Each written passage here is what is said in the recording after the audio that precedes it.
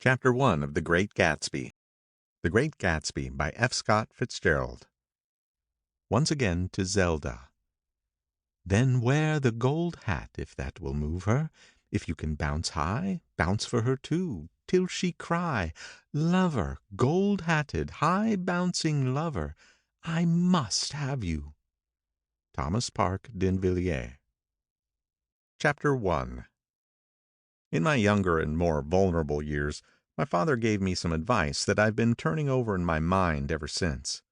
Whenever you feel like criticizing anyone, he told me, just remember that all the people in this world haven't had the advantages that you've had. He didn't say any more, but we've always been unusually communicative in a reserved way, and I understood that he meant a great deal more than that. In consequence, I'm inclined to reserve all judgments, a habit that has opened up many curious natures to me and also made me the victim of not a few veteran bores. The abnormal mind is quick to detect and attach itself to this quality when it appears in a normal person, and so it came about that in college I was unjustly accused of being a politician because I was privy to the secret griefs of wild unknown men. Most of the confidences were unsought.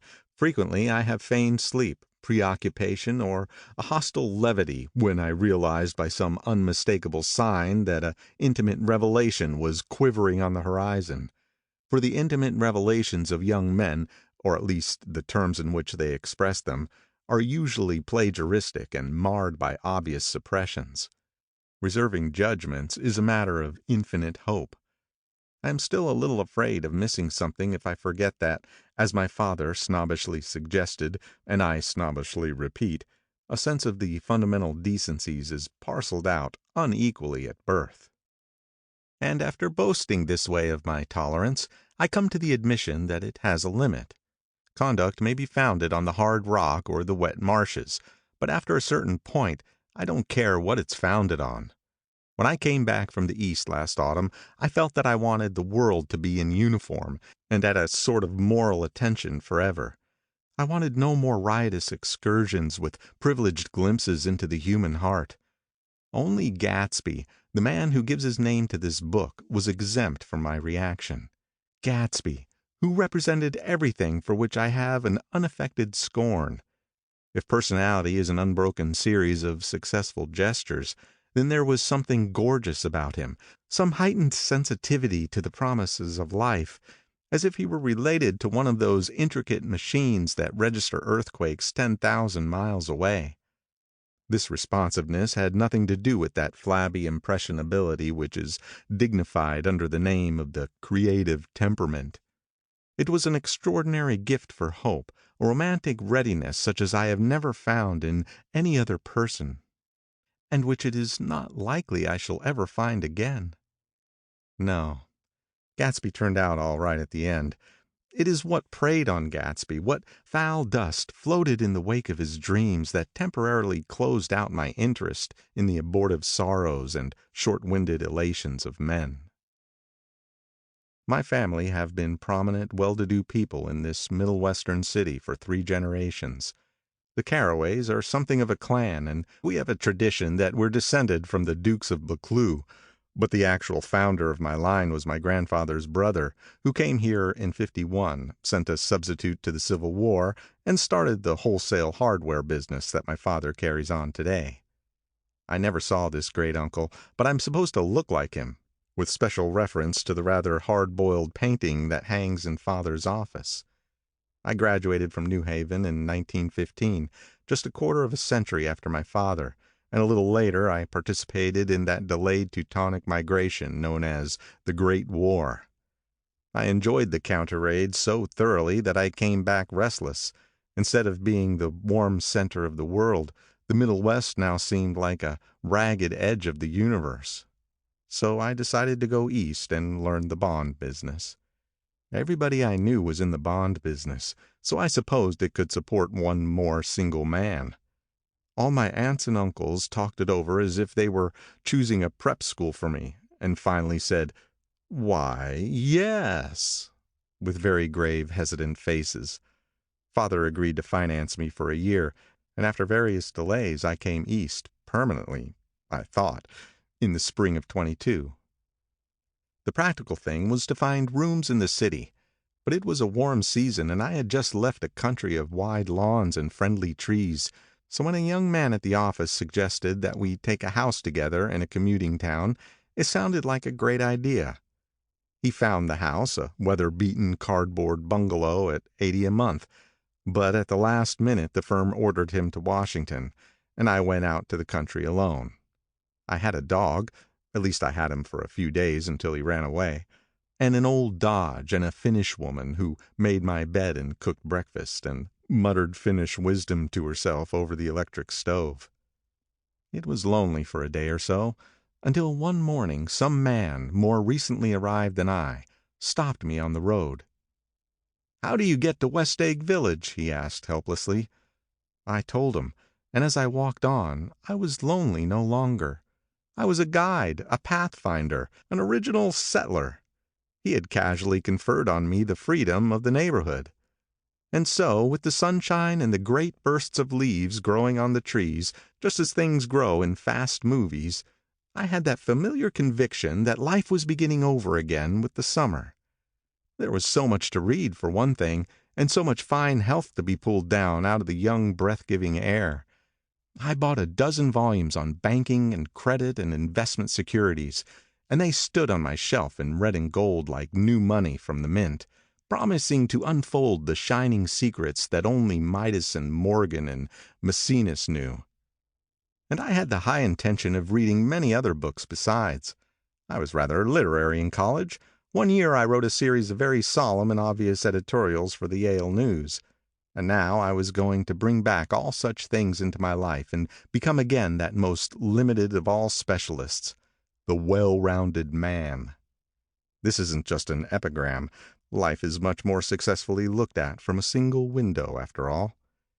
It was a matter of chance that I should have rented a house in one of the strangest communities in North America. It was on that slender, riotous island which extends itself due east of New York, and where there are, among other natural curiosities, two unusual formations of land. 20 miles from the city, a pair of enormous eggs, identical in contour and separated only by a courtesy bay, jut out into the most domesticated body of salt water in the Western Hemisphere, the great wet barnyard of Long Island Sound. They are not perfect ovals, like the egg in the Columbus story. They are both crushed flat at the contact end, but their physical resemblance must be a source of perpetual wonder to the gulls that fly overhead. To the wingless, a more interesting phenomena is their dissimilarity in every particular, except shape and size. I lived at West Egg, the less fashionable of the two, though this is a most superficial tag to express the bizarre and not a little sinister contrast between them.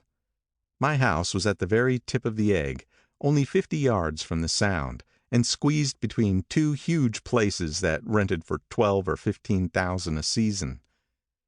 The one on my right was a colossal affair by any standard. It was a factual imitation of some Hôtel de Ville in Normandy, with a tower on one side spanking new under a thin beard of raw ivy, and a marble swimming pool, and more than 40 acres of lawn and garden. It was Gatsby's mansion, or rather, as I didn't know Mr. Gatsby, it was a mansion inhabited by a gentleman of that name. My own house was an eyesore, but it was a small eyesore, and it had been overlooked, so I had a view of the water, a partial view of my neighbor's lawn, and the consoling proximity of millionaires, all for $80 a month. Across the courtesy bay, the white palaces of fashionable East Egg glittered along the water, and the history of the summer really begins on the evening I drove over there to have dinner with the Tom Buchanans. Daisy was my second cousin once removed, and I'd known Tom in college. And just after the war I spent 2 days with them in Chicago. Her husband, among various physical accomplishments, had been one of the most powerful ends that ever played football at New Haven. A national figure in a way, one of those men who reach such an acute limited excellence at 21 that everything afterward savors of anticlimax. His family were enormously wealthy. Even in college his freedom with money was a matter for reproach. But now he'd left Chicago and come east in a fashion that rather took your breath away. For instance, he'd brought down a string of polo ponies from Lake Forest. It was hard to realize that a man in my own generation was wealthy enough to do that. Why they came east, I don't know. They had spent a year in France for no particular reason, and then drifted here and there unrestfully wherever people played polo and were rich together. This was a permanent move, said Daisy over the telephone, but I didn't believe it. I had no sight into Daisy's heart, but I felt that Tom would drift on, forever seeking, a little wistfully, for that dramatic turbulence of some irrecoverable football game. And so it happened that on a warm, windy evening I drove over to East Egg to see two old friends whom I scarcely knew at all. Their house was even more elaborate than I expected, a cheerful red and white Georgian colonial mansion overlooking the bay. The lawn started at the beach and ran towards the front door for a quarter of a mile, jumping over sundials and brick walks and burning gardens. Finally, when it reached the house, drifting up the side in bright vines, as though from the momentum of its run. The front was broken by a line of French windows, glowing now with reflected gold and wide open to the warm windy afternoon, and Tom Buchanan in riding clothes was standing with his legs apart on the front porch. He had changed since his New Haven years. Now he was a sturdy, straw-haired man of 30, with a rather hard mouth and a supercilious manner. Two shining, arrogant eyes had established dominance over his face and gave him the appearance of always leaning aggressively forward. Not even the effeminate swank of his riding clothes could hide the enormous power of that body. He seemed to fill those glistening boots until he strained the top lacing, and you could see a great pack of muscle shifting when his shoulder moved under the thin coat. It was a body capable of enormous leverage, a cruel body. His speaking voice, a gruff, husky tenor, added to the impression of fractiousness he conveyed. There was a touch of paternal contempt in it, even toward people he liked, and there were men in New Haven who had hated his guts. "Now, don't think my opinion on these matters is final," he seemed to say, "just because I'm stronger and more of a man than you are." We were in the same senior society, and while we were never intimate, I always had the impression that he had approved of me and wanted me to like him with some harsh, defiant wistfulness of his own. We talked for a few minutes on the sunny porch. "I've got a nice place here," he said, his eyes flashing about restlessly.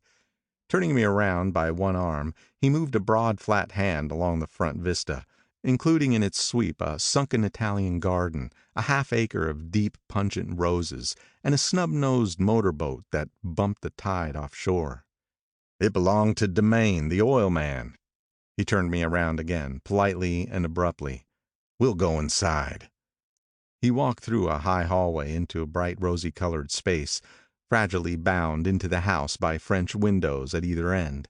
The windows were ajar and gleaming white against the fresh grass outside that seemed to grow a little way into the house. A breeze blew through the room, blew curtains in at one end and out the other like pale flags, twisting them up toward the frosted wedding cake of the ceiling, and then rippled over the wine-colored rug, making a shadow on it as wind does on the sea. The only completely stationary object in the room was an enormous couch on which two young women were buoyed up as though upon an anchored balloon. They were both in white, and their dresses were rippling and fluttering as if they had just been blown back in after a short flight around the house. I must have stood for a few moments listening to the wisp and snap of the curtains and the groan of a picture on the wall.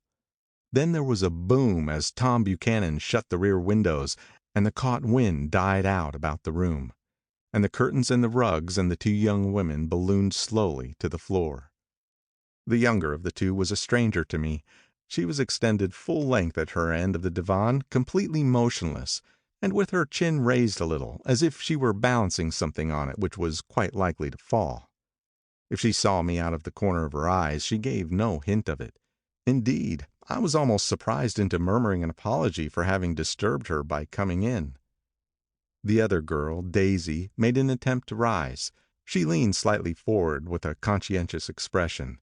Then she laughed, an absurd, charming little laugh, and I laughed too and came forward into the room. I'm paralyzed with happiness." She laughed again as if she said something very witty, and held my hand for a moment, looking up into my face, promising that there was no one in the world she so much wanted to see. That was a way she had. She hinted in a murmur that the surname of the balancing girl was Baker. I've heard it said that Daisy's murmur was only to make people lean toward her, an irrelevant criticism that made it no less charming. At any rate, Miss Baker's lips fluttered. She nodded at me almost imperceptibly, and then quickly tipped her head back again. The object she was balancing had obviously tottered a little, and given her something of a fright. Again a sort of apology arose to my lips.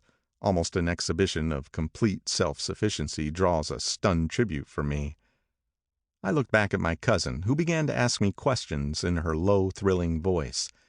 It was the kind of voice that the ear follows up and down, as if each speech is an arrangement of notes that will never be played again. Her face was sad and lovely, with bright things in it, bright eyes and a bright, passionate mouth. But there was an excitement in her voice that men who had cared for her found difficult to forget. A singing compulsion, a whispered, "Listen," a promise that she had done gay, exciting things just a while since, and that there were gay, exciting things hovering in the next hour. I told her how I had stopped off in Chicago for a day on my way east, and how a dozen people had sent their love through me. "Do they miss me?" she cried ecstatically. "The whole town is desolate. All the cars have left rear wheel painted black as a mourning wreath, and there's a persistent wail all night along the North Shore." "How gorgeous! Let's go back, Tom, tomorrow." Then she added irrelevantly, "You ought to see the baby." "I'd like to." "She's asleep. She's 3 years old. Haven't you ever seen her?" "Never." "Well, you ought to see her. She's—" Tom Buchanan, who had been hovering restlessly about the room, stopped and rested his hand on my shoulder. "What are you doing, Nick?" "I'm a bond man." "Who with?" I told him. "Never heard of them," he remarked decisively. This annoyed me. "You will," I answered shortly. "You will if you stay in the East." "Oh, I stay in the East, don't you worry," he said, glancing at Daisy and then back at me, as if he were alert for something more. "I'd be a goddamn fool to live anywhere else."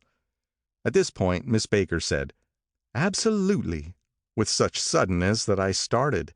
It was the first word she had uttered since I came into the room. Evidently it surprised her as much as it did me, for she yawned and, with a series of rapid, deft movements, stood up into the room. "I'm stiff," she complained. "I've been lying on that sofa for as long as I can remember." "Don't look at me," Daisy retorted. "I've been trying to get you to New York all afternoon." "No, thanks," said Miss Baker to the 4 cocktails just in front of the pantry. "I'm absolutely in training." Her host looked at her incredulously. "You are?" He took down his drink as if it were a drop in the bottom of a glass. "How you ever get anything done is beyond me." I looked at Miss Baker, wondering what it was she got done.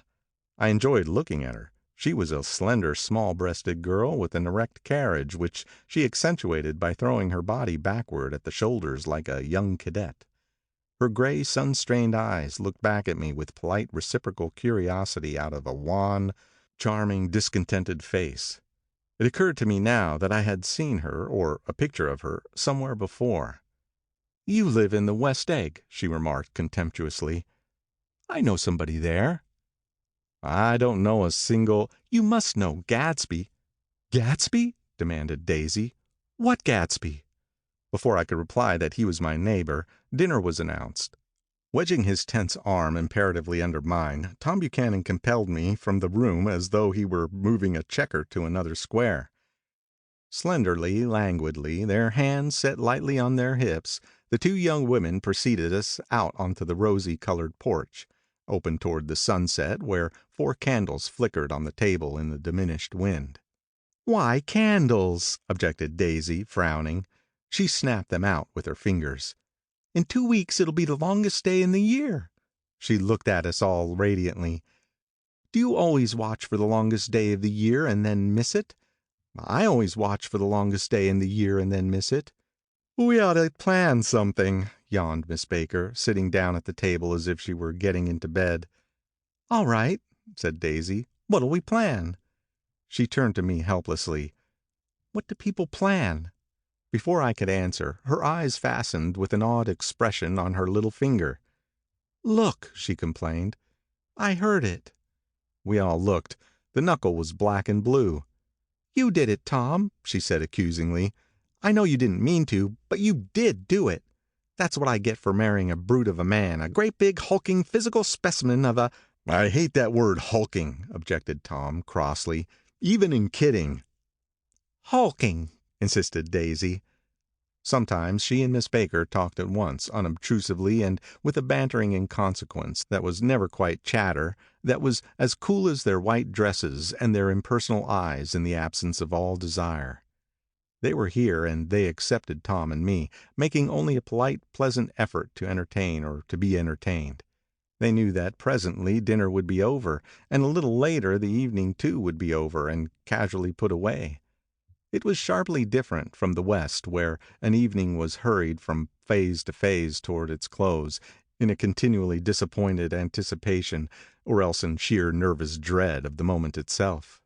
"You make me feel uncivilized, Daisy," I confessed on my second glass of corky but rather impressive claret. "Can you talk about crops or something?" I meant nothing in particular by this remark, but it was taken up in an unexpected way. "Civilization's going to pieces," broke out Tom violently. "I've gotten to be a terrible pessimist about things. Have you read The Rise of the Colored Empires by this man Goddard?" "Why, no," I answered, rather surprised by his tone.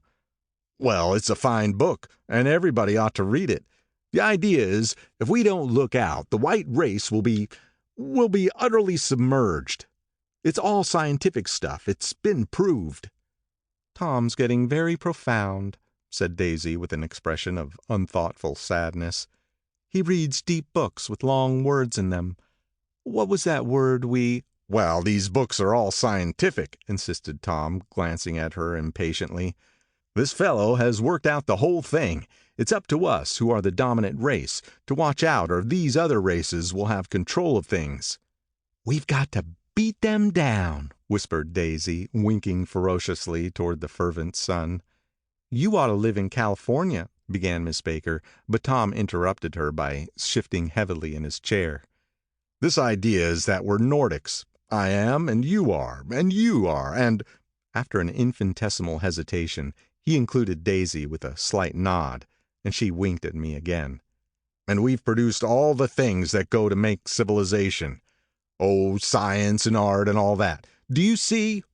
There was something pathetic in his concentration, as if his complacency, more acute than of old, was not enough to him any more. When almost immediately the telephone rang inside and the butler left the porch, Daisy seized upon the momentary interruption and leaned towards me. "I'll tell you a little family secret," she whispered enthusiastically. "It's about the butler's nose. Do you want to hear about the butler's nose?" "Well, that's why I came over tonight." "Well, he wasn't always a butler. He used to be the silver polisher for some people in New York that had a silver service for 200 people. He had to polish it from morning till night, until finally it began to affect his nose." "Things went from bad to worse," suggested Miss Baker. "Yes, things went from bad to worse, until finally he had to give up his position." For a moment the last sunshine fell with a romantic affection upon her glowing face. Her voice compelled me forward, breathlessly as I listened. Then the glow faded, each light deserting her with a lingering regret, like children leaving a pleasant street at dusk. The butler came back and murmured something close to Tom's ear, whereupon Tom frowned, pushed back his chair, and without a word went inside. As if his absence quickened something within her, Daisy leaned forward again, her voice glowing and singing. "I love to see you at my table, Nick. You remind me of a rose, an absolute rose, doesn't he?" She turned to Miss Baker for confirmation. "An absolute rose?" This was untrue. I'm not even faintly like a rose. She was only extemporizing, but a stirring warmth flowed from her, as if her heart was trying to come out to you concealed in one of those breathless, thrilling words. Then suddenly she threw her napkin on the table and excused herself and went into the house.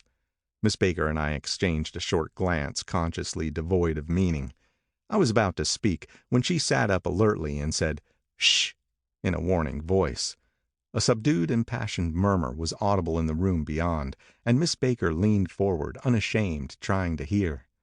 The murmur trembled on the verge of coherence, sank down, mounted excitedly, and then ceased altogether. "This Mr. Gatsby you spoke of is my neighbor," I began. "Don't talk. I want to hear what happens." "Is something happening?" I inquired innocently. "You mean to say you don't know?" said Miss Baker, honestly surprised. "I thought everybody knew." "I don't." "Why," she said hesitantly, "Tom's got some woman in New York." "Got some woman?" I repeated blankly. Miss Baker nodded. "She might have the decency not to telephone him at dinner time, don't you think?" Almost before I had grasped her meaning, there was the flutter of a dress and the crunch of leather boots, and Tom and Daisy were back at the table. "It couldn't be helped," cried Daisy with tense gaiety. She sat down, glanced searchingly at Miss Baker and then at me, and continued. "I looked outdoors for a minute, and it's very romantic outdoors. There's a bird on the lawn that I think must be a nightingale come over on the Cunard or White Star line. He's singing away." Her voice sang. "It's romantic, isn't it, Tom?" "Very romantic," he said, and then miserably to me, "If it's light enough after dinner, I want to take you down to the stables." The telephone rang inside, startlingly, and as Daisy shook her head decisively at Tom, the subject of the stables, in fact all subjects, vanished into air. Among the broken fragments of the last 5 minutes at table, I remember the candles being lit again, pointlessly, and I was conscious of wanting to look squarely at everyone, and yet to avoid all eyes.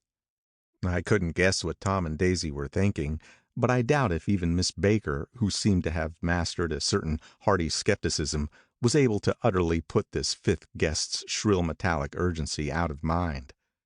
To a certain temperament, the situation might have seemed intriguing. My own instinct was to telephone immediately for the police. The horses, needless to say, were not mentioned again. Tom and Miss Baker, with several feet of twilight between them, strolled back into the library, as if to a vigil beside a perfectly tangible body, while trying to look pleasantly interested and a little deaf, I followed Daisy around a chain of connecting verandas to the porch in front. In its deep gloom we sat down side by side on a wicker settee. Daisy took her face in her hands as if feeling its lovely shape, and her eyes moved gradually out to the velvet dusk. I saw that turbulent emotions possessed her, so I asked what I thought would be some sedative questions about her little girl. "We don't know each other very well, Nick," she said suddenly. "Even if we are cousins, you didn't come to my wedding." "I wasn't back from the war." "That's true," she hesitated. "Well, I've had a very bad time, Nick, and I'm pretty cynical about everything." Evidently she had reason to be. I waited, but she didn't say any more, and after a moment I returned rather feebly to the subject of her daughter. "I suppose she talks and eats and everything." "Oh, yes." She looked at me absently. "Listen, Nick, let me tell you what I said when she was born. Would you like to hear?" "Very much." "It'll show you how I've gotten to feel about things. Well, she was less than an hour old, and Tom was God knows where. I woke up out of the ether with an utterly abandoned feeling, and asked the nurse right away if it was a boy or a girl. She told me it was a girl, and so I turned my head away and wept. 'All right,' I said. 'I'm glad it's a girl, and I hope she'll be a fool. That's the best thing a girl can be in this world, a beautiful little fool.' You see, I think everything's terrible anyhow," she went on in a convinced way. "Everybody thinks so, the most advanced people, and I know. I've been everywhere and seen everything and done everything." Her eyes flashed around her in a defiant way, rather like Tom's, and she laughed with thrilling scorn. "Sophisticated! God, I'm sophisticated!" The instant her voice broke off, ceasing to compel my attention, my belief, I felt the basic insincerity of what she had said.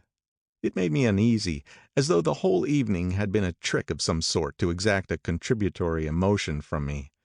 I waited, and sure enough, In a moment she looked at me with an absolute smirk on her lovely face, as if she had asserted her membership in a rather distinguished secret society to which she and Tom belonged. Inside, the Crimson Room bloomed with light. Tom and Miss Baker sat at either end of the long couch, and she read aloud to him from the Saturday Evening Post, the words, murmurous and uninflected, running together in a soothing tune. The lamplight, bright on his boots and dull on the autumn leaf yellow of her hair, glinted along the paper as she turned the page with a flutter of slender muscles in her arms. When we came in, she held us silent for a moment with a lifted hand. "To be continued," she said, tossing the magazine on the table, "in our very next issue." Her body asserted itself with a restless movement of her knee, and she stood up. 10 o'clock, she remarked, apparently finding the time on the ceiling.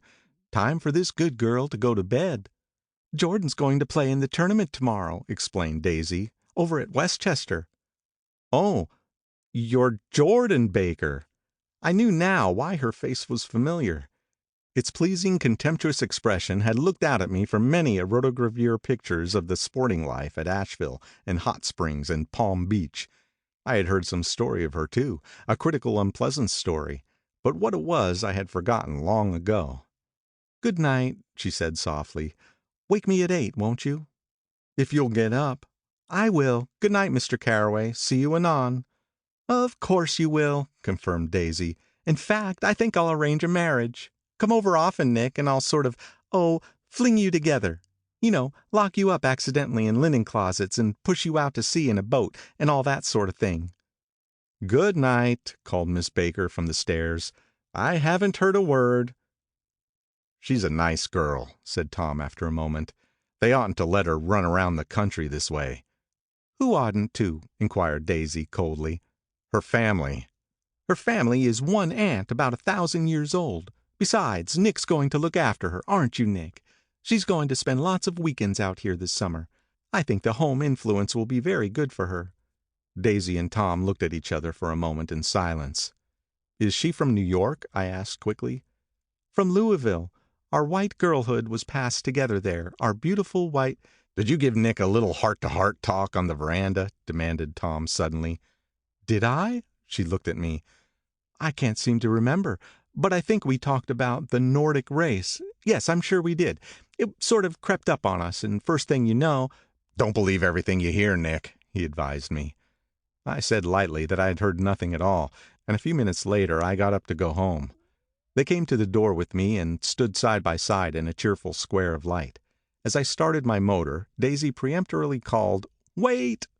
I forgot to ask you something, and it's important. We heard you were engaged to a girl out west." "That's right," corroborated Tom kindly. "We heard that you were engaged." "It's a libel. I'm too poor." "But we heard it," insisted Daisy, surprising me by opening up again in a flower-like way. "We heard it from 3 people, so it must be true." Of course I knew what they were referring to, but I wasn't even vaguely engaged. The fact that gossip had published the banns was one of the reasons I had come east. You can't stop going with an old friend on account of rumors. And on the other hand, I had no intention of being rumored into marriage.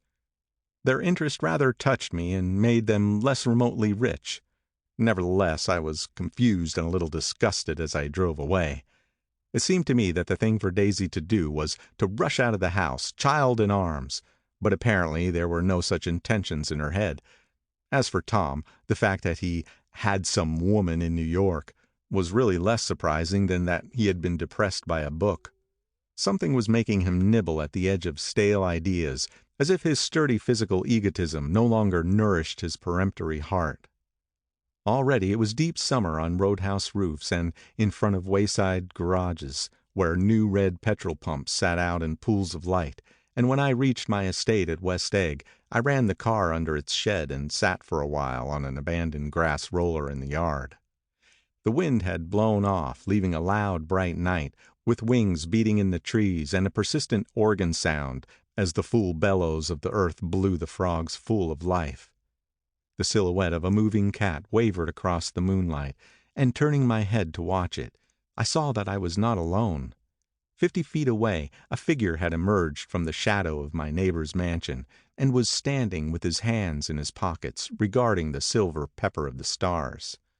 Something in his leisurely movements and the secure position of his feet upon the lawn suggested that it was Mr. Gatsby himself, come out to determine what share was his of our local heavens. I decided to call to him. Miss Baker had mentioned him at dinner, and that would do for an introduction. But I didn't call for him, for he gave a sudden intimation that he was content to be alone. He stretched out his arms toward the dark water in a curious way, and, far as I was from him, I could have sworn he was trembling. Involuntarily I glanced seaward, and distinguished nothing except a single green light, minute and far away, that might have been the end of a dock. When I looked once more for Gatsby, he had vanished, and I was alone again in the unquiet darkness. End of Chapter 1.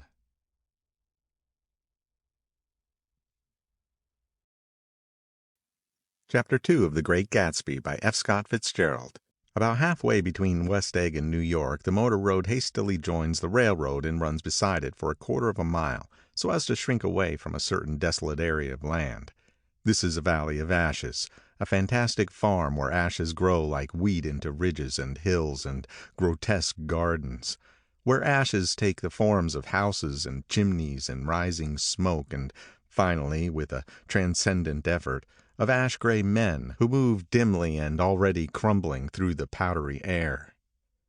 Occasionally a line of gray cars crawls along an invisible track, gives out a ghastly creak, and comes to rest, and immediately the ash-gray men swarm up with leaden spades and stir up an impenetrable cloud which screens their obscure operations from your sight. But above the gray land and the spasms of bleak dust which drift endlessly over it, you perceive, after a moment, the eyes of Dr. T.J. Eckelberg. The eyes of Dr. T.J. Eckelberg are blue and gigantic. Their retinas are 1 yard high. They look out of no face, but instead from a pair of enormous yellow spectacles which pass over a non-existent nose. Evidently some wild wag of an oculist set them there to fatten his practice in the borough of Queens, and then sank down himself into eternal blindness, or forgot them and moved away. But his eyes, dimmed a little by many pointless days, under sun and rain, brood on over the solemn dumping ground. The Valley of Ashes is bounded on one side by a small foul river, and when the drawbridge is up to let barges through, the passengers on the waiting train can stare at the dismal scene for as long as half an hour. There is always a halt there of at least a minute, and it was because of this that I first met Tom Buchanan's mistress. The fact that he had one was insisted upon wherever he was known. His acquaintances resented the fact that he turned up in popular cafes with her, and, leaving her at a table, sauntered about, chatting with whomsoever he knew. Though I was curious to see her, I had no desire to meet her. But I did. I went up to New York with Tom on the train one afternoon, and when we stopped by the ash heaps, he jumped to his feet and, taking hold of my elbow, literally forced me from the car. "We're getting off," he insisted. "I want you to meet my girl." I think he'd tanked up a good deal at luncheon, and his determination to have my company bordered on violence. The supercilious assumption was that on Sunday afternoon I had nothing better to do. I followed him over a low whitewashed railroad fence, and we walked back 100 yards along the road under Dr. Eckelberg's persistent stare. The only building in sight was a small block of yellow brick, sitting on the large edge of the wasteland, a sort of compact main street ministering to it, and contiguous to absolutely nothing. One of the 3 shops it contained was for rent, and another was an all-night restaurant, approached by a trail of ashes. The third was a garage. Repairs. George B. Wilson. Cars bought and sold. I followed Tom inside. The interior was unprosperous and bare. The only car visible was the dust-covered wreck of a Ford which crouched in a dim corner. It had occurred to me that this shadow of a garage must be a blind, and that sumptuous and romantic apartments were concealed overhead, when the proprietor himself appeared in the door of an office, wiping his hands on a piece of waste. He was a blond, spiritless man, anemic and faintly handsome. When he saw us, a damp gleam of hope sprang into his light blue eyes. "Hello, Wilson, old man," said Tom, slapping him jovially on the shoulder. "How's business?"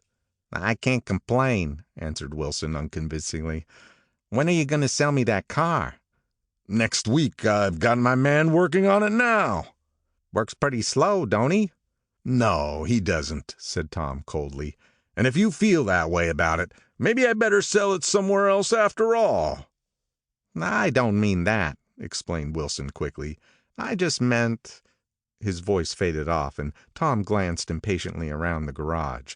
Then I heard footsteps on the stairs, and in a moment the thickish figure of a woman blocked out the light from the office door. She was in the middle 30s and faintly stout, but she carried her flesh sensuously as some women can. Her face, above a spotted dress of dark blue crepe de chine, contained no facet or gleam of beauty, but there was an immediately perceptible vitality about her, as if the nerves of her body were continually smoldering. She smiled slowly, and, walking through her husband as if he were a ghost, shook hands with Tom, looking him flush in the eye. Then she wet her lips, and, without turning around, spoke to her husband in a soft, coarse voice. "Get some chairs, why don't you, so somebody can sit down?" "Oh, sure," agreed Wilson hurriedly, and went toward the little office, mingling immediately with the cement color of the walls. A white ashen dust veiled his dark suit and his pale hair as it veiled everything in the vicinity, except his wife, who moved close to Tom. "I want to see you," said Tom intently. "Get on the next train." "All right." "I'll meet you by the newsstand on the lower level." She nodded and moved away from him just as George Wilson emerged with 2 chairs from his office door. We waited for her down the road and out of sight. It was a few days before the 4th of July, and a gray, scrawny Italian child was setting torpedoes in a row along the railroad track. "Terrible place, isn't it?" said Tom, exchanging a frown with Dr. Eckelberg. "Awful. It does her good to get away." "Doesn't her husband object?" "Wilson? He thinks she goes to see her sister in New York. He's so dumb, he doesn't know he's alive." So Tom Buchanan and his girl and I went up together to New York. Or not quite together, for Mrs. Wilson sat discreetly in another car. Tom deferred that much to the sensibilities of those East Eggers who might be on the train. She had changed her dress to a brown-figured muslin, which stretched tight over her rather wide hips as Tom helped her to the platform in New York.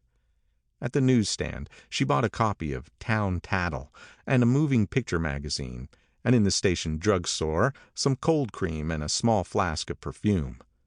Upstairs, in the solemn echoing drive, she let 4 taxicabs drive away before she selected a new one, lavender-colored with gray upholstery, and in this we slid out from the mass of the station into the glowing sunshine.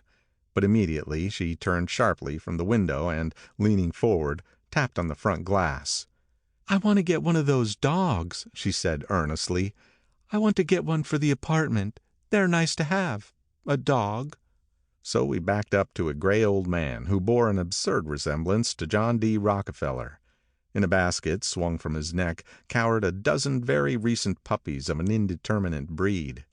"What kind are they?" asked Mrs. Wilson eagerly as he came to the taxi window. "All kinds. What kind do you want, lady?" "I'd like to get one of those police dogs. I don't suppose you got that kind." The man peered doubtfully into the basket, plunged in his hand, and drew one up, wriggling by the back of the neck. "That's no police dog," said Tom. "No, it's not exactly a police dog," said the man with disappointment in his voice. "It's more of an Airedale." He passed his hand over the brown wash rag of a back. "Look at that coat. Some coat. That's a dog that'll never bother you with catching cold." "I think it's cute," said Mrs. Wilson enthusiastically. "How much is it?" "That dog?" He looked at it admiringly. "That dog will cost you $10. The Airedale, undoubtedly there was an Airedale concerned in it somewhere, though its feet were startlingly white, changed hands and settled down into Mrs. Wilson's lap, where she fondled the weatherproof coat with rapture. "Is it a boy or a girl?" she asked delicately. "That dog? That dog's a boy." "It's a bitch," said Tom derisively.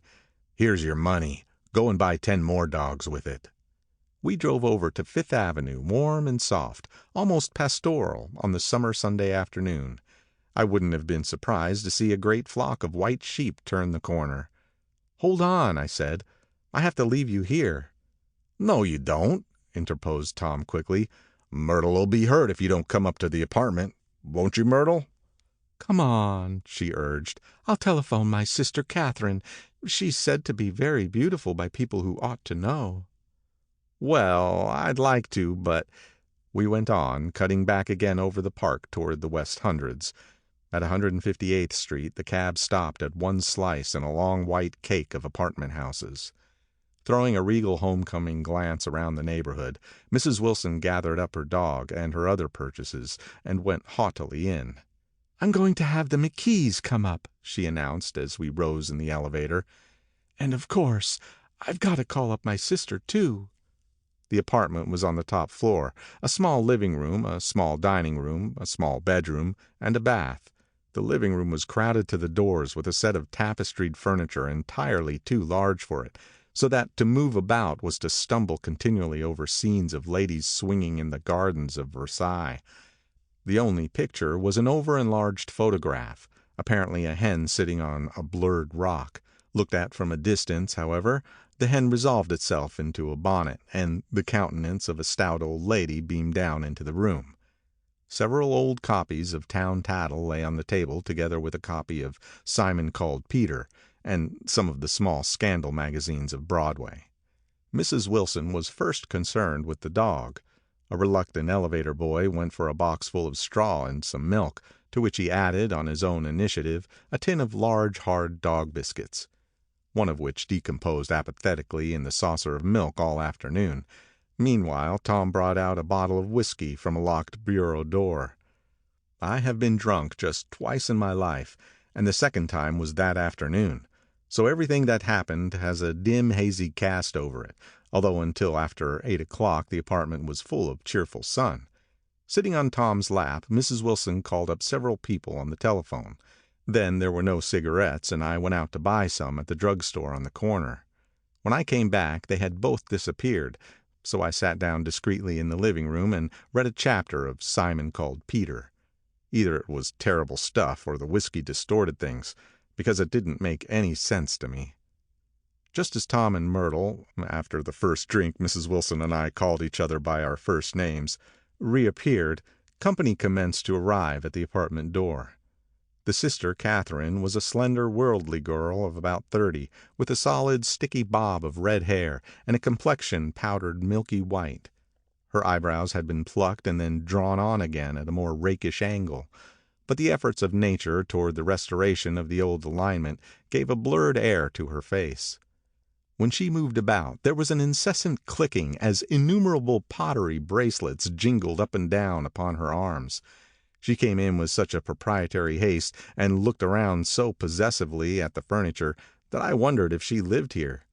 But when I asked her, she laughed immoderately, repeated my question aloud, and told me she lived with her girlfriend at a hotel. Mr. McKee was a pale, feminine man from the flat below. He had just shaved, for there was a white spot of lather on his cheekbone, and he was most respectful of his greeting to everyone in the room. He informed me that he was in the artistic game, and I gathered later that he was a photographer and had made the dim enlargement of Mrs. Wilson's mother, which hovered like an ectoplasm on the wall. His wife was shrill, languid, handsome, and horrible. She told me with pride that her husband had photographed her 127 times since they had been married. Mrs. Wilson had changed her costume some time before, and was now attired in an elaborate afternoon dress of cream-colored chiffon, which gave out a continual rustle as she swept about the room. With the influence of the dress, her personality had also undergone a change. The intense vitality that had been so remarkable in the garage was converted into impressive hauteur. Her laughter, her gestures, her assertions became more violently affected moment by moment, and as she expanded, the room grew smaller around her, until she seemed to be revolving on a noisy, creaking pivot through the smoky air. "My dear," she told her sister in a high mincing shout, "most of these fellows will cheat you every time. All they think of is money. I had a woman up here last week to look at my feet, and when she gave me the bill you'd have thought she had my appendicitis out." "What was the name of the woman?" asked Mrs. McKee. "Mrs. Eberhardt. She goes around looking at people's feet in their own homes." "I like your dress," remarked Mrs. McKee. "I think it's adorable." Mrs. Wilson rejected the compliment by raising her eyebrow in disdain. "It's just a crazy old thing," she said. "I just slip it on sometimes when I don't care what I look like." "But it looks wonderful on you, if you know what I mean," pursued Mrs. McKee. "If Chester could only get you in that pose, I think he can make something of it." We all looked in silence at Mrs. Wilson, who removed a strand of hair from over her eyes and looked back at us with a brilliant smile. Mr. McKee regarded her intently with his head on one side, and then moved his hand back and forth slowly in front of his face. "I should change the light," he said after a moment. "I'd like to bring out the modeling of the features, and I'd try to get hold of all that back hair." "I wouldn't think of changing the light," cried Mrs. McKee. "I think it's—" Her husband said, "Shh," and we all looked at the subject again, whereupon Tom Buchanan yawned audibly and got to his feet. "You McKees have something to drink," he said. "Get some more ice and mineral water, Myrtle, before everybody goes to sleep." "I told that boy about the ice." Myrtle raised her eyebrows in despair at the shiftlessness of the lower orders. "These people, you have to keep after them all the time." She looked at me and laughed pointlessly. Then she flounced over to the dog, kissed it with ecstasy, and swept into the kitchen, implying that a dozen chefs awaited her orders there. "I've done some nice things out on Long Island," asserted Mr. McKee. Tom looked at him blankly. "2 of them we have framed downstairs." "To what?" demanded Tom. "2 studies. One of them I call Montauk Point, the Gulls, and the other I call Montauk Point, the Sea." The sister Catherine sat down beside me on the couch. "Do you live on Long Island, too?" she inquired. "I live at West Egg." "Really? I was down there at a party about a month ago, at a man named Gatsby's. Do you know him?" "I live next door to him." "Well, they say he's a nephew or a cousin of Kaiser Wilhelm's. That's where all his money comes from." "Really?" She nodded. "I'm scared of him. I'd hate to have him get anything on me." This absorbing information about my neighbor was interrupted by Mrs. McKee's pointing suddenly at Catherine. "Chester, I think you could do something with her," she broke out, but Mr. McKee only nodded in a bored way and turned his attention to Tom. "I'd like to do more work on Long Island if I could get the entry. All I ask is that they should give me a start." "Ask Myrtle," said Tom, breaking into a short shout of laughter as Mrs. Wilson entered with a tray. "She'll give you a letter of introduction, won't you, Myrtle?" "Do what?" she asked, startled. "You'll give McKee a letter of introduction to your husband so he can do some studies on him." His lips moved silently for a moment as he invented George B. Wilson at the gasoline pump, or something like that. Catherine leaned close to me and whispered in my ear, "Neither of them can stand the person they're married to." "Can't they?" "Can't stand them." She looked at Myrtle and then at Tom. "What I say is, why go on living with them if they can't stand them? If I was them, I'd get a divorce and get married to each other right away." "Doesn't she like Wilson either?" The answer to this was unexpected. It came from Myrtle, who had overheard the question, and it was violent and obscene. "You see," cried Catherine triumphantly. She lowered her voice again. "It's really his wife that keeps them apart. She's a Catholic, and they don't believe in divorce." Daisy was not a Catholic, and I was a little shocked at the elaborateness of the lie. "When they do get married," continued Catherine, "they're going west to live for a while until it blows over." "It'd be more discreet to go to Europe." "Oh, you like Europe?" she exclaimed surprisingly. "I just got back from Monte Carlo." "Really?" "Just last year. I went over there with another girl." "Stay long?" "No, we just went to Monte Carlo and back. We went by way of Marseille. We had over $1,200 when we started, but we got gypped out of it all in 2 days in the private rooms. We had an awful time getting back, I can tell you. God, how I hated that town." The late afternoon sky bloomed in the window for a moment like the blue honey of the Mediterranean. Then the shrill voice of Mrs. McKee called me back into the room. "I almost made a mistake, too," she declared vigorously. "I almost married a little kike who'd been after me for years. I knew he was below me. Everybody kept saying to me, 'Lucille, that man's way below you.' But if I hadn't met Chester, he'd have got me for sure." "Yes, but listen," said Myrtle Wilson, nodding her head up and down. "At least you didn't marry him." "I know I didn't." "Well, I married him," said Myrtle ambiguously, "and that's the difference between your case and mine." "Why did you, Myrtle?" demanded Catherine. "Nobody forced you to." Myrtle considered. "I married him because I thought he was a gentleman," she said finally. "I thought he knew something about breeding, but he wasn't fit to lick my shoe." "You were crazy about him for a while," said Catherine. "Crazy about him!" cried Myrtle incredulously. "Who said I was crazy about him? I never was any more crazy about him than I was about that man there." She pointed suddenly at me, and everyone looked at me accusingly. I tried to show by my expression that I expected no affection. "The only crazy I was when I married him. I knew right away I made a mistake. He borrowed somebody's best suit to get married in and never told me about it, and the man came after it one day when he was out. 'Oh, is that your suit?' I said. This is the first I ever heard about it, but I gave it to him, and then I lay down and cried to beat the band all afternoon." "She really ought to get away from him," resumed Catherine to me. "They've been living over that garage for 11 years, and Tom's the first sweetie she ever had." The bottle of whiskey, a second one, was now in constant demand by all present, excepting Catherine, who felt just as good on nothing at all. Tom rang for the janitor and sent him for some celebrated sandwiches, which were a complete supper in themselves. I wanted to get out and walk eastward toward the park through the soft twilight, but each time I tried to go I became entangled in some wild, strident argument which pulled me back, as if with ropes, into my chair. Yet high over the city our line of yellow windows must have contributed their share of human secrecy to the casual watcher in the darkening streets, and I saw him, too, looking up and wondering. I was within and without, simultaneously enchanted and repelled by the inexhaustible variety of life. Myrtle pulled her chair close to mine, and suddenly her warm breath poured over me the story of her first meeting with Tom. "It was on the two little seats facing each other that are always the last ones left on the train. I was going up to New York to see my sister and spend the night. He had on a dress suit and patent leather shoes, and I couldn't keep my eyes off him. But every time he looked at me I had to pretend to be looking at the advertisement over his head. When we came into the station he was next to me, and his white shirt front pressed against my arm, and so I told him I'd have to call a policeman. But he knew I lied.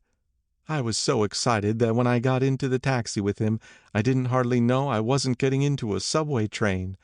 All I kept thinking about over and over was, 'You can't live forever, you can't live forever.'" She turned to Mrs. McKee, and the room rang full of her artificial laughter. "My dear," she cried, "I'm going to give you this dress as soon as I'm through with it. I've got to get another one tomorrow. I'm going to make a list of all the things I've got to get. A massage, and a wave, and a collar for the dog, and one of those cute little ashtrays where you touch a spring, and a wreath with a black silk bow for Mother's grave that'll last all summer. I've got to write down a list so I won't forget all the things I got to do." It was 9 o'clock. Almost immediately afterward I looked at my watch and found it was 10. Mr. McKee was asleep on the chair with his fists clenched in his lap, like a photograph of a man in action. Taking out my handkerchief, I wiped from his cheek the spot of dried lather that had worried me all the afternoon. The little dog was sitting on the table looking with blind eyes through the smoke, and from time to time groaning faintly. People disappeared, reappeared, made plans to go somewhere, and then lost each other, searched for each other, found each other a few feet away. Sometime toward midnight Tom Buchanan and Mrs. Wilson stood face to face discussing, in impassioned voices, whether Mrs. Wilson had any right to mention Daisy's name. "Daisy, Daisy, Daisy," shouted Mrs. Wilson. "I'll say it whenever I want to. Daisy, Making a short, deft movement, Tom Buchanan broke her nose with his open hand. Then there were bloody towels upon the bathroom floor, and women's voices scolding, and high over the confusion, a long broken wail of pain. Mr. McKee awoke from his doze and started in a daze toward the door. When he had gone halfway, he had turned around and stared at the scene. His wife and Catherine scolding and consoling as they stumbled here and there among the crowded furniture, with articles of aid, and the despairing figure on the couch, bleeding fluently and trying to spread a copy of Town Tattle over the tapestry scenes of Versailles. Then Mr. McKee turned and continued on out the door. Taking my hat from the chandelier, I followed. "Come to lunch some day," he suggested, as we groaned down in the elevator. "Where?" "Anywhere." "Keep your hands off the lever," snapped the elevator boy. "I beg your pardon," said Mr. McKee with dignity. "I didn't know I was touching it." "All right," I agreed. "I'll be glad to." I was standing beside his bed, and he was sitting up between the sheets, clad in his underwear, with a great portfolio in his hands. Beauty and the Beast, Loneliness, Old Grocery Horse, Brookenbridge. Then I was lying half asleep in the cold lower level of the Pennsylvania station, staring at the morning Tribune and waiting for the 4 o'clock train. End of chapter 2.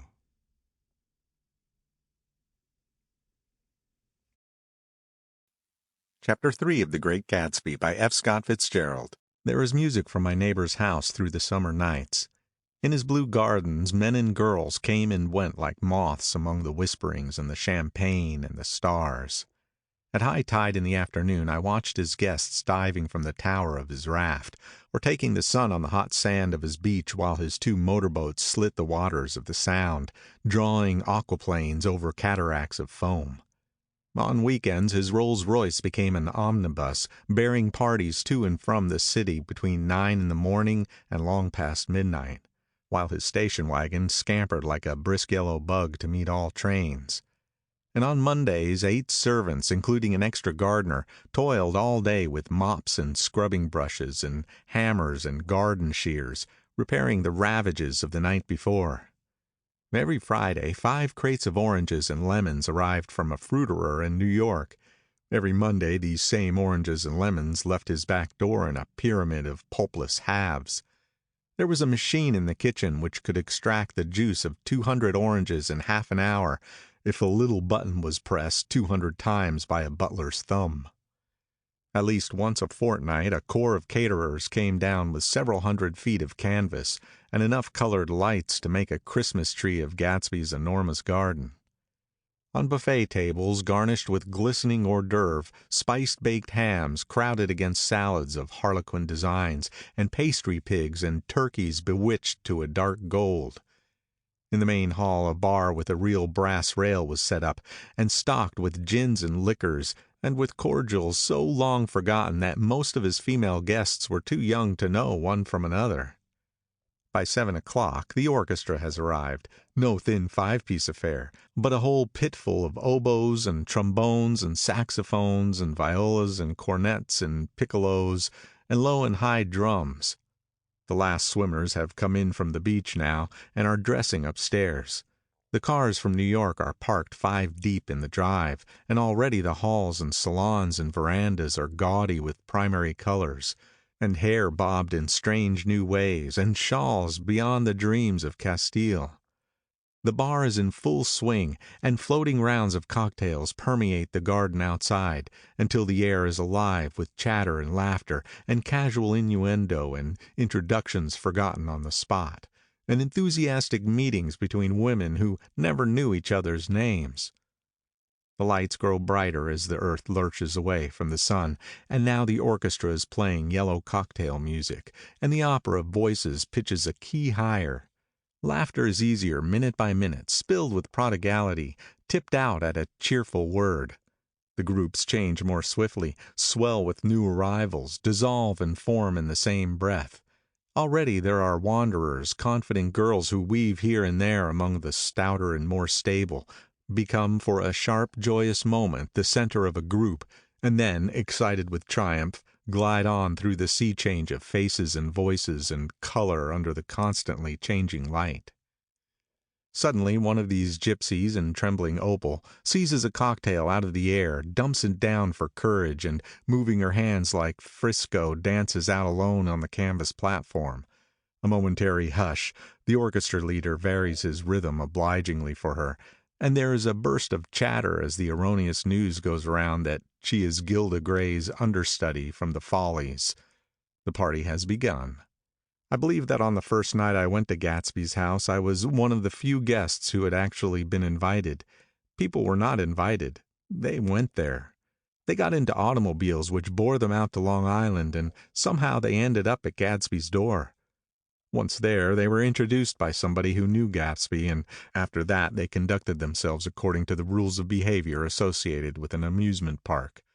Sometimes they came and went without having met Gatsby at all, came for the party with a simplicity of heart that was its own ticket of admission. I had been actually invited.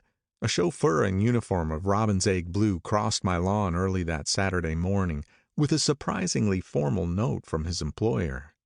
The honor would be entirely Gatsby's, it said, if I would attend his little party that night. He had seen me several times and had intended to call on me long before, but a peculiar combination of circumstances had prevented it. Signed J. Gatsby, in a majestic hand. Dressed up in white flannels, I went over to his lawn a little after 7 and wandered around rather ill at ease among swirls and eddies of people I didn't know, though here and there was a face I had noticed on the commuting train.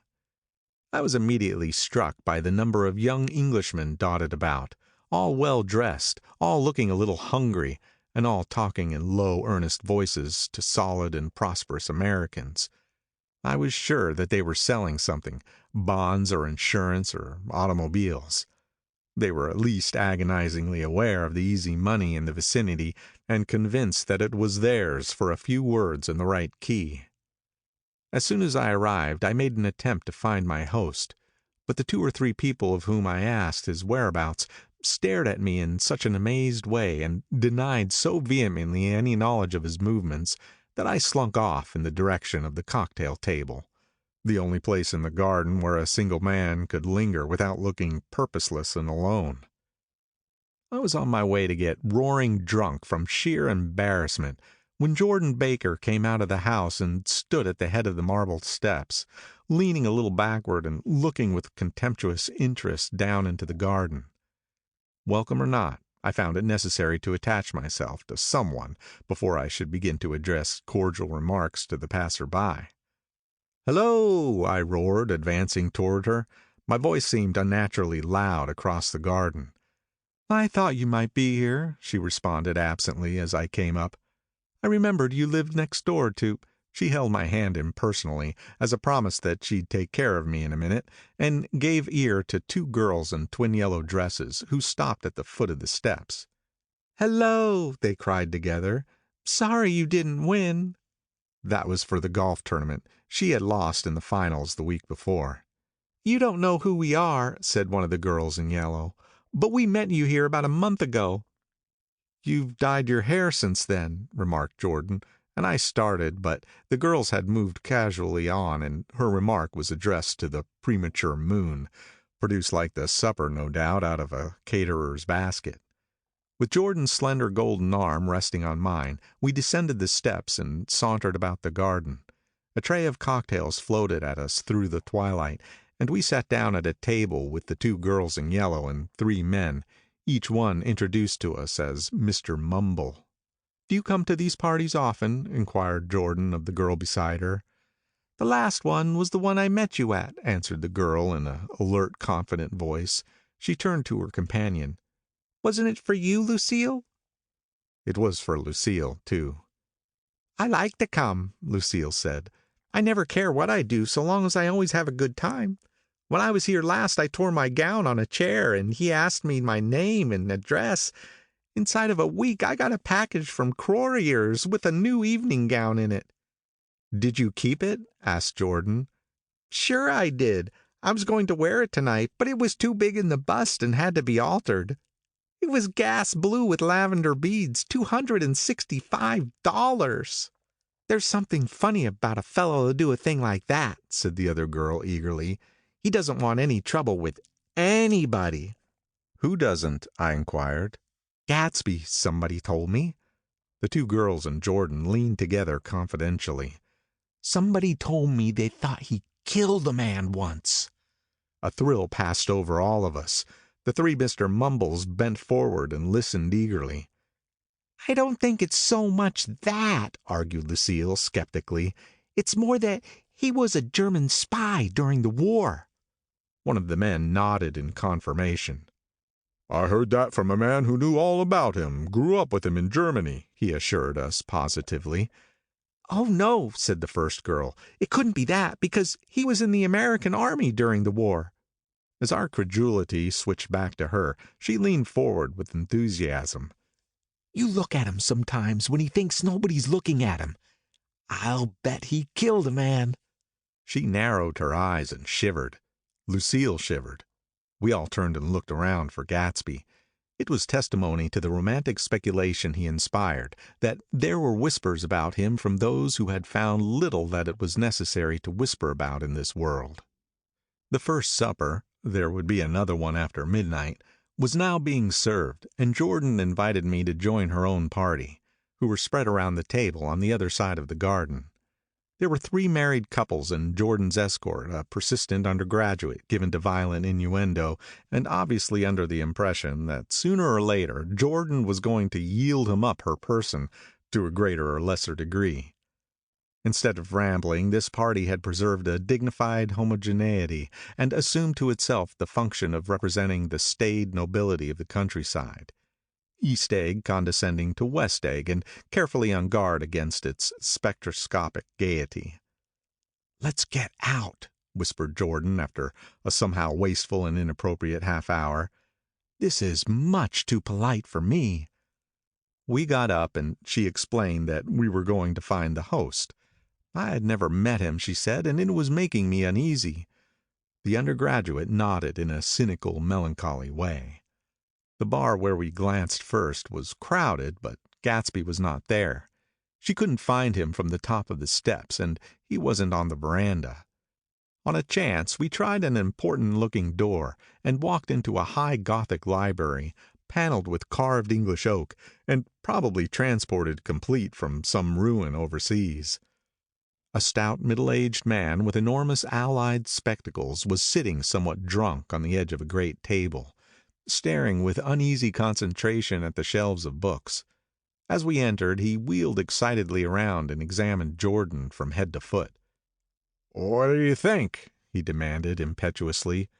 "About what?" He waved his hand toward the bookshelves. "About that.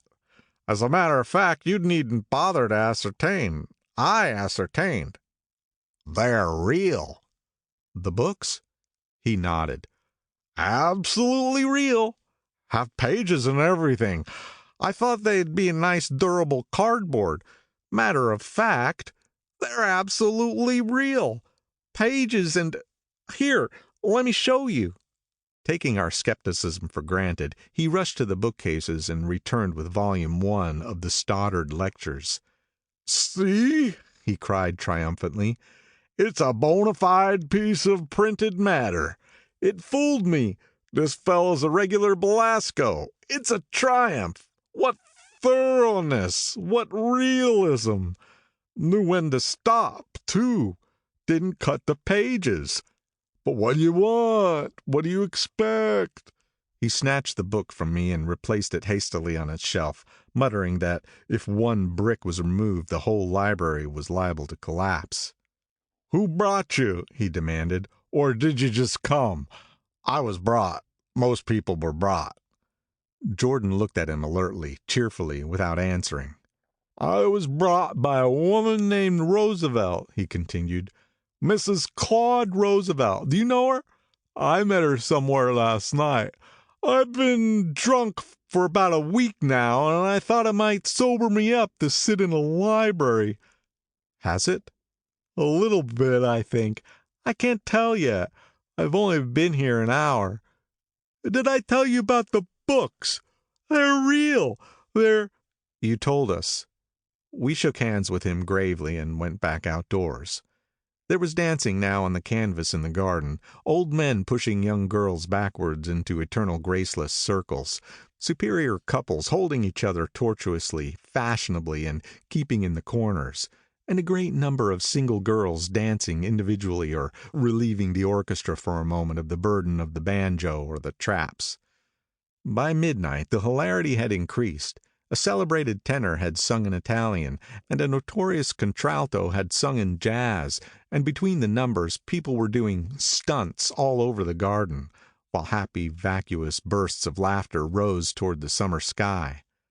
A pair of stage twins, who turned out to be the girls in yellow, did a baby act in costume, and champagne was served in glasses bigger than finger bowls. The moon had risen higher, and floating in the sound was a triangle of silver scales, trembling a little to the stiff tinny drops of the banjos on the lawn. I was still with Jordan Baker. We were sitting at a table with a man of about my age and a rowdy little girl who gave way upon the slightest provocation to uncontrollable laughter. I was enjoying myself now. I had taken 2 finger bowls of champagne, and the scene had changed before my eyes into something significant, elemental, and profound. At a lull in the entertainment, the man looked at me and smiled. "Your face is familiar," he said politely. "Were you in the 1st Division during the war?" "Why, yes, I was in the 28th Infantry."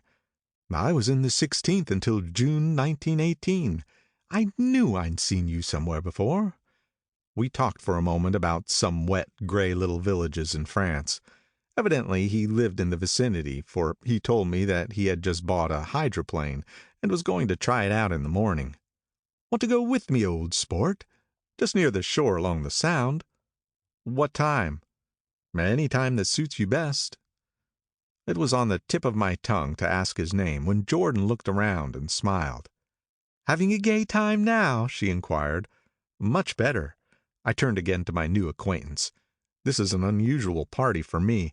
I haven't even seen the host. I live over there." I waved my hand at the invisible hedge in the distance. "And this man Gatsby sent over his chauffeur with an invitation." For a moment he looked at me as if he failed to understand. "I'm Gatsby," he said suddenly. "What?" I exclaimed. "Oh, I beg your pardon. I thought you knew, old sport. I'm afraid I'm not a very good host." He smiled understandingly, much more than understandingly. It was one of those rare smiles with a quality of eternal reassurance in it that you may come across 4 or 5 times in life. It faced, or seemed to face, the whole eternal world for an instant, and then concentrated on you with an irresistible prejudice in your favor. It understood you just so far as you wanted to be understood, believed in you as you would like to be believed in yourself, and assured you that it had precisely the impression of you that, at your best, you hoped to convey. Precisely at that point it vanished, and I was looking at an elegant young roughneck, a year or 2 over 30, whose elaborate formality of speech just missed being absurd. Some time before he introduced himself I got a strong impression that he was picking his words with care. Almost at the moment when Mr. Gatsby identified himself, a butler hurried toward him with the information that Chicago was calling him on the wire. He excused himself with a small bow, and included each of us in turn. "If you want anything, just ask for it, old sport," he urged me. "Excuse me, I will rejoin you later." When he was gone, I turned immediately to Jordan, constrained to assure her of my surprise. I had expected that Mr. Gatsby would be a florid and corpulent person in his middle years. "Who is he?" I demanded. "Do you know?" "He's just a man named Gatsby." "Where's he from, I mean, and what does he do?" "Now you're started on the subject," she answered with a wan smile. "Well, he told me once he was an Oxford man." A dim background started to take shape behind me, but at her next remark it faded away. "However, I don't believe it." "Why not?" "I don't know," she insisted. "I just don't think he went there." Something in her tone reminded me of the other girl's "I think he killed a man," and had the effect of stimulating my curiosity. I would have accepted without question the information that Gatsby sprang from the swamps of Louisiana or from the lower east side of New York. That was comprehensible. But young men didn't, at least in my provincial inexperience, I believed they didn't, drift coolly out of nowhere and buy a place on Long Island Sound. Anyhow, he gives large parties, said Jordan, changing the subject with an urban distaste for the concrete. And I like large parties. They're so intimate. At small parties, there isn't any privacy. There was the boom of a bass drum, and the voice of the orchestra leader rang out suddenly above the echolale of the garden. "Ladies and gentlemen," he cried, "at the request of Mr. Gatsby, we are going to play for you Mr. Vladimir Tostof's latest work, which attracted so much attention at Carnegie Hall last May. If you read the papers, you know there was a big sensation." He smiled with jovial condescension and added, "Some sensation," whereupon everybody laughed. "The piece is known," he concluded lustily, "as Vladimir Tostof's Jazz History of the World." The nature of Mr. Tostof's composition eluded me, because just as it began my eyes fell on Gatsby, standing alone on the marble steps and looking from one group to another with approving eyes. His tanned skin was drawn attractively tight on his face, and his short hair looked as though it were trimmed every day. I could see nothing sinister about him. I wondered if the fact that he was not drinking helped to set him off from his guests, for it seemed to me that he grew more correct as the fraternal hilarity increased. When the Jazz History of the World was over, girls were putting their hands on men's shoulders in a puppyish, convivial way. Girls were swooning backwards playfully into men's arms, even into groups, knowing that someone would arrest their falls. But no one swooned backwards on Gatsby, and no French bob touched Gatsby's shoulder, and no singing quartets were formed with Gatsby's head for the link. "I beg your pardon." Gatsby's butler was suddenly standing beside us. "Miss Baker," he inquired, "I beg your pardon, but Mr. Gatsby would like to speak to you alone." "With me?" she exclaimed in surprise. "Yes, madame." She got up slowly and raised her eyebrows at me in astonishment, and followed the butler toward the house. I noticed that she wore her evening dress, all her dresses, like sports clothes. There was a jauntiness about her movements as if she had first learned to walk upon golf courses on clean, crisp mornings. I was alone, and it was almost 2. For some time confused and intriguing sounds had issued from a long, many-windowed room which overhung the terrace. Eluding Jordan's undergraduate, who was now engaged in an obstetrical conversation with 2 chorus girls, and who implored me to join him, I went inside. The large room was full of people. One of the girls in yellow was playing the piano, and beside her stood a tall, red-haired young lady from a famous chorus, engaged in song. She had drunk a quantity of champagne, and during the course of her song she had decided ineptly that everything was very, very sad. She was not only singing, she was weeping too. Whenever there was a pause in the song, she filled it with gasping, broken sobs, and then took up the lyric again in a quavering soprano. The tears coursed down her cheeks, not freely, however, for when they came into contact with her heavily beaded eyelashes, they assumed an inky color, and pursued the rest of their way in slow black rivulets. A humorous suggestion was made that she sing the notes on her face, whereupon she threw up her hands, sank into a chair, and went off into a deep vinous sleep. "She had a fight with the man who says he's her husband," explained a girl at my elbow. I looked around. Most of the remaining women were now having fights with men said to be their husbands. Even Jordan's party, the quartet from East Egg, were rent asunder by dissension. One of the men was talking with curious intensity to a young actress, and his wife, after attempting to laugh at the situation in a dignified and indifferent way, broke down entirely and resorted to flank attacks. At intervals she appeared suddenly at his side like an angry diamond and hissed, "You promised," into his ear. The reluctance to go home was not confined to wayward men. The hall was at present occupied by 2 deplorably sober men and their highly indignant wives. The wives were sympathizing with each other in slightly raised voices. Whenever he sees I'm having a good time, he wants to go home. Never heard of anything so selfish in my life. We're always the first ones to leave. So we are. Well, we're almost one of the last tonight, said one of the men sheepishly. The orchestra left half an hour ago. In spite of the wives' agreement that such malevolence was beyond credibility, the dispute ended in a short struggle, and both wives were lifted, kicking, into the night. As I waited for my hat in the hall, the door of the library opened and Jordan Baker and Gatsby came out together. He was saying some last word to her, but the eagerness in his manner tightened abruptly into formality as several people approached him to say goodbye. Jordan's party were calling impatiently to her from the porch, but she lingered for a moment to shake hands. I've just learned the most amazing thing, she whispered. How long were we in there? Why, about an hour. It was simply amazing, she repeated abstractedly. But I swore I wouldn't tell it, and here I am tantalizing you. She yawned gracefully in my face. Please come and see me.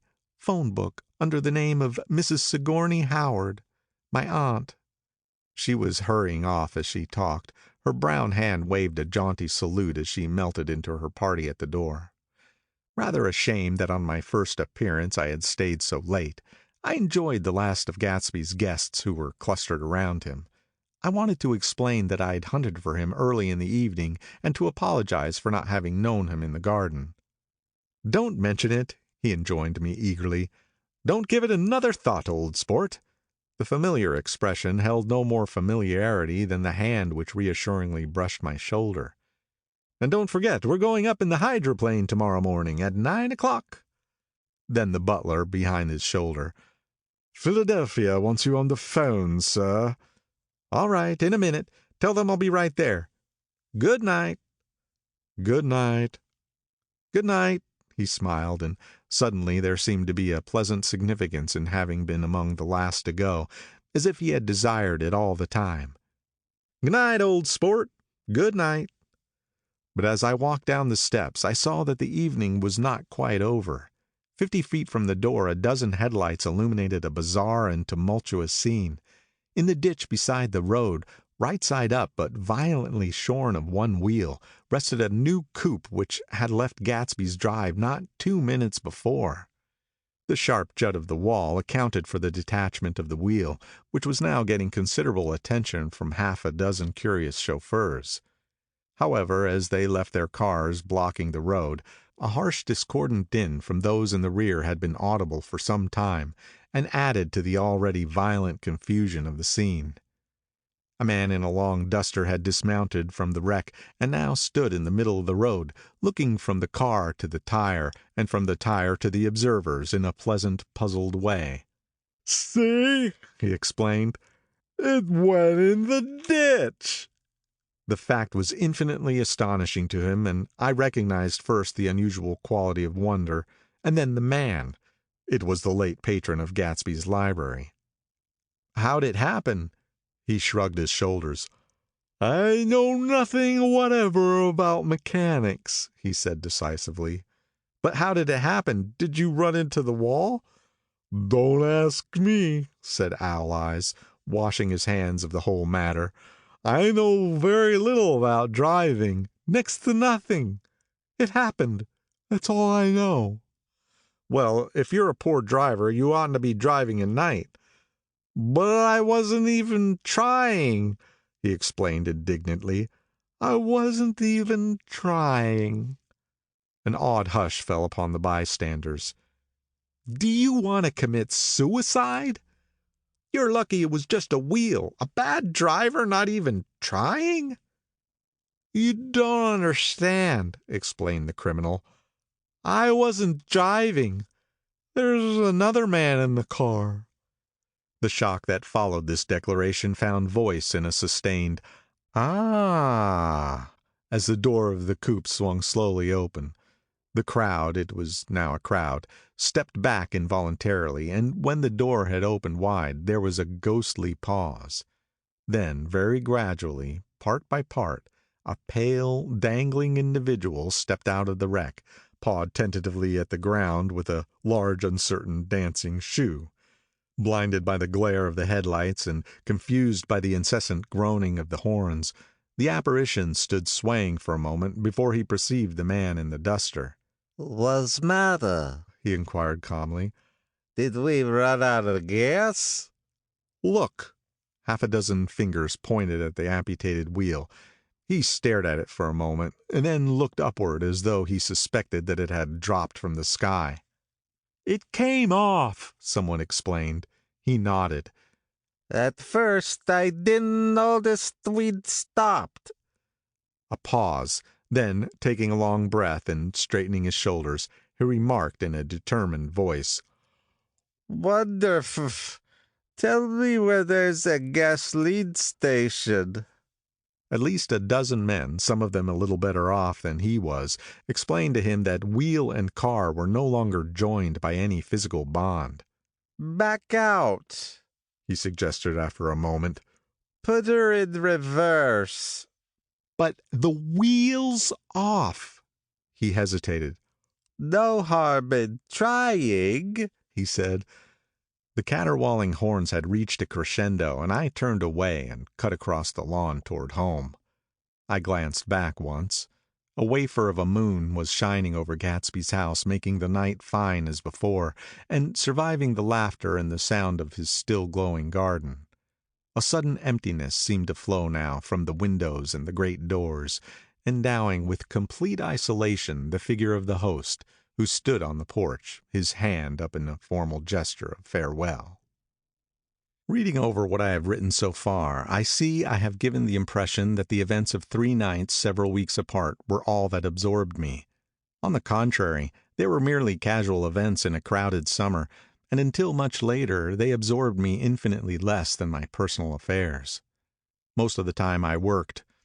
In the early morning the sun threw my shadow westward as I hurried down the white chasms of lower New York to the Probity Trust. I knew the other clerks and young bond salesmen by their first names, and lunched with them in dark, crowded restaurants on little pig sausages and mashed potatoes and coffee. I even had a short affair with a girl who lived in Jersey City and worked in the accounting department. But her brother began throwing mean looks in my direction, so when she went on her vacation in July, I let it blow quietly away. I took dinner usually at the Yale Club. For some reason it was the gloomiest event of my day, and then I went upstairs to the library and studied investments and securities for a conscientious hour. There were generally a few rioters around, but they never came into the library, so it was a good place to work. After that, if the night was mellow, I strolled down Madison Avenue past the old Murray Hill Hotel and over 33rd Street to the Pennsylvania Station. I began to like New York, the racy, adventurous feel of it at night, and the satisfaction that the constant flicker of men and women and machines gives to the restless eye. I like to walk up Fifth Avenue and pick out romantic women from the crowd and imagine that in a few minutes I was going to enter into their lives, and no one would ever know or disapprove. Sometimes in my mind I followed them to their apartments on the corners of hidden streets, and they turned and smiled back at me before they faded through a door into warm darkness. At the enchanted metropolitan twilight I felt a haunting loneliness sometimes, and felt it in others, poor young clerks who loitered in front of windows waiting until it was time for a solitary restaurant dinner, young clerks in the dusk, wasting the most poignant moments of night and life. Again at 8 o'clock, when the dark lanes of the 40s were lined 5 deep with throbbing taxicabs, bound for the theater district, I felt a sinking in my heart. Forms leaned together in the taxis as they waited, and voices sang, and there was laughter from unheard jokes, and lighted cigarettes made unintelligible circles inside. Imagining that I too was hurrying towards gaiety and sharing their intimate excitement, I wished them well. For a while I lost sight of Jordan Baker, and then in midsummer I found her again. At first I was flattered to go places with her because she was a golf champion and everyone knew her name. Then it was something more. I wasn't actually in love, but I felt a sort of tender curiosity. The bored, haughty face that she turned to the world concealed something. Most affectations conceal something eventually, even though they don't in the beginning. And one day I found what it was. When we were on a house party together up in Warwick, she left a borrowed car out in the rain with the top down, and then lied about it. And suddenly I remembered the story about her that had eluded me that night at Daisy's. At her first big golf tournament there was a row that nearly reached the newspapers. A suggestion that she had moved her ball from a bad lie in the semifinal round. The thing approached the proportions of a scandal, then died away. A caddy retracted his statement, and the only other witness admitted that he might have been mistaken. The incident and the name had remained together in my mind. Jordan Baker instinctively avoided clever, shrewd men, and now I saw that this was because she felt safer on a plane where any divergence from a code would be thought impossible. She was incurably dishonest. She wasn't able to endure being at a disadvantage, and given this unwillingness, I supposed she had begun dealing in subterfuges when she was very young, in order to keep that cool, insolent smile turned to the world, and yet satisfy the demands of her hard, jaunty body. It made no difference to me. Dishonesty in a woman is a thing you never blame deeply. I was casually sorry, and then I forgot. It was on that same house party that we had a curious conversation about driving a car. It started out because she passed so close to some workman that our fender flicked a button on the man's coat. "You're a rotten driver," I protested. "Either you ought to be more careful or you oughtn't to drive at all." "I am careful." "No, you're not." "Well, other people are," she said lightly. "What's that got to do with it?" "They'll keep out of my way," she insisted. "It takes two to make an accident." "Suppose you met somebody just as careless as yourself." "I hope I never will," she answered. "I hate careless people. That's why I like you." Her gray, sun-strained eyes stared straight ahead, but she had deliberately shifted our relations, and for a moment I thought I loved her. But I am slow thinking and full of interior rules that act as brakes on my desires, and I knew that first I had to get myself definitely out of that tangle back home. I've been writing letters once a week and signing them "Love, Nick," and all I could think of was how, when that certain girl played tennis, a faint mustache of perspiration appeared on her upper lip. Nevertheless, there was a vague understanding that had to be tactfully broken off before I was free. Everyone suspects himself of at least one of the cardinal virtues, and this is mine. I am one of the few honest people that I've ever known. End of chapter 3.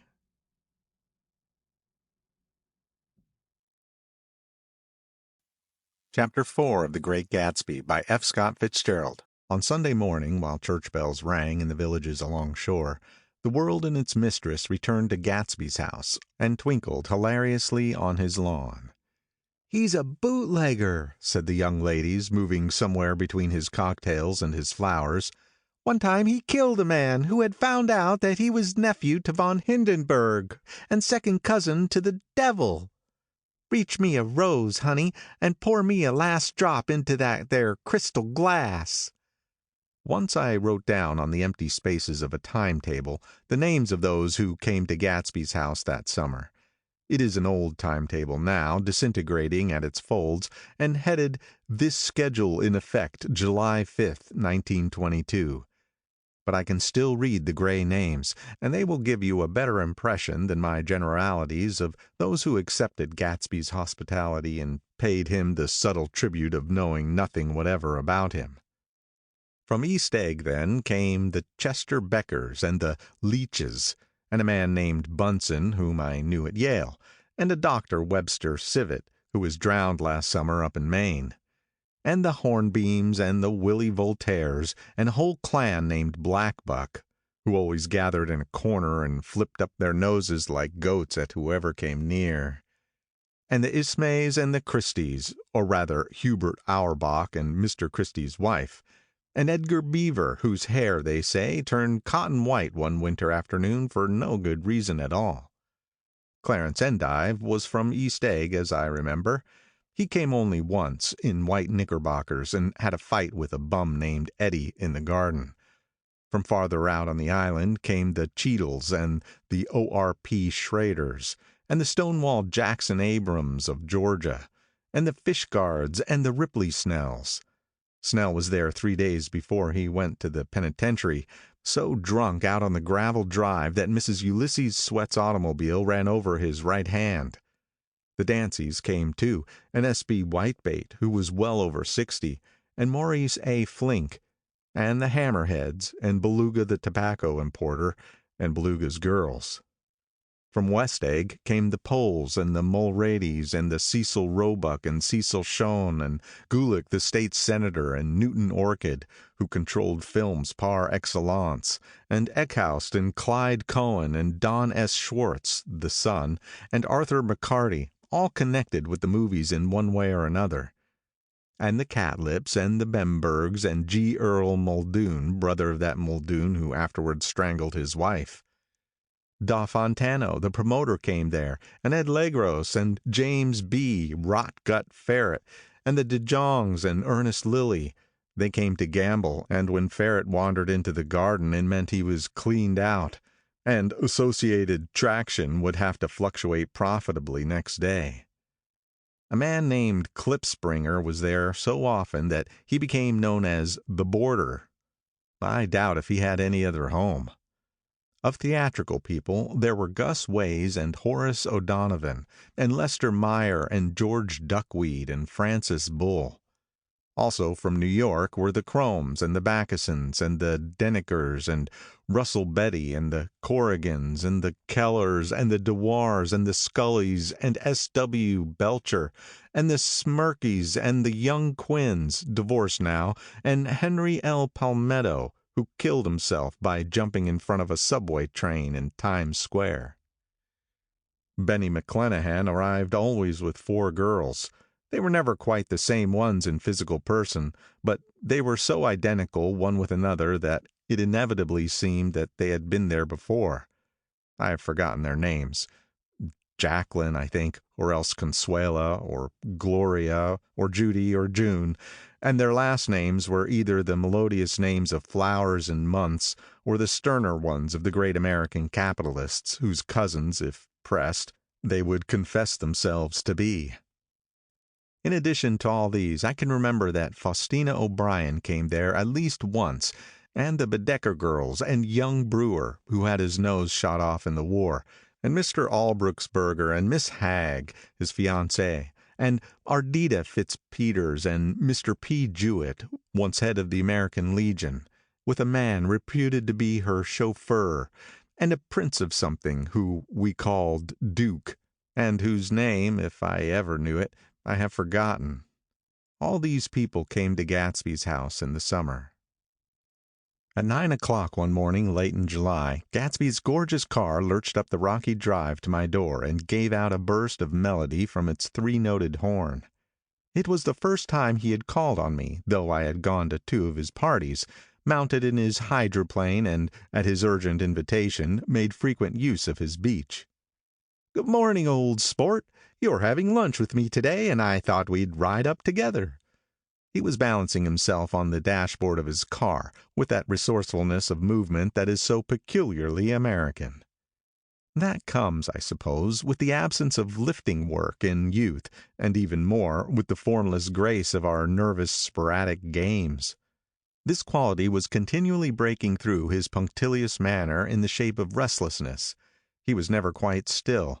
There was always a tapping foot somewhere, or the impatient opening and closing of a hand. He saw me looking with admiration at his car. "It's pretty, isn't it, old sport?" He jumped off and gave me a better view. "Have you ever seen it before?" I'd seen it. Everybody had seen it. It was a rich cream color, bright with nickel, swollen here and there in its monstrous length with triumphant hat boxes and supper boxes and tool boxes, and terraced with a labyrinth of windshields that mirrored a dozen suns. Sitting down behind many layers of glass in a sort of green leather conservatory, we started to town. I talked with him perhaps half a dozen times in the past month, and found, to my disappointment, that he had little to say. So my first impression that he was a person of some undefined consequence had gradually faded, and he became simply the proprietor of an elaborate roadhouse next door. And then came that disconcerting ride.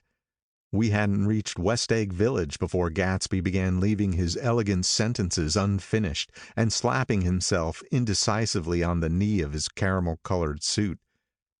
"Look here, old sport," he broke out surprisingly. "What's your opinion of me, anyhow?" A little overwhelmed, I began the generalized evasions which that question deserves. "Well, I'm going to tell you something about my life," he interrupted. "I don't want you to get a wrong idea of me from all these stories you hear." So he was aware of the bizarre accusations that flavored conversation in his halls.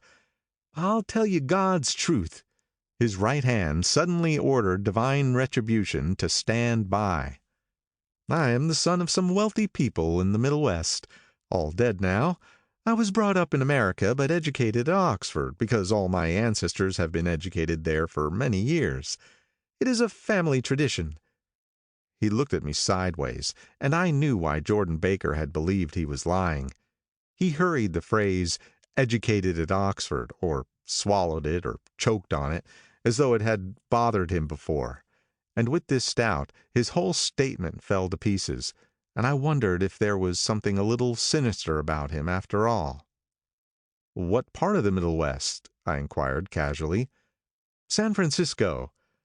"I see. My family all died, and I came into a good deal of money." His voice was solemn, as if the memory of the sudden extinction of a clan still haunted him. For a moment I suspected that he was pulling my leg, but a glance at him convinced me otherwise. "After that I lived like a young Rajah in all the capitals of Europe, Paris, Venice, Rome, collecting jewels, chiefly rubies, hunting big game, painting a little, things for myself only, and trying to forget something very sad that had happened to me long ago." With an effort I managed to restrain my incredulous laughter. The very phrases were worn so threadbare that they evoked no image except that of a turbaned character, leaking sawdust at every pore as he pursued a tiger through the Bois de Boulogne. "Then came the war, old sport. It was a great relief, and I tried, very hard, to die, but I seemed to bear the enchanted life. I accepted a commission as first lieutenant when it began. In the Argonne Forest I took the remains of my machine gun battalion so far forward that there was a half-mile gap on either side of us where the infantry couldn't advance. We stayed 2 days and 2 nights, 130 men with 16 Lewis guns, and when the infantry came up at last they found the insignia of 3 German divisions among the piles of dead. I was promoted to be a major, and every Allied government gave me a decoration. Even Montenegro, little Montenegro, down on the Adriatic Sea." Little Montenegro! He lifted up the words and nodded at them, with his smile. The smile comprehended Montenegro's troubled history, and sympathized with the brave struggles of the Montenegrin people. It appreciated fully the chain of national circumstances which had elicited this tribute from Montenegro's warm little heart. My incredulity was submerged in fascination now. It was like skimming hastily through a dozen magazines. He reached in his pocket, and a piece of metal slung in ribbon fell into my palm. "That's the one from Montenegro." To my astonishment, the thing had an authentic look. "Ordere di Danilo," ran the circular legend. "Montenegro Nicholas Rex." "Turn it." "Major J. Gatsby," I read, "for valor extraordinary. Here's another thing I always carry, a souvenir of Oxford days. It was taken at Trinity Quad. The man on my left is now the Earl of Doncaster." It was a photograph of half a dozen young men in blazers loafing in an archway through which were visible a host of spires. There was Gatsby, looking a little, not much, younger, with a cricket bat in his hand. Then it was all true. I saw the skins of tigers flaming in his palace on the Grand Canal. I saw him opening a chest of rubies to ease, with their crimson-lighted depths, the gnawings of his broken heart. "I'm going to make a big request of you today," he said, pocketing his souvenirs with satisfaction. "So I thought you ought to know something about me. I didn't want you to think I was just some nobody. You see, I usually find myself among strangers because I drift here and there, trying to forget the sad things that happened to me." He hesitated. "You'll hear about it this afternoon." "At lunch?" "No, this afternoon. I happened to find out that you're taking Miss Baker to tea." "Do you mean that you're in love with Miss Baker?" "No, old sport, I'm not. But Miss Baker had kindly consented to speak to you about this matter." I hadn't the faintest idea what "this matter" was, but I was more annoyed than interested. I hadn't asked Jordan to tea in order to discuss Mr. J. Gatsby. I was sure the request would be something utterly fantastic. And for a moment I was sorry I'd ever set foot upon his overpopulated lawn. He wouldn't say another word. His correctness grew on him as we neared the city. We passed Port Roosevelt, where there was a glimpse of red-belted ocean-going ships, and sped along a cobbled slum lined with the dark, undeserted saloons of the faded gilt 1900s. Then the Valley of Ashes opened out on both sides of us, and I had a glimpse of Mrs. Wilson straining at the garage pump with panting vitality as we went by. With fenders spread like wings, we scattered light through half Astoria. Only half, for as we twisted among the pillars of the elevated, I heard the familiar jug-jug spat of a motorcycle, and a frantic policeman rode alongside. "All right, old sport," called Gatsby. We slowed down. Taking a white card from his wallet, we waved it before the man's eyes. "Right you are," agreed the policeman, tipping his cap. "Know you next time, Mr. Gatsby. Excuse me." "What was that?" I inquired. "The picture of Oxford?" "I was able to do the commissioner a favor once, and he sends me a Christmas card every year." Over the great bridge, with the sunlight through the girders making a constant flicker upon the moving cars, with the city rising up across the river in white heaps and sugar lumps, all built with a wish out of non-olfactory money. The city seen from the Queensboro Bridge is always the city seen for the first time, in its first wild promise of all the mystery and the beauty in the world. A dead man passed us in a hearse heaped with blooms, followed by 2 carriages with drawn blinds, and by more cheerful carriages for friends. The friends looked out at us with the tragic eyes and short upper lips of southeastern Europe, and I was glad that the sight of Gatsby's splendid car was included in their somber holiday. As we crossed Blackwell's Island, a limousine passed us, driven by a white chauffeur, in which sat 3 modish Negroes, 2 bucks and a girl. I laughed aloud as the yolks of their eyeballs rolled toward us in haughty rivalry. Anything can happen now that we've slid over this bridge, I thought. Anything at all. Even Gatsby could happen, without any particular wonder. Roaring noon.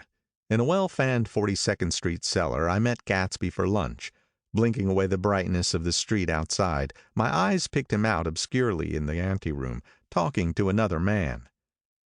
"Mr. Carraway, this is my friend, Mr. Wolfsheim."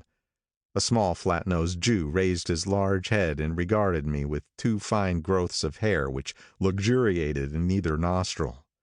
After a moment I discovered his tiny eyes in the half-darkness. "So I took one look at him," said Mr. Wolfsheim, shaking my hand earnestly. "And what do you think I did?" "What?" I inquired politely. But evidently he was not addressing me, for he dropped my hand and covered Gatsby with his expressive nose. "I handed the money to Catspaw, and I said, 'All right, Catspaw, don't pay him a penny until he shuts his mouth.' He shut it then and there." Gatsby took an arm of each of us and moved forward into the restaurant, whereupon Mr. Wolfsheim swallowed a new sentence he was starting and lapsed into a somnambulatory abstraction. "Eyeballs?" asked the head waiter.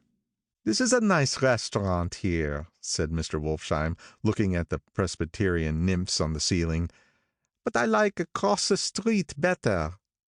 "Yes, highballs," agreed Mr. Gatsby, and then to Mr. Wolfsheim, "It's too hot over there." "Hot and small, yes," said Mr. Wolfsheim, "but full of memories." "What place is that?" I asked. "The old Metropole." "The old Metropole," brooded Mr. Wolfsheim gloomily, "filled with faces dead and gone, filled with friends gone now forever. I can't forget so long as I live the night they shot Rosie Rosenthal there. It was 6 of us at the table, and Rosie had eaten drunk a lot all evening. When it was almost morning, the waiter came up to him with a funny look and says somebody wants to speak to him outside. 'All right,' says Rosie, and begins to get up, and I pulled him down in his chair. 'Let the bastards come here if they want you, Rosie, but don't you, so help me, move outside this room.' It was 4 o'clock in the morning then, and if we'd have raised the blinds, we'd have seen daylight." "Did he go?" I asked innocently. "Sure he went." Mr. Wolfsheim's nose flashed at me indignantly. "He turned around in the door and says, 'Don't let that waiter take away my coffee.' And then he went out on the sidewalk, and they shot him 3 times in his full belly and drove away." "4 of them were electrocuted," I said, remembering. "5 with Becca." His nostrils turned to me in an interested way.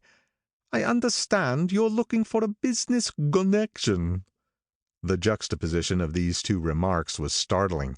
Gatsby answered for me. "Oh, no," he exclaimed. "This isn't the man." "No?" Mr. Wolfsheim seemed disappointed. "This is just a friend.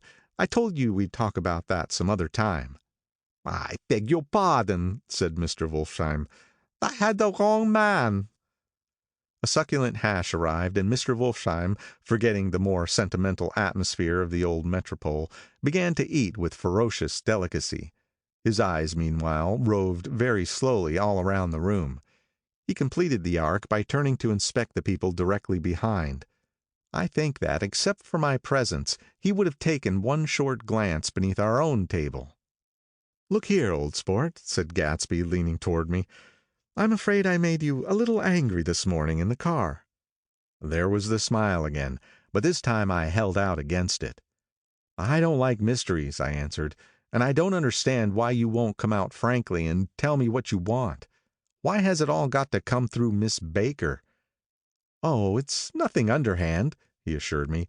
"Miss Baker's a great sportswoman, you know, and she'd never do anything that wasn't all right." Suddenly he looked at his watch, jumped up, and hurried from the room, leaving me with Mr. Wolfsheim at the table. "He has to telephone," said Mr. Wolfsheim, following him with his eyes. "Fine fellow, isn't he? Handsome to look at, and a perfect gentleman." "Yes." "He's an Oxford man." "Oh." "He went to Oxford College in England. You know Oxford College?" "I've heard of it." "It's one of the most famous colleges in the world." "Have you known Gatsby for a long time?" I inquired. "Several years," he answered in a gratified way. "I made the pleasure of his acquaintance after the war, but I knew I had discovered a man of fine breeding after I talked with him an hour. I said to myself, 'There is the kind of man you'd like to take home and introduce to your mother and sister.'" He paused. "I see you're looking at my cuff buttons." I hadn't been looking at them, but I did now. They were composed of oddly familiar pieces of ivory. "Finest specimens of human molars," he informed me. "Well," I inspected them. "That's a very interesting idea." "Yeah." He flipped his sleeves up under his coat. "Yeah, Gatsby's very careful about women. He would never so much as look at a friend's wife." When the subject of this instinctive trust returned to the table and sat down, Mr. Wolfsheim drank his coffee with a jerk and got to his feet. "I have enjoyed my lunch," he said, "and I'm going to run off from you 2 young men before I outstay my welcome." "Don't hurry, Meyer," said Gatsby without enthusiasm. Mr. Wolfsheim raised his hand in a sort of benediction. "You're very polite, but I belong to another generation," he announced solemnly. "You sit here and discuss your sports and your young ladies and your He supplied an imaginary noun with another wave of his hand. As for me, I'm 50 years old, and I won't impose myself on you any longer. As he shook hands and turned away, his tragic nose was trembling. I wondered if I had said anything to offend him. "He becomes very sentimental sometimes," explained Gatsby. "This is one of his sentimental days. He's quite a character around New York, a denizen of Broadway." "Who is he, anyhow? An actor?" "No." "A dentist? Meyer Wolfsheim?" "No, he's a gambler." Gatsby hesitated, then added coolly, "He's the man who fixed the World Series back in 1919. "Fixed the World Series?" I repeated. The idea staggered me. I remembered, of course, that the World Series had been fixed in 1919, but if I had thought of it at all, I would have thought of it as a thing that merely happened, the end of some inevitable chain. It never occurred to me that one man could start to play with the fate of 50 million people, with the single-mindedness of a burglar blowing a safe. "How did he happen to do that?" I asked after a minute. "He just saw the opportunity. Why isn't he in jail?" "They can't get him, old sport. He's a smart man." I insisted on paying the check. As the waiter brought my change, I caught the sight of Tom Buchanan across the crowded room. "Come along with me for a minute," I said. "I've got to say hello to someone." When he saw us, Tom jumped up and took half a dozen steps in our direction. "Where have you been?" he demanded eagerly. "Daisy's furious because you haven't called up."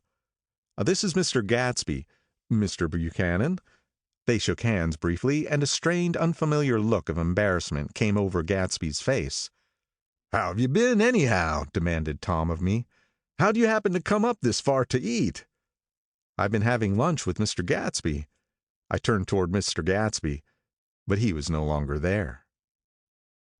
"One October day in 1917, said Jordan Baker that afternoon, sitting up very straight on a straight chair in the tea garden at the Plaza Hotel, "I was walking along from one place to another, half on the sidewalks and half on the lawns. I was happier on the lawns, because I had on shoes from England with rubber knobs on the soles that bit into the soft ground. I had on a new plaid skirt also that blew a little in the wind, and whenever this happened the red, white, and blue banners in front of all the houses stretched out stiff and said, 'Tut, tut, tut, tut,' in a disapproving way. The largest of the banners and the largest of the lawns belonged to Daisy Fay's house. She was just 18, 2 years older than me, and by far the most popular of all the young girls in Louisville. She dressed in white and had a little white roadster, and all day long the telephone rang in her house, and excited young officers from Camp Taylor demanded the privilege of monopolizing her that night. Anyways, for an hour. When I came beside her house that morning, her white roadster was beside the curb, and she was sitting in it with a lieutenant I had never seen before. They were so engrossed in each other that she didn't see me until I was 5 feet away. 'Hello, Jordan,' she called unexpectedly. 'Please come here.' I was flattered that she wanted to speak to me, because of all the older girls I admired her most.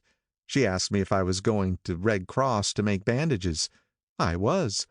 Well, then, would I tell them that she couldn't come that day?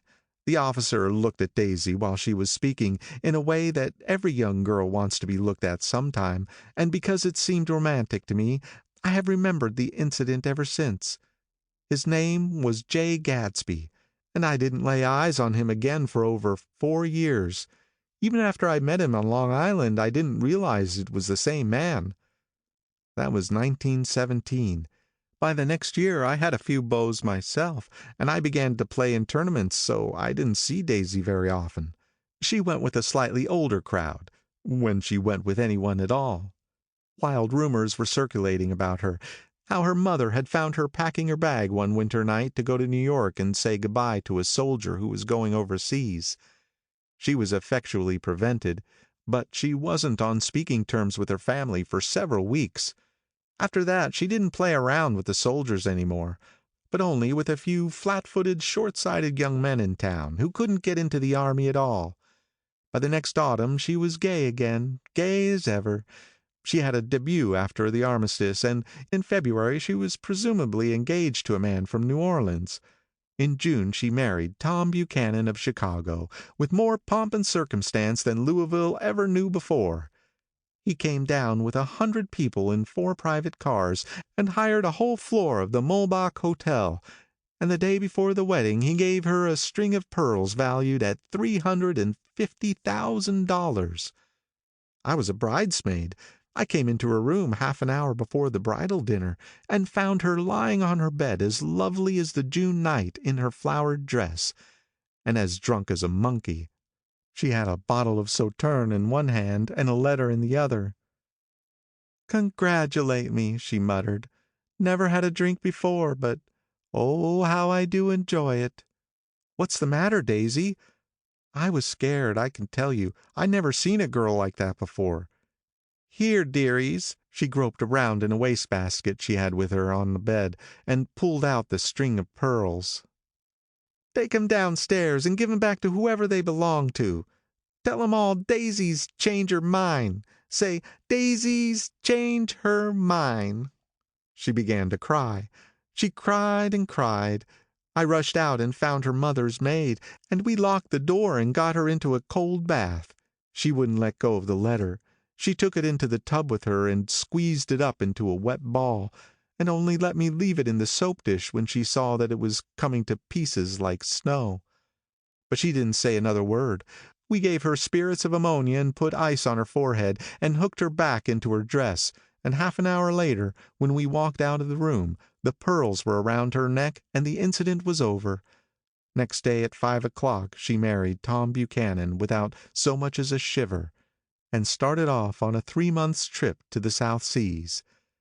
I saw them in Santa Barbara when they came back, and I thought I'd never seen a girl so mad about her husband. If he left the room for a minute, she'd look around uneasily and say, "Where's Tom gone?" and wear the most abstracted expression until she saw him coming in the door.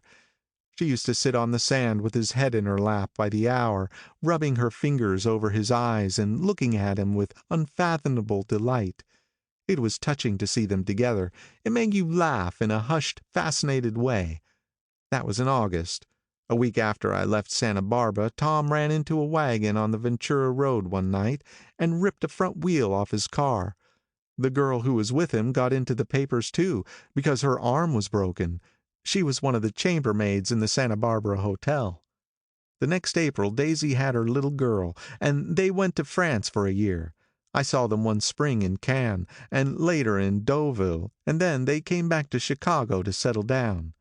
Daisy was popular in Chicago, as you know. They moved with a fast crowd, all of them young and rich and wild, but she came out with an absolutely perfect reputation.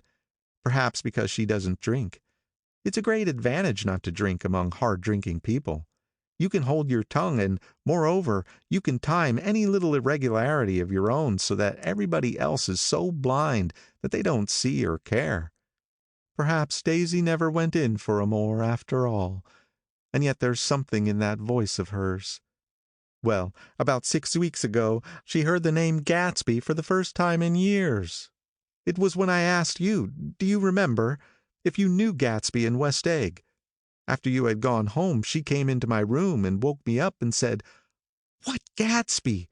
And when I described him, I was half asleep. She said in the strangest voice that it must be the man she used to know. It wasn't until then that I connected this Gatsby with the officer in her white car. When Jordan Baker had finished telling all this, we had left the plaza for half an hour and were driving in a Victoria through Central Park. The sun had gone down behind the tall apartments of the movie stars in the West 50s, and the clear voices of children, already gathered like crickets on the grass, rose through the hot twilight. "I'm the Sheik of Araby, your love belongs to me. At night when you're asleep, into your tent I'll creep." It was a strange coincidence, I said, but it wasn't a coincidence at all. Why not? Gatsby bought that house so that Daisy would be just across the bay. Then it had not been merely the stars to which he had aspired on that June night. He came alive to me, delivered suddenly from the womb of his purposeless splendor. "He wants to know," continued Jordan, "if you'll invite Daisy to your house some afternoon, and then let him come over." The modesty of the demand shook me. He had waited 5 years and bought a mansion where he dispensed starlight to casual moths, so that he could come over some afternoon to a stranger's garden. Did I have to know all this before you could ask such a little thing? He's afraid. He's waited so long. He thought you might be offended. You see, he's a regular tough underneath it all. Something worried me. Why didn't he ask you to arrange a meeting? He wants her to see his house, she explained, and your house is right next door. Oh, I think he half expected her to wander into one of his parties some night, went on Jordan, but she never did. Then he began asking people casually if they knew her, and I was one of the first he found. It was that night he sent for me at his dance, and you should have heard the elaborate way he worked up to it. Of course, I immediately suggested a luncheon in New York, and I thought he'd go mad. I don't want to do anything out of the way, he kept saying. I want to see her right next door. When I said you were a particular friend of Tom's, he started to abandon the whole idea. He doesn't know very much about Tom, though he says he's read a Chicago paper for years just on the chance of catching a glimpse of Daisy's name. It was dark now, and as we dipped under a little bridge, I put my arm around Jordan's golden shoulder and drew her toward me and asked her to dinner. Suddenly I wasn't thinking of Daisy and Gatsby anymore, but of this clean, hard, limited person who dealt in universal skepticism and who leaned back jauntily just within the circle of my arm. A phrase began to beat in my ears with a sort of heady excitement. There are only the pursued, the pursuing, the busy, and the tired. And Daisy ought to have something in her life, murmured Jordan to me. Does she want to see Gatsby? She's not to know about it. Gatsby doesn't want her to know. You're just supposed to invite her to tea. We passed a barrier of dark trees, and then the facade of 59th Street. A block of delicate pale light beamed down into the park. Unlike Gatsby and Tom Buchanan, I had no girl whose disembodied face floated along the dark cornices of blinding signs, and so I drew up the girl beside me, tightening my arms. Her wan, scornful mouth smiled, and so I drew her up again closer, this time to my face. End of chapter 4.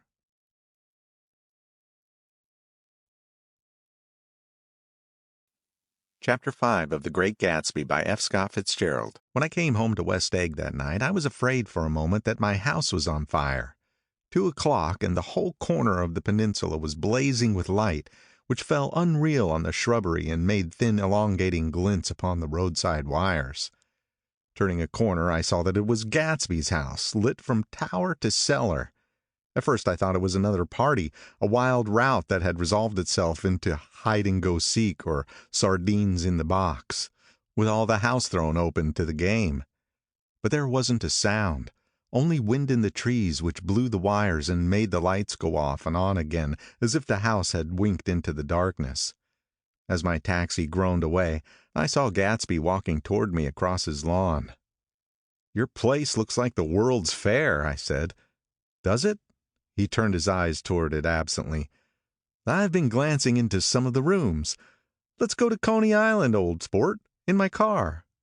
"It's too late." "Well, suppose we take a plunge in the swimming pool. I haven't made use of it all summer." "I've got to go to bed." "All right." He waited, looking at me with suppressed eagerness. "I talked with Miss Baker," I said after a moment. "I'm going to call up Daisy tomorrow, invite her over here to tea." "Oh, that's all right," he said carelessly. "I don't want to put you to any trouble." "What day would suit you?" "What day would suit you," he corrected me quickly. "I don't want to put you to any trouble, you see. How about the day after tomorrow?" He considered for a moment, then with reluctance, "I want to get the grass cut," he said. We both looked down at the grass. There was a sharp line where my ragged lawn ended, and the darker, well-kept expanse of his began. I suspected that he meant my grass. "There's another little thing," he said uncertainly, and hesitated. "Would you rather put it off for a few days?" I asked. "Oh, it isn't about that. At least," he fumbled with a series of beginnings. "Why, look here, old sport. You don't make much money, do you?" "Not very much." This seemed to reassure him, and he continued more confidently. I thought you didn't, if you'll pardon my... You see, I carry on a little business on the side, a sort of sideline, you understand. I thought that if you don't make very much, you're selling bonds, aren't you, old sport? Trying to. Well, this would interest you. It wouldn't take up much of your time, and you might pick up a nice bit of money. It happens to be a rather confidential sort of thing. I realize now that under different circumstances that conversation might have been one of the crises of my life. But because the offer was obviously and tactlessly for a service to be rendered, I had no choice except to cut him off there. I've got my hands full, I said. I'm much obliged, but I couldn't take on any more work. You wouldn't have to do any business with Wolfsheim. Evidently he thought that I was shying away from the connection mentioned at lunch, but I assured him he was wrong. He waited a moment longer, hoping I'd begin a conversation, but I was too absorbed to be responsive, so he went unwillingly home. The evening had made me light-headed and happy. I think I walked into a deep sleep as I entered my front door. So I don't know whether or not Gatsby went to Coney Island, or for how many hours he glanced into rooms while his house blazed gaudily on. I called up Daisy from the office next morning and invited her to come to tea. Don't bring Tom, I warned her. What? Don't bring Tom. Who's Tom? She asked innocently. The day agreed upon was pouring rain. At 11 o'clock, a man in a raincoat dragging a lawnmower tapped at my front door and said that Mr. Gatsby had sent him over to cut my grass. This reminded me that I had forgotten to tell my Finn to come back, so I drove into West Egg Village to search for her among soggy whitewashed alleys and to buy some cups and lemons and flowers. The flowers were unnecessary, for at 2 o'clock a greenhouse arrived from Gatsby's with innumerable receptacles to contain it. An hour later, the front door opened nervously, and Gatsby, in a white flannel suit, silver shirt, and gold-colored tie, hurried in. He was pale, and there were dark signs of sleeplessness beneath his eyes. "Is everything all right?" he asked immediately. "The grass looks fine, if that's what you mean." "What grass?" he inquired blankly. "Oh, the grass in the yard." He looked out the window at it, but judging from his expression, I don't believe he saw a thing. "Looks very good," he remarked vaguely. "One of the papers said they thought the rain would stop about 4. I think it was the Journal. Have you got everything you need in the shape of tea?" I took him into the pantry, where he looked a little reproachfully at the Finn. Together we scrutinized the 12 lemon cakes from the delicatessen shop. "Will they do?" I asked. Of course, they're fine." And he added hollowly, "Old sport." The rain cooled about 3:30 to a damp mist, through which occasional thin drops swam like dew. Gatsby looked with vacant eyes through a copy of Clay's Economics, starting at the finished tread that shook the kitchen floor, and peering towards the bleared windows from time to time as if a series of invisible but alarming happenings were taking place outside.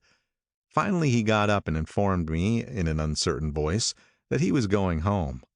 "Why's that?" "Nobody's coming to tea. It's too late." He looked at his watch as if there was some pressing demand on his time elsewhere. "I can't wait all day." "Don't be silly. It's just 2 minutes to 4. He sat down miserably as if I had pushed him, and simultaneously there was the sound of a motor turning into my lane.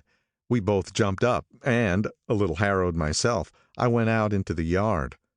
Under the dripping bare lilac trees a large open car was coming up the drive. It stopped. Daisy's face, tipped sideways beneath a 3-cornered lavender hat, looked out at me with a bright, ecstatic smile. "Is this absolutely where you live, my dearest one?" The exhilarating ripple of her voice was a wild tonic in the rain. I had to follow the sound of it for a moment, up and down, with my ear alone, before any words came through. A damp streak of hair lay like a dash of blue paint across her cheek, and her hand was wet with glistening drops as I took it to help her from the car. "Are you in love with me?" she said low in my ear. "Or why did I have to come alone?" "That's the secret of Castle Rack Rent. Tell your chauffeur to go far away and spend an hour." "Come back in an hour, Ferdy." Then, in a grave murmur, "His name is Ferdy." "Does the gasoline affect his nose?" "I don't think so," she said innocently. Why?" We went in. To my overwhelming surprise, the living room was deserted. "Well, that's funny," I exclaimed. "What's funny?" She turned her head as there was a light, dignified knocking at the front door. I went out and opened it.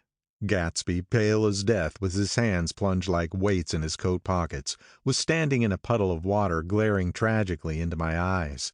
With his hands still in his coat pockets, he stalked by me into the hall, turned sharply as if he were on a wire, and disappeared into the living room. It wasn't a bit funny. Aware of the loud beating of my own heart, I pulled the door to against the increasing rain. For half a minute there wasn't a sound. Then from the living room I heard a sort of choking murmur, and part of a laugh, followed by Daisy's voice on a clear artificial note. "I certainly am awfully glad to see you again." A pause. It endured horribly. I had nothing to do in the hall, so I went into the room. Gatsby, his hands still in his pockets, was reclined against the mantelpiece in a strained counterfeit of perfect ease, even of boredom. His head leaned back so far that it rested against the face of a defunct mantelpiece clock, and from this position his distraught eyes stared down at Daisy, who was sitting, frightened but graceful, on the edge of a stiff chair.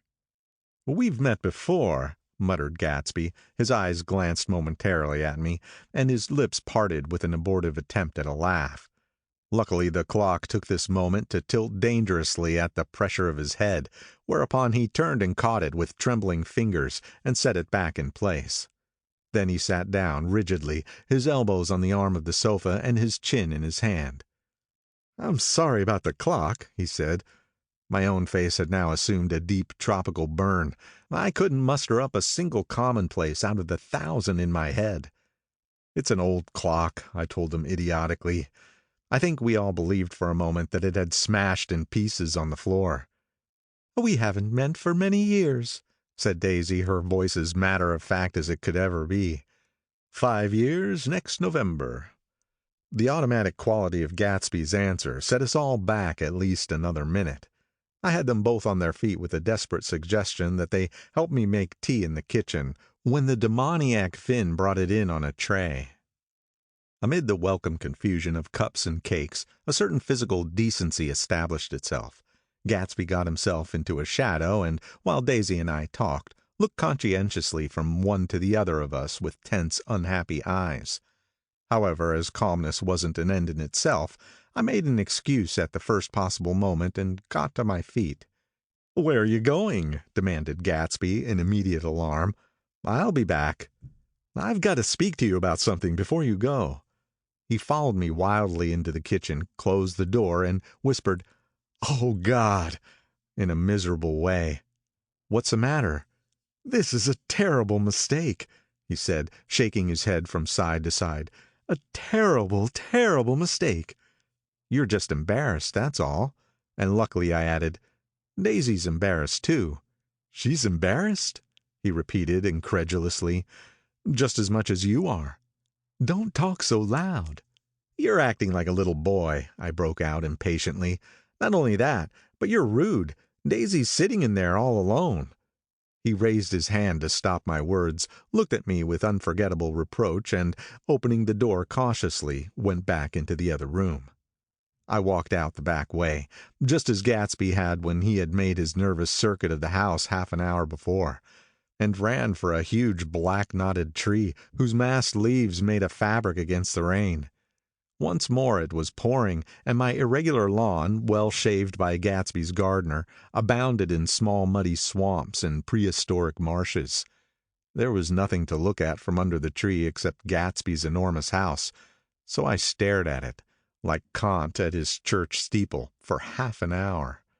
A brewer had built it early in the period craze, a decade before, and there was a story that he'd agreed to pay 5 years' taxes on all the neighboring cottages if the owners would have their roofs thatched with straw. Perhaps their refusal took the heart out of his plan to found a family, so he went into an immediate decline. His children sold his house with the black wreath still on the door. Americans, while willing, even eager, to be serfs, have always been obstinate about being peasantry. After half an hour, the sun shone again, and the grocer's automobile rounded Gatsby's drive with the raw material for his servant's dinner. I felt sure he wouldn't eat a spoonful. A maid began opening the upper windows of his house, appeared momentarily in each, and, leaning from the large central bay, spat meditatively into the garden. It was time I went back. While the rain continued, it had seemed like the murmur of their voices, rising and swelling a little now and then with gusts of emotion. But in the new silence, I felt that silence had fallen within the house, too. I went in, after making every possible noise in the kitchen short of pushing over the stove, but I don't believe they heard a sound. They were sitting at either end of the couch, looking at each other as if some question had been asked, or was in the air, and every vestige of embarrassment was gone. Daisy's face was smeared with tears, and when I came in she jumped up and began wiping at it with her handkerchief before a mirror. But there was a change in Gatsby that was simply confounding. He literally glowed. Without a word or a gesture of exultation, a new well-being radiated from him and filled the little room. "Oh, hello, old sport," he said as if he hadn't seen me for years. I thought for a moment he was going to shake hands. "It stopped raining, has it?"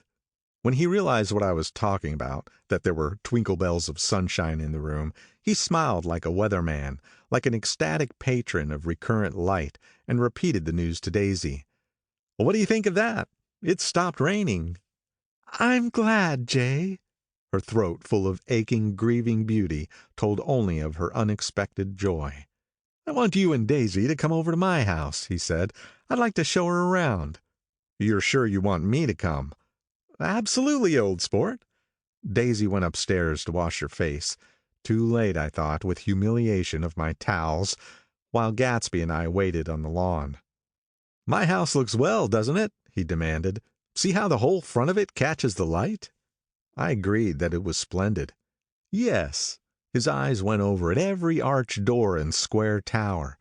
"It took me just 3 years to earn the money that bought it."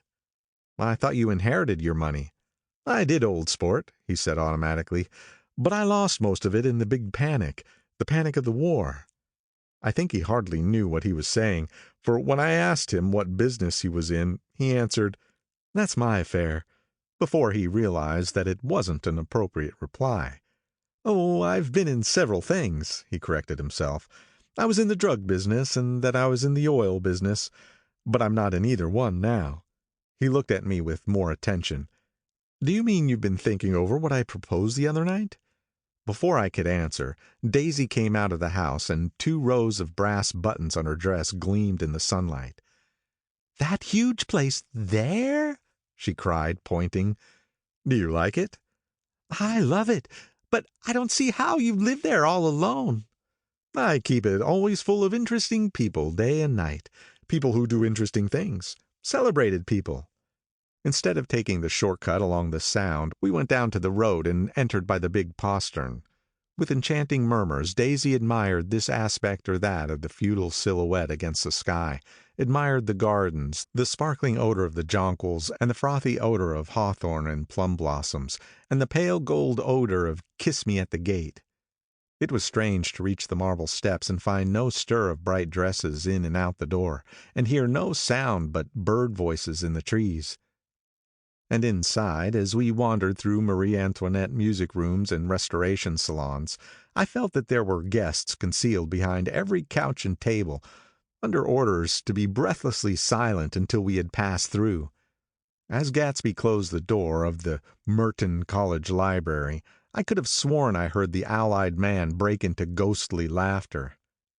We went upstairs through period bedrooms swathed in rose and lavender silk and vivid with new flowers, through dressing rooms and pool rooms and bathrooms with sunken baths, intruding into one chamber where a disheveled man in pajamas was doing liver exercises on the floor. It was Mr. Kilpspringer, the boarder. I had seen him wandering hungrily about the beach that morning.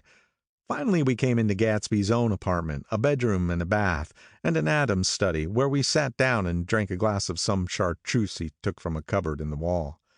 He hadn't once ceased looking at Daisy, and I think he revalued everything in his house according to the measure of response it drew from her well-loved eyes. Sometimes, too, he stared around at his possessions in a dazed way, as though in her actual and astounding presence none of it was any longer real. Once he nearly toppled down a flight of stairs. His bedroom was the simplest room of all, except where the dresser was garnished with a toilet set out of pure dull gold. Daisy took the brush with delight and smoothed her hair, whereupon Gatsby sat down and shaded his eyes and began to laugh. "It's the funniest thing, old sport," he said hilariously. "I can't, when I try to." He had passed visibly through 2 states and was entering upon a third. After his embarrassment and his unreasoning joy, he was consumed with wonder at her presence. He had been full of the idea so long, dreamed it right through to the end, waited with his teeth set, so to speak, at an inconceivable pitch of intensity. Now, in the reaction, he was running down like an overwound clock. Recovering himself in a minute, he opened for us 2 hulking patent cabinets, which held his massed suits and dressing gowns and ties, and his shirts piled like bricks in stacks a dozen high. "I've got a man in England who buys me clothes. He sends over a selection of things at the beginning of each season, spring and fall." He took out a pile of shirts and began throwing them one by one before us, shirts of sheer linen and thick silk and fine flannel which lost their folds as they fell and covered the table in many-colored disarray. While we admired, he brought more, and the soft rich heap mounted higher. Shirts with stripes and scrolls and plaids in coral and apple green and lavender and faint orange, with monograms of Indian blue. Suddenly, with a strained sound, Daisy bent her head into the shirts and began to cry stormily. "They're such beautiful shirts," she sobbed, her voice muffled in the thick folds. "It makes me sad, because I've never seen such beautiful shirts before." After the house, we were to see the grounds and the swimming pool and the hydroplane and the midsummer flowers. But outside Gatsby's window it began to rain again, so we stood in a row, looking at the corrugated surface of the Sound. "If it wasn't for the mist, we could see your home across the bay," said Gatsby. "You always have a green light that burns all night at the end of your dock." Daisy put her arm through his abruptly, but he seemed absorbed in what he had just said. Possibly it had occurred to him that the colossal significance of that light had now vanished forever. Compared to the great distance that had separated him from Daisy, it had seemed very near to her, almost touching her. It had seemed as close as a star to the moon. Now it was again a green light on a dock. His count of enchanted objects had diminished by 1. I began to walk about the room, examining various indefinite objects in the half-darkness. A large photograph of an elderly man in yachting costume attracted me, hung on the wall over his desk. "Who's this?" "That? That's Mr. Dan Cody, old sport." The name sounded faintly familiar. "He's dead now. He used to be my best friend years ago." There was a small picture of Gatsby, also in yachting costume, on the bureau. Gatsby with his head thrown back defiantly, taken apparently when he was about 18. "I adore it!" exclaimed Daisy. "The pompadour! You never told me you had a pompadour, or a yacht." "Look at this," said Gatsby quickly. "Here's a lot of clippings about you." They stood side by side examining it. I was going to ask to see the rubies when the phone rang, and Gatsby took up the receiver. "Yes. Well, I can't talk now. Old sport. I said a small town. He must know what a small town is. Well, he's no use to us if Detroit is his idea of a small town." He rang off. "Come here, quick!" cried Daisy at the window. The rain was still falling, but the darkness had parted in the west, and there was a pink and golden billow of foamy clouds above the sea. "Look at that!" she whispered, and then after a moment, "I'd like to just get one of those pink clouds and put you in it and push you around." I tried to go then, but they wouldn't hear of it. Perhaps my presence made them feel more satisfactorily alone. "I know what we'll do," said Gatsby. "We'll have Kilpspringer play the piano." He went out of the room, calling, Ewing!" and returned in a few minutes accompanied by an embarrassed, slightly worn young man with shell-rimmed glasses and scanty blonde hair. He was now decently clothed in a "sport" shirt, open at the neck, sneakers, and duck trousers of a nebulous hue. "Did we interrupt your exercise?" inquired Daisy politely. "I was asleep," cried Mr. Kilpspringer in a spasm of embarrassment. "That is, I'd been asleep, then I got up." "Kilpspringer plays the piano," said Gatsby, cutting him off. "Don't you, Ewing, old sport?" "I don't play well. I don't hardly play at all. I'm all out of "We'll go downstairs," interrupted Gatsby. He flipped a switch. The gray windows disappeared as the house glowed full of light. In the music room, Gatsby turned on a solitary lamp beside the piano. He lit Daisy's cigarette from a trembling match and sat down with her on a couch far across the room, where there was no light save what the gleaming floor bounced in from the hall. When Kilpspringer had played "The Love Nest," he turned round on the bench and searched unhappily for Gatsby in the gloom. "I'm all out of practice, you see. I told you I couldn't play. I'm all out of "Don't talk so much, old sport," commanded Gatsby. "Play." In the morning, in the evening, ain't we got fun? Outside, the wind was loud and there was a faint glowing of thunder along the sound. All the lights were going on in West Egg now. The electric trains, men carrying, were plunging home through the rain from New York. It was the hour of a profound human change, and excitement was generating on the air. One thing's sure and nothing's sure, the rich get richer and the poor get children. In the meantime, in between time. As I went over to say goodbye, I saw that the expression of bewilderment had come back into Gatsby's face, as though a faint doubt had occurred to him as to the quality of his present happiness. Almost 5 years! There must have been moments, even that afternoon, when Daisy tumbled short of his dreams. Not through her own fault, but because of the colossal vitality of his illusion. It had gone beyond her, beyond everything. He had thrown himself into it with a creative passion, adding to it all the time, decking it out with every bright feather that drifted his way. No amount of fire or freshness can challenge what a man can store up in his ghostly heart. As I watched him, he adjusted himself a little, visibly. His hand took hold of hers, and as she said something low in his ear, he turned toward her with a rush of emotion. I think that voice held him most, with its fluctuating, feverish warmth, because it couldn't be overdreamed. That voice was a deathless song.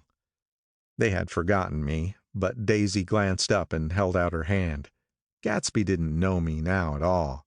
I looked once more at them, and they looked back at me, remotely, possessed by intense life.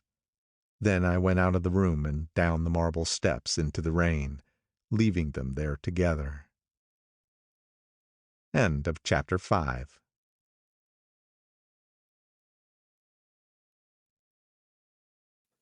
Chapter 6 of The Great Gatsby by F. Scott Fitzgerald.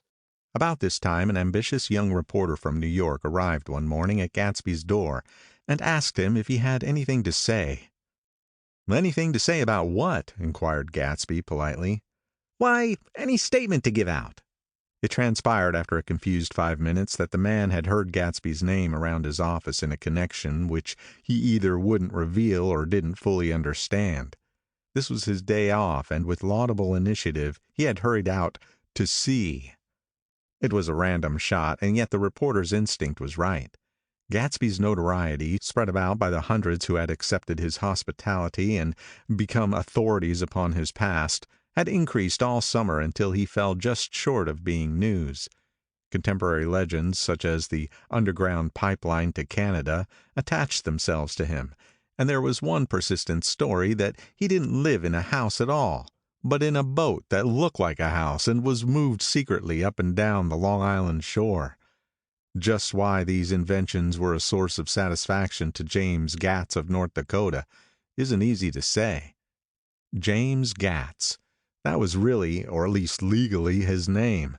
He had changed it at the age of 17 and at the specific moment that witnessed the beginning of his career. When he saw Dan Cody's yacht drop anchor over the most insidious flat on Lake Superior.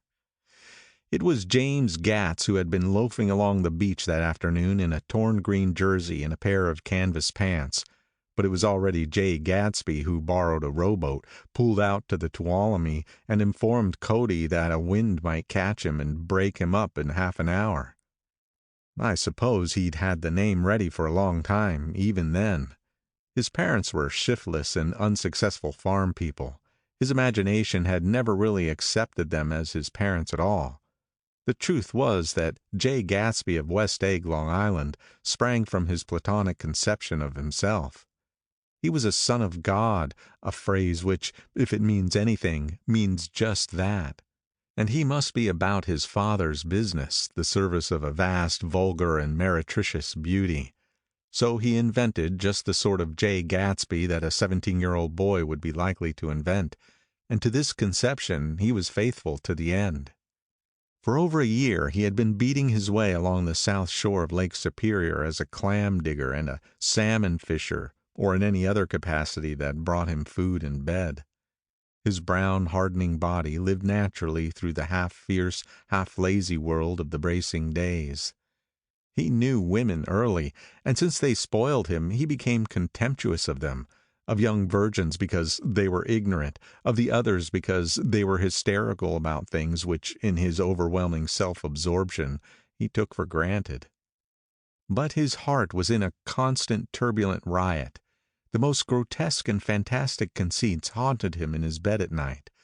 A universe of ineffable gaudiness spun itself out in his brain, while the clock ticked on the washstand, and the moon soaked with wet light his tangled clothes upon the floor.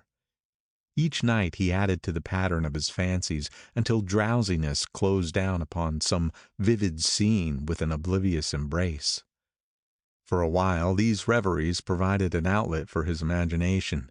They were a satisfactory hint of the unreality of reality, a promise that the rock of the world was founded securely on a fairy's wing. An instinct toward his future glory had led him, some months before, to the small Lutheran college of St. Olaf's in southern Minnesota. He stayed there 2 weeks, dismayed at its ferocious indifference to the drums of his destiny, to destiny itself, and despising the janitor's work with which he was to pay his way through. Then he drifted back to Lake Superior, and he was still searching for something to do on the day that Dan Cody's yacht dropped anchor in the shallows alongshore. Cody was 50 years old then, a product of the Nevada silver fields, of the Yukon, of every rush for metal since '75. The transactions in Montana copper that made him many times a millionaire found him physically robust, but on the verge of soft-mindedness, and, suspecting this, an infinite number of women tried to separate him from his money. The none too savory ramifications by which Ella Kay, the newspaper woman, played Madame de Maintenon to his weakness and sent him to sea in a yacht, were common property of the turgid journalism in 1902. He had been coasting along all too hospitable shores for 5 years when he turned up as James Gatz's destiny in Little Girl Bay.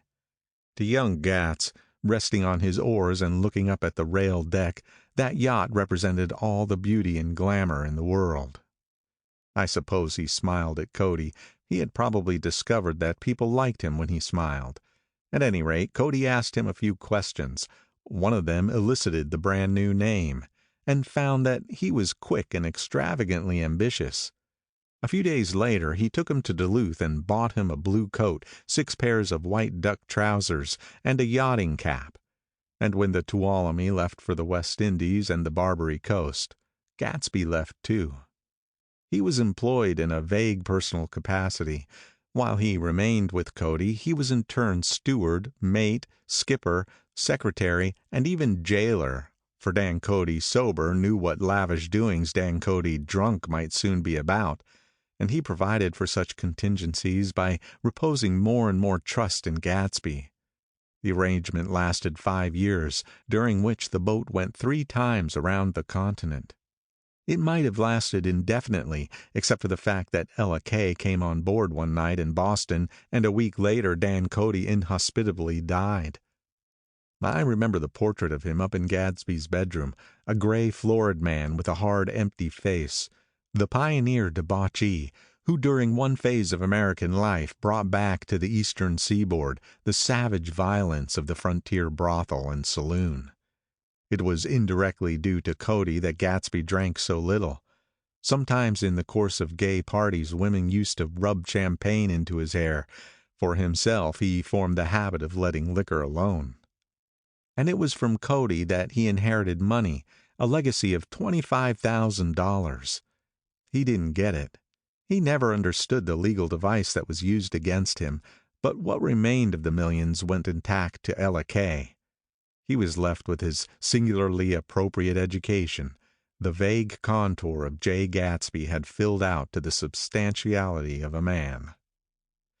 He told me all this very much later, but I've put it down here with the idea of exploding those first wild rumors about his antecedents, which weren't even faintly true.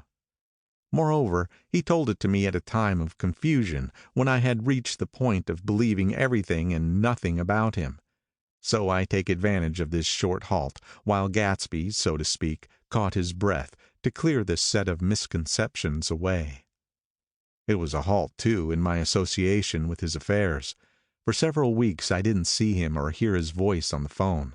Mostly I was in New York, trotting around with Jordan and trying to ingratiate myself with her senile aunt. But finally I went over to his house one Sunday afternoon. I hadn't been there 2 minutes when somebody brought Tom Buchanan in for a drink. I was startled, naturally, but the really surprising thing was that it hadn't happened before. There were a party of 3 on horseback, Tom and a man named Sloan, and a pretty woman in brown riding habit, who had been there previously. "I'm delighted to see you," said Gatsby, standing on his porch. "I'm delighted you dropped in." As though they cared. "Sit right down, have a cigarette or a cigar." He walked around the room quickly, ringing bells. "I'll have something to drink for you in just a minute." He was profoundly affected by the fact that Tom was there. But he would be uneasy anyhow until he had given them something, realizing in a vague way that that was all they came for. Mr. Sloan wanted nothing. A lemonade? No thanks. A little champagne? Nothing at all, thanks. I'm sorry. Did you have a nice ride? Very good roads around here. I suppose the automobiles? Yeah. Moved by an irresistible impulse, Gatsby turned to Tom, who had accepted the introduction as a stranger. I believe we've met somewhere before, Mr. Buchanan. Oh, yes, said Tom, gruffly polite, but obviously not remembering. So we did. I remember very well. About 2 weeks ago. That's right. You were with Nick here. I know your wife, continued Gatsby almost aggressively. That's so. Tom turned to me. You live near here, Nick? Next door. That's so. Mr. Sloan didn't enter into the conversation, but lounged back haughtily in his chair. The woman said nothing either, until unexpectedly, after 2 highballs, she became cordial. We'll all come over to your party next, Mr. Gatsby, she suggested. What do you say? Certainly, I'd be delighted to have you. Be very nice, said Mr. Sloan without gratitude. Well, think ought to be starting home. Please don't hurry, Gatsby urged them. He had control of himself now, and he wanted to see more of Tom. Why don't you stay for supper? I wouldn't be surprised if some other people dropped in from New York. You come to supper with me, said the lady enthusiastically. Both of you. This included me. Mr. Sloan got to his feet. Come along, he said, but to her only. I mean it, she insisted. I'd love to have you. Lots of room. Gatsby looked at me questioningly. He wanted to go, and he didn't see that Mr. Sloan had determined he shouldn't. I'm afraid I won't be able to, I said. Well, you come, she urged, concentrating on Gatsby. Mr. Sloan murmured something close to her ear. We won't be late if we start now, she insisted aloud. I haven't got a horse, said Gatsby. I used to ride in the army, but I never bought a horse. I'll have to follow you in my car. Excuse me for just a minute. The rest of us walked out on the porch, where Sloan and the lady began an impassioned conversation aside. My God, I believe the man's coming, said Tom. Doesn't he know she doesn't want him? She says she does want him. She has a big dinner party, and he won't know a soul there. He frowned. I wonder where in the devil he met Daisy. By God, I may be old-fashioned in my ideas, but women run around too much these days to suit me. They meet all kinds of crazy fish. Suddenly Mr. Sloane and the lady walked down the steps and mounted their horses. "Come on," said Mr. Sloane to Tom. "We're late. We've got to go." And then to me, "Tell him we couldn't wait, will you?" Tom and I shook hands. The rest of us exchanged a cool nod, and they trotted quickly down the drive, disappearing under the August foliage, just as Gatsby, with hat and light overcoat in hand, came out the front door.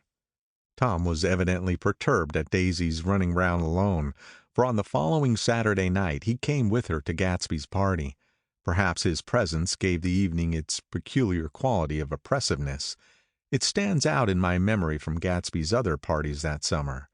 There were the same people, at least the same sort of people, the same profusion of champagne, the same many-colored, many-keyed commotion, but I felt an unpleasantness in the air, a pervading harshness that hadn't been there before. Or perhaps I had merely grown used to it, grown to accept West Egg as a world complete in itself, with its own standards and its own great figures, second to nothing because it had no consciousness of being so. And now I was looking at it again, through Daisy's eyes. It is invariably saddening to look through new eyes at things upon which you have expended your own powers of adjustment. They arrived at twilight, and as we strolled out among the sparkling hundreds, Daisy's voice was playing murmurous tricks in her throat. "These things excite me so," she whispered. "If you want to kiss me any time during the evening, Nick, just let me know and I'll be glad to arrange it for you. Just mention my name, or present a green card. I'm giving out green." "Look around," suggested Gatsby. "I'm looking around. I'm having a marvelous—" "You must see the faces of many people you've heard about." Tom's arrogant eyes roamed the crowd. "We don't go around very much," he said. "In fact, I was just thinking I don't know a soul here." "Perhaps you know that lady."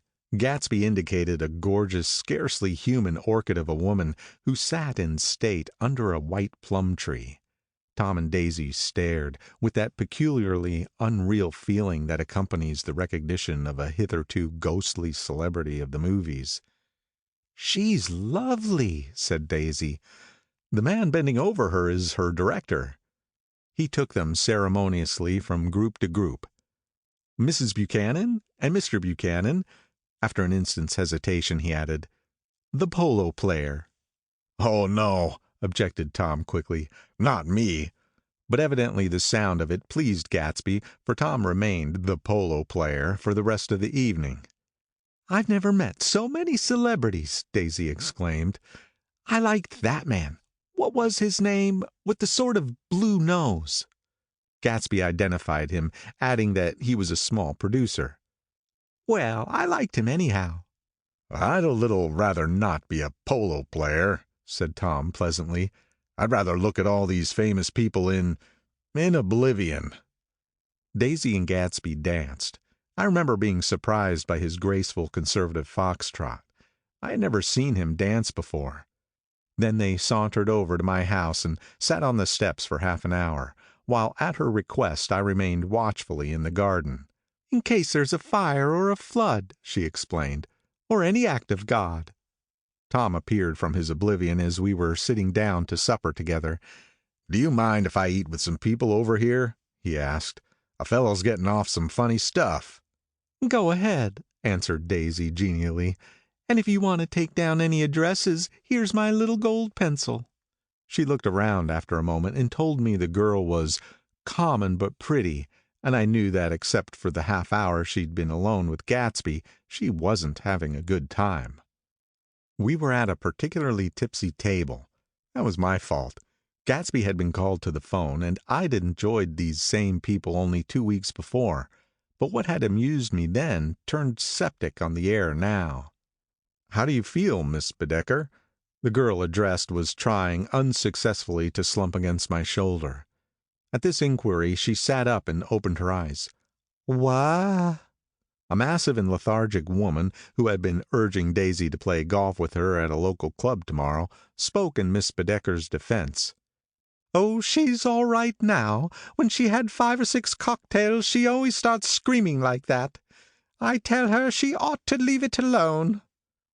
"I do leave it alone," affirmed the accused hollowly. "We heard you yelling, so I said to Doc Civet here, 'There's somebody that needs your help, Doc.'" "She's much obliged, I'm sure," said another friend without gratitude. "But you got her dress all wet when you stuck her head in the pool." "Anything I hate is to get my head stuck in a pool," mumbled Miss Bedecker. "They almost drowned me once over in New Jersey." "Then you ought to leave it alone," countered Doc Civic. "Speak for yourself," cried Miss Bedecker violently. "Your hand shakes. I wouldn't let you operate on me." It was like that. Almost the last thing I remember was standing with Daisy and watching the moving picture director and his star. They were still under the white plum tree, and their faces were touching except for a pale, thin ray of moonlight between. It occurred to me that he had been very slowly bending toward her all evening to attain his proximity, and even while I watched, I saw him stoop one ultimate degree and kiss at her cheek. "I like her," said Daisy. "I think she's lovely." But the rest offended her, and inarguably because it wasn't a gesture but an emotion. She was appalled by West Egg, this unprecedented place that Broadway had begotten upon a Long Island fishing village, appalled by its raw vigor that chafed under the old euphemisms, and by the too obtrusive fate that herded its inhabitants along a shortcut from nothing to nothing. She saw something awful in the very simplicity she failed to understand. I sat on the front steps with them while they waited for their car. It was dark here in front. Only the bright door sent 10 square feet of light volleying out into the soft black morning. Sometimes a shadow moved against a dressing room blind above, gave way to another shadow, an indefinite procession of shadows, who rouged and powdered in an invisible glass. "Who is this Gatsby, anyhow?" demanded Tom suddenly. "Some big bootlegger?" "Where'd you hear that?" I inquired. "I didn't hear it. I imagined it. A lot of these newly rich people are just big bootleggers, you know." "Not Gadsby," I said shortly. He was silent for a moment. The pebbles of the drive crunched under his feet. "Well, he certainly must have strained himself to get this menagerie together." A breeze stirred the gray haze of Daisy's fur collar. "At least they are more interesting than the people we know," she said with an effort. "You didn't look so interested." "Well, I was." Tom laughed and turned to me. "Did you notice Daisy's face when that girl asked her to put her under a cold shower?" Daisy began to sing with the music in a husky rhythmic whisper, bringing out a meaning in each word that it had never had before, and would never have again. When the melody rose, her voice broke up sweetly, following it in a way contralto voices have, and each change tipped out a little of her warm human magic upon the air. "Lots of people come who haven't been invited," she said suddenly. "That girl hadn't been invited. They simply forced their way in, and he's too polite to object." "I'd like to know who he is and what he does," insisted Tom, "and I think I'll make a point of finding out." "I can tell you right now," she answered. "He owns some drugstores, a lot of drugstores. He built them up himself." The dilatory limousine came rolling up the drive. "Good night, Nick," said Daisy. Her glance left me and sought the lighted top of the steps, where 3 o'clock in the morning, a neat, sad little waltz of that year, was drifting out the open door.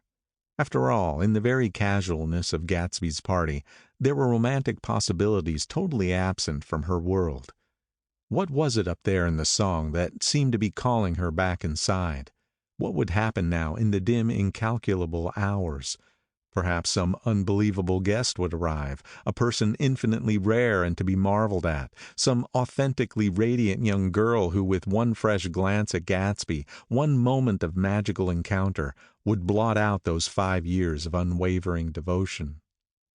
I stayed late that night. Gatsby asked me to wait until he was free, and I lingered in the garden until the inevitable swimming party had run up, chilled and exalted, from the black beach until the lights were extinguished in the guest rooms overhead. When he came down the steps at last, the tanned skin was drawn unusually tight on his face, and his eyes were bright and tired. "She didn't like it," he said immediately. "Of course she did." "She didn't like it," he insisted. "She didn't have a good time." He was silent, and I guessed at his unutterable depression. "I feel far away from her," he said.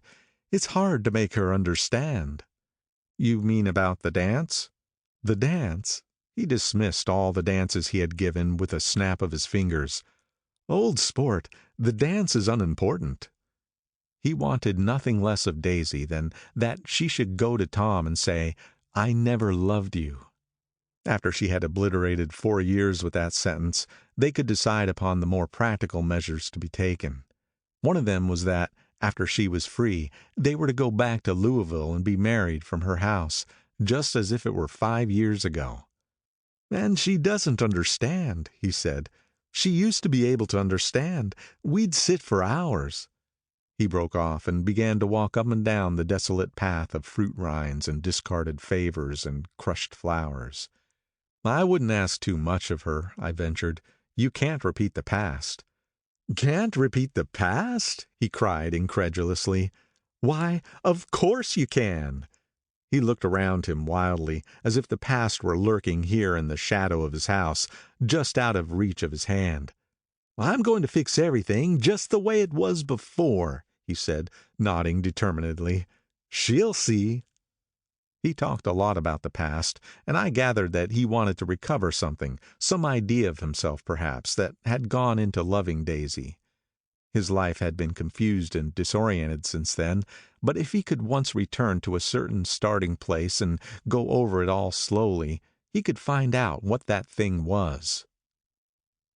One autumn night, 5 years before, they had been walking down the street when the leaves were falling, and they came to a place where there were no trees and the sidewalk was white with moonlight. They stopped here and turned toward each other. Now it was a cool night with that mysterious excitement in it which comes at the 2 changes of the year. The quiet lights in the houses were humming out into the darkness, and there was a stir and bustle among the stars. Out of the corner of his eye, Gatsby saw that the blocks of the sidewalks really formed a ladder and mounted to a secret place above the trees. He could climb to it if he climbed alone, and once there, he could suck on the pap of life, gulp down the incomparable milk of wonder. His heart beat faster as Daisy's white face came up to his own. He knew that when he kissed this girl, and forever wed his unutterable visions to her perishable breath, his mind would never romp again like the mind of God. So he waited, listening for a moment longer to the tuning fork that had been struck upon a star. Then he kissed her. At his lips' touch, she blossomed for him like a flower, and the incarnation was complete. Through all he said, even through his appalling sentimentality, I was reminded of something, an elusive rhythm, a fragment of lost words that I had heard somewhere a long time ago. For a moment, a phrase tried to take shape in my mouth, and my lips parted like a dumb man's, as though there was more struggling upon them than a wisp of startled air. But they made no sound, and what I had almost remembered was uncommunicable forever. End of chapter 6.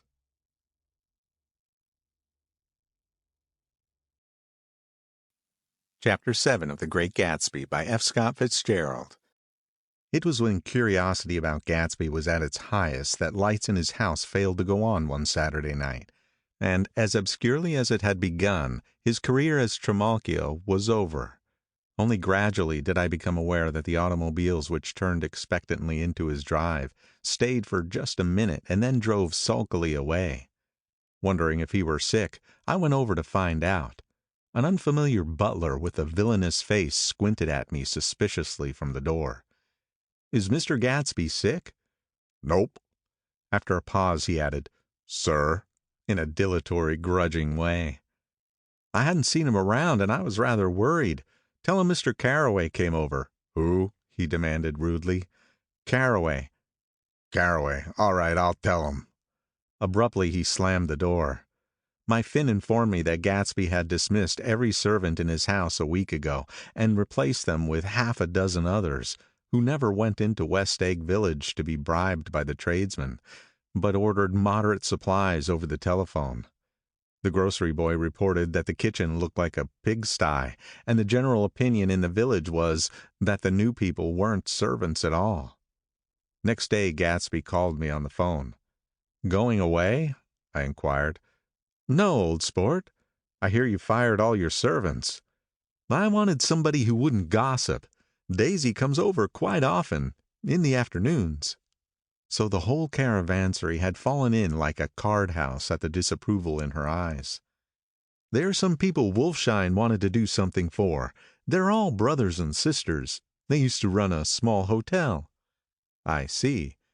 He was calling up at Daisy's request. Would I come to her lunch at house tomorrow? Miss Baker would be there. Half an hour later, Daisy herself telephoned and seemed relieved to find that I was coming. Something was up, and yet I couldn't believe that they would choose this occasion for a scene, especially for the rather harrowing scene that Gatsby had outlined in the garden. The next day was broiling, almost the last, certainly the warmest, of the summer. As my train emerged from the tunnel into the sunlight, only the hot whistles of the National Biscuit Company broke the simmering hush at noon. The straw seats of the car hovered on the edge of combustion. The woman next to me perspired delicately for a while into her white shirtwaist, and then, as her newspaper dampened under her fingers, lapsed despairingly into deep heat with a desolate cry. Her pocketbook slapped to the floor. "Oh, my!" she gasped. I picked it up with a weary bend and handed it back to her, holding it at arm's length and by the extreme tip of the corners to indicate that I had no desire upon it. But everyone nearby, including the woman, suspected me just the same. "Hot," said the conductor to familiar faces. "Some weather. Hot, hot, hot. Is it hot enough for you? Is it hot? Is it?" My commutation ticket came back to me with a dark stain from his hand. That anyone should care in this heat whose flushed lips he kissed, whose head made damp the pajama pocket over his heart. Through the hall of the Buchanan's house blew a faint wind, carrying the sound of the telephone bell out to Gatsby and me as we waited at the door. "The master's body," roared the butler into the mouthpiece. "I'm sorry, madame, but we can't furnish it. It's far too hot to touch this noon." What he really said was, "Yes, yes, I'll see." He set down the receiver and came toward us, glistening slightly, to take our stiff straw hats. "Madame expects you in the salon," he cried, needlessly indicating the direction. In this heat every extra gesture was an affront to the common store of life. The room, shadowed well with awnings, was dark and cool. Daisy and Jordan lay upon an enormous couch, like silver idols weighing down their own white dresses against the singing breeze of the fans. "We can't move," they said together. Jordan's fingers, powdered white over their tan, rested for a moment on mine. "And Mr. Tom Buchanan, the athlete?" I inquired. Simultaneously I heard his voice, gruff, muffled, husky, at the hall telephone. Gatsby stood in the center of the crimson carpet and gazed around with fascinated eyes. Daisy watched him and laughed, her sweet, exciting laugh. A tiny gust of powder rose from her bosom into the air. "The rumor is," whispered Jordan, "that that's Tom's girl on the telephone." We were silent. The voice in the hall rose high with annoyance. "Very well, then. I won't sell you the car at all. I'm under no obligations to you at all. And as for your bothering me about it at lunchtime, I won't stand that at all." "Holding down the receiver?" said Daisy cynically. "No, he's not," I assured her. "It's a bona fide deal. I happen to know about it." Tom flung open the door, blocked out its space for a moment with his thick body, and hurried into the room. "Mr. Gatsby," he put out his broad, flat hand with well-concealed dislike. I'm glad to see you, sir. Make us a cold drink," cried Daisy. As he left the room again, she got up and went over to Gatsby and pulled his face down, kissing him on the mouth. "You know I love you," she murmured. "You forget there's a lady present," said Jordan. Daisy looked around doubtfully. "You kissed Nick, too. What a low, vulgar girl."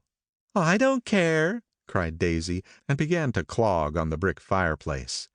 Then she remembered the heat and sat down guiltily on the couch just as a freshly laundered nurse leading a little girl came into the room. "Blessed precious," she crooned, holding out her arms. "Come to your own mother that loves you." The child, relinquished by the nurse, rushed across the room and rooted shyly into her mother's dress. "The blessed precious, did mother get powder on your old yellowy hair? Stand up now and say, 'How-dee-do.'" Gatsby and I in turn leaned down and took the small, reluctant hand. Afterward, he kept looking at the child with surprise. I don't think he had ever really believed in its existence before. "I got dressed before luncheon," said the child, turning eagerly to Daisy. "That's because your mother wanted to show you off." Her face bent into the single wrinkle of the small white neck. "You dream, you absolute little dream." "Yes," admitted the child calmly. "Aunt Jordan's got on a white dress, too." "How do you like mother's friends?" Daisy turned her around so that she faced Gatsby. "Do you think they're pretty?" "Where's Daddy?" "She doesn't look like her father," explained Daisy. "She looks like me. She's got my hair and shape of the face." Daisy sat back upon the couch. The nurse took a step forward and held out her hand. "Come, Pammy." "Goodbye, sweetheart." With a reluctant backward glance, the well-disciplined child held to her nurse's hand and was pulled out the door, just as Tom came back, preceding 4 gin rickeys that clicked full of ice. Gatsby took up his drink. "They certainly look cool," he said with visible tension. We drank in long, greedy swallows. I read somewhere that the sun's getting hotter every year, said Tom genially. It seems that pretty soon the Earth's going to fall into the sun. Or wait a minute. It's just the opposite. The sun's getting colder every year. Come outside, he suggested to Gatsby. I'd like you to have a look at the place. I went with them out to the veranda. On the green Sound, stagnant in the heat, one small sail crawled slowly toward the fresher sea. Gatsby's eyes followed it momentarily. He raised his hand and pointed across the bay. "I'm right across from you." "So you are." Our eyes lifted over the rose beds and the hot lawn and the weedy refuse of the dog days along shore. Slowly the white wings of the boat moved against the blue cool limit of the sky. Ahead lay the scalloped ocean and the abounding Blessed Isles. "There's sport for you," said Tom, nodding. "I like to be out there with him for about an hour." We had luncheon in the dining room, darkened too against the heat, and drank down nervous gaiety with the cold ale. "What'll we do with ourselves this afternoon?" cried Daisy. "And the day after that, and the next 30 years? "Don't be morbid," Jordan said. "Life starts all over again when it gets crisp in the fall." "But it's too hot," insisted Daisy on the verge of tears. "And everything's so confused. Let's all go to town." Her voice struggled on through the heat, beating against it, molding its senselessness into forms. "I've heard of making a garage out of a stable," Tom was saying to Gatsby. "But I'm the first man who ever made a stable out of a garage." "Who wants to go to town?" demanded Daisy insistently. Gatsby's eyes floated toward her. "Ah," she cried, "you look so cool." Their eyes met, and they stared together at each other, alone in space. With an effort, she glanced down at the table. "You always look so cool," she repeated. She had told him that she loved him, and Tom Buchanan saw. He was astounded. His mouth opened a little, and he looked at Gatsby, and then back at Daisy as if he had just recognized her as someone he knew a long time ago. "You resemble the advertisement of the Man," she went on innocently. "You know the advertisement of the Man?" "All right," Tom broke in quickly. "I'm perfectly willing to go to town. Come on, we're all going to town." He got up, his eyes still flashing between Gatsby and his wife. No one moved. "Come on." His temper cracked a little. "What's the matter anyhow? If we're going to town, let's start." His hand, trembling with his effort at self-control, bore to his lips the last of his glass of ale. Daisy's voice got us to our feet and out to the blazing gravel drive. "Are we just going to go?" she objected. "Like this? Aren't we going to let anyone smoke a cigarette first?" "Everybody's smoked all through lunch." "Oh, let's have fun," she begged him. "It's too hot to fuss." He didn't answer. "Have it your own way," she said. "Come on, Jordan." They went upstairs to get ready while we three men stood there shuffling the hot pebbles with our feet. A silver curve of the moon hovered already in the western sky. Gatsby started to speak, changed his mind, but not before Tom wheeled and faced him expectantly. "Have you got your stables here?" asked Gatsby with an effort. "About a quarter of a mile down the road." "Oh." A pause. "I don't see the idea of going to town," broke out Tom savagely. "Women get these notions in their heads." "Shall we take anything to drink?" called Daisy from an upper window. "I'll get some whiskey," answered Tom. He went inside. Gatsby turned to me rigidly. "I can't say anything in his house, old sport." "She's got an indiscreet voice," I remarked. "It's full of—" I hesitated. "Her voice is full of money," he said suddenly. That was it. I never understood it before. It was full of money. That was the inexhaustible charm that rose and fell in it, the jingle of it, the cymbal's song of it. High in a white palace, the king's daughter, the golden girl. Tom came out of the house wrapping a quart bottle in a towel, followed by Daisy and Jordan wearing small tight hats of metallic cloth and carrying light capes over their arms. "Shall we go in my car?" suggested Gatsby. He felt the hot green leather of the seat. "I ought to have left it in the shade." "Is it a standard shift?" demanded Tom. "Yes."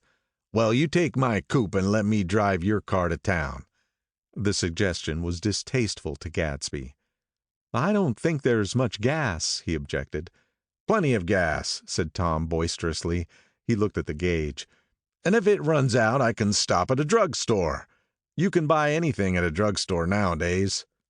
A pause followed this apparently pointless remark. Daisy looked at Tom frowning, and an indefinable expression, at once definitely unfamiliar and vaguely recognizable, as if I had only heard it described in words, passed over Gatsby's face. "Come on, Daisy," said Tom, pressing her with his hand toward Gatsby's car. "I'll take you in this circus wagon."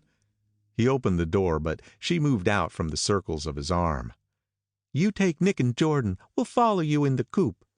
She walked close to Gatsby, touching his coat with her hand.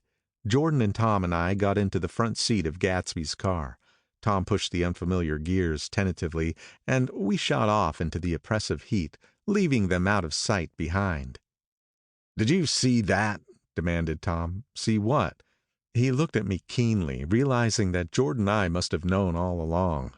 "You think I'm pretty dumb, don't you?" he suggested. "Perhaps I am, but I have almost second sight. Sometimes that tells me what to do. Maybe you don't believe that, but science—" He paused. The immediate contingency overtook him, pulled him back from the edge of theoretical abyss. "I've made a small investigation of this fellow," he continued. "I could have gone deeper if I'd known." "Do you mean you've been to a medium?" inquired Jordan humorously. "What?" Confused, he stared at us as we laughed. "A medium?" "About Gatsby." "About Gatsby? No, I haven't. I said I've been making a small investigation of his past." "And you found he was an Oxford man?" said Jordan helpfully. "An Oxford man?" He was incredulous. "Like hell he is. He wears a pink suit." "Nevertheless, he's an Oxford man." "Oxford, New Mexico," snorted Tom contemptuously. "Or something like that." "Listen, Tom, if you're such a snob, why did you invite him to lunch?" demanded Jordan crossly. "Daisy invited him. She knew him before we were married. God knows where." We were all irritable now with the fading ale, and aware of it, we drove for a while in silence. Then as Dr. T.J. Eckelberg's faded eyes came into sight down the road, I remembered Gatsby's caution about gasoline. "We've got enough to get us to town," said Tom. But there's a garage right here, objected Jordan. I don't want to get stalled in this baking heat. Tom threw on both brakes impatiently, and we slid to an abrupt, dusty stop under Wilson's sign. After a moment, the proprietor emerged from the interior of his establishment and gazed hollow-eyed at the car. "Let's have some gas," cried Tom roughly. "What do you think we stopped for? To admire the view?" "I'm sick," said Wilson without moving. "Been sick all day." "What's the matter?" "I'm all run down." "Well, shall I help myself?" Tom demanded. "You sounded well enough on the phone." With an effort, Wilson left the shade in support of the doorway, and, breathing hard, unscrewed the cap of the tank. In the sunlight, his face was green. "I didn't mean to interrupt your lunch," he said, "but I needed money pretty bad, and I was wondering what you were going to do with your old car." "How do you like this one?" inquired Tom. "I bought it last week." "It's a nice yellow one," said Wilson as he strained at the handle. "Like to buy it?" "Big chance." Wilson smiled faintly. "No, but I could make some money on the other." "What do you want money for all of a sudden?" "I've been here too long. I want to get away. My wife and I want to go west." "Your wife does?" exclaimed Tom, startled. "She's been talking about it for 10 years. He rested for a moment against the pump, shading his eyes. "And now she's going, whether she wants to or not. I'm going to get her away." The coupe flashed by us with a flurry of dust and the flash of a waving hand. "What do I owe you?" demanded Tom harshly. "I just got too wised up to something funny the last 2 days," remarked Wilson.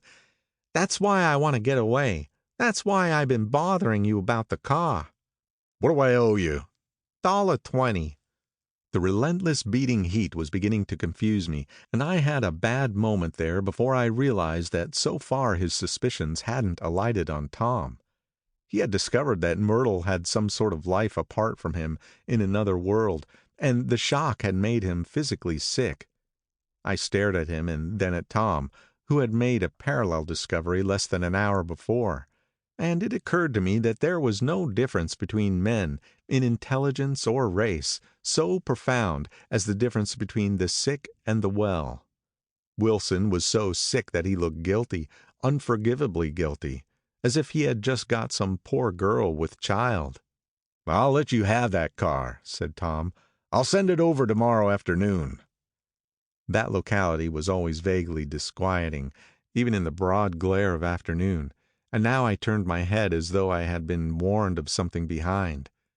Over the ash heaps, the giant eyes of Dr. T.J. Eckelberg kept their vigil, but I perceived, after a moment, that other eyes were regarding us with peculiar intensity from less than 20 feet away. In one of the windows over the garage, the curtains had been moved aside a little, and Myrtle Wilson was peering down at the car. So engrossed was she that she had no consciousness of being observed, and one emotion after another crept into her face like objects into a slowly developing picture. Her expression was curiously familiar. It was an expression I had often seen on women's faces, but on Myrtle Wilson's face it seemed purposeless and inexplicable until I realized that her eyes, wide with jealous terror, were fixed not on Tom, but on Jordan Baker, whom she took to be his wife. There is no confusion like the confusion of a simple mind, and as we drove away, Tom was feeling the hot whips of panic. His wife and his mistress, until an hour ago secure and inviolate, were slipping precipitately from his control. Instinct made him step on the accelerator with the double purpose of overtaking Daisy and leaving Wilson behind, and we sped along toward Astoria at 50 miles an hour, until among the spidery girders of the elevated, we came in sight of the easygoing blue coupe. "Those big movies around 50th Street are cool," suggested Jordan. "I love New York on summer afternoons when everyone's away. There's something very sensuous about it. Overripe, as if all sorts of funny fruits were going to fall into your hands." The word sensuous had the effect of further disquieting Tom. But before he could invent a protest, the coupe came to a stop, and Daisy signaled us to draw up alongside. "Where are we going?" she cried. "How about the movies?" "It's so hot," she complained. "You go. We'll ride around and meet you after." With an effort, her wit rose faintly. "We'll meet you on some corner. I'll be the man smoking 2 cigarettes." "We can't argue about it here," Tom said impatiently, as a truck gave out a cursing whistle behind us. "You follow me to the south side of Central Park, in front of the plaza." Several times he turned his head and looked back for their car, and if the traffic delayed them, he slowed up until they came into sight. I think he was afraid they would dart down a side street and out of his life forever. But they didn't, and we all took the less explicable step of engaging the parlor of a suite in the Plaza Hotel. The prolonged and tumultuous argument that ended by herding us into that room eludes me, though I have a sharp physical memory that, in the course of it, my underwear kept climbing like a damp snake around my leg, and intermittent beads of sweat raced cool across my back. The notion originated with Daisy's suggestion that we hire 5 bathrooms and take cold baths, and then assumed more tangible form as a place to have a mint julep. Each of us said over and over that it was a crazy idea. We all talked at once to a baffled clerk and thought, or pretended to think, that we were being very funny. The room was large and stifling, and though it was already 4 o'clock, opening the windows admitted only a gust of hot shrubbery from the park. Daisy went to the mirror and stood with her back to us, fixing her hair. "It's a swell suite," whispered Jordan respectfully, and everyone laughed. "Open another window," commanded Daisy without turning around. "There aren't any more." "Well, we'd better telephone for an axe." "The thing to do is forget about the heat," said Tom impatiently. "You make it 10 times worse by crabbing about it." He unrolled the bottle of whiskey from the towel and put it on the table. "Why not let her alone, old sport?" remarked Gatsby. "You're the one that wanted to come to town." There was a moment of silence.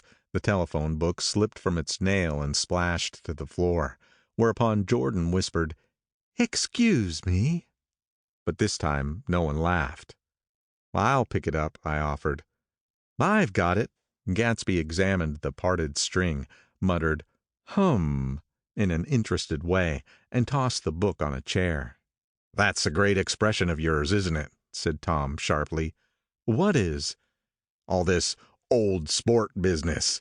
Where'd you pick that up?"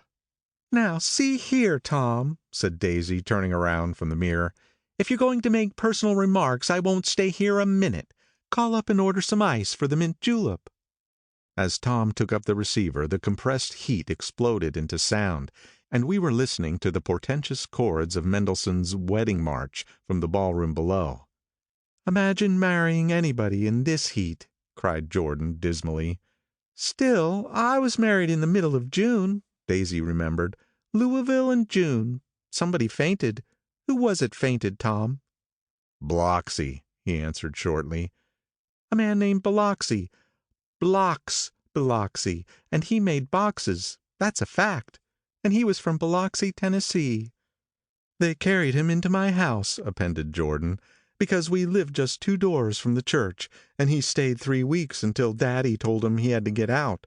The day after he left, Daddy died." After a moment she added, "There wasn't any connection." "I used to know a Bill Biloxi from Memphis," I remarked. "That was his cousin. I knew his whole family history before he left. He gave me an aluminum putter that I use today." The music had died down as the ceremony began, and now a long cheer floated in at the window, followed by intermittent cries of "Yeah!" and finally by a burst of jazz as the dancing began. "We're getting old," said Daisy.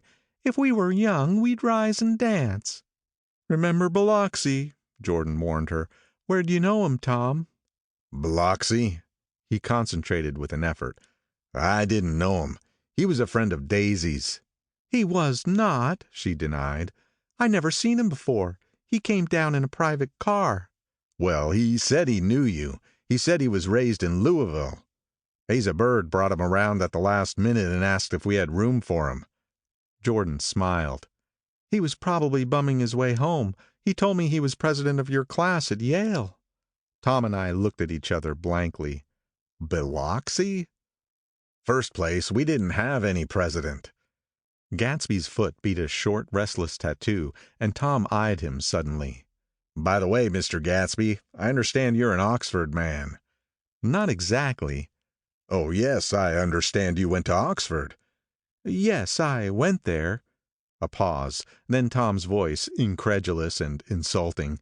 You must have gone there about the time Biloxi went to New Haven. Another pause.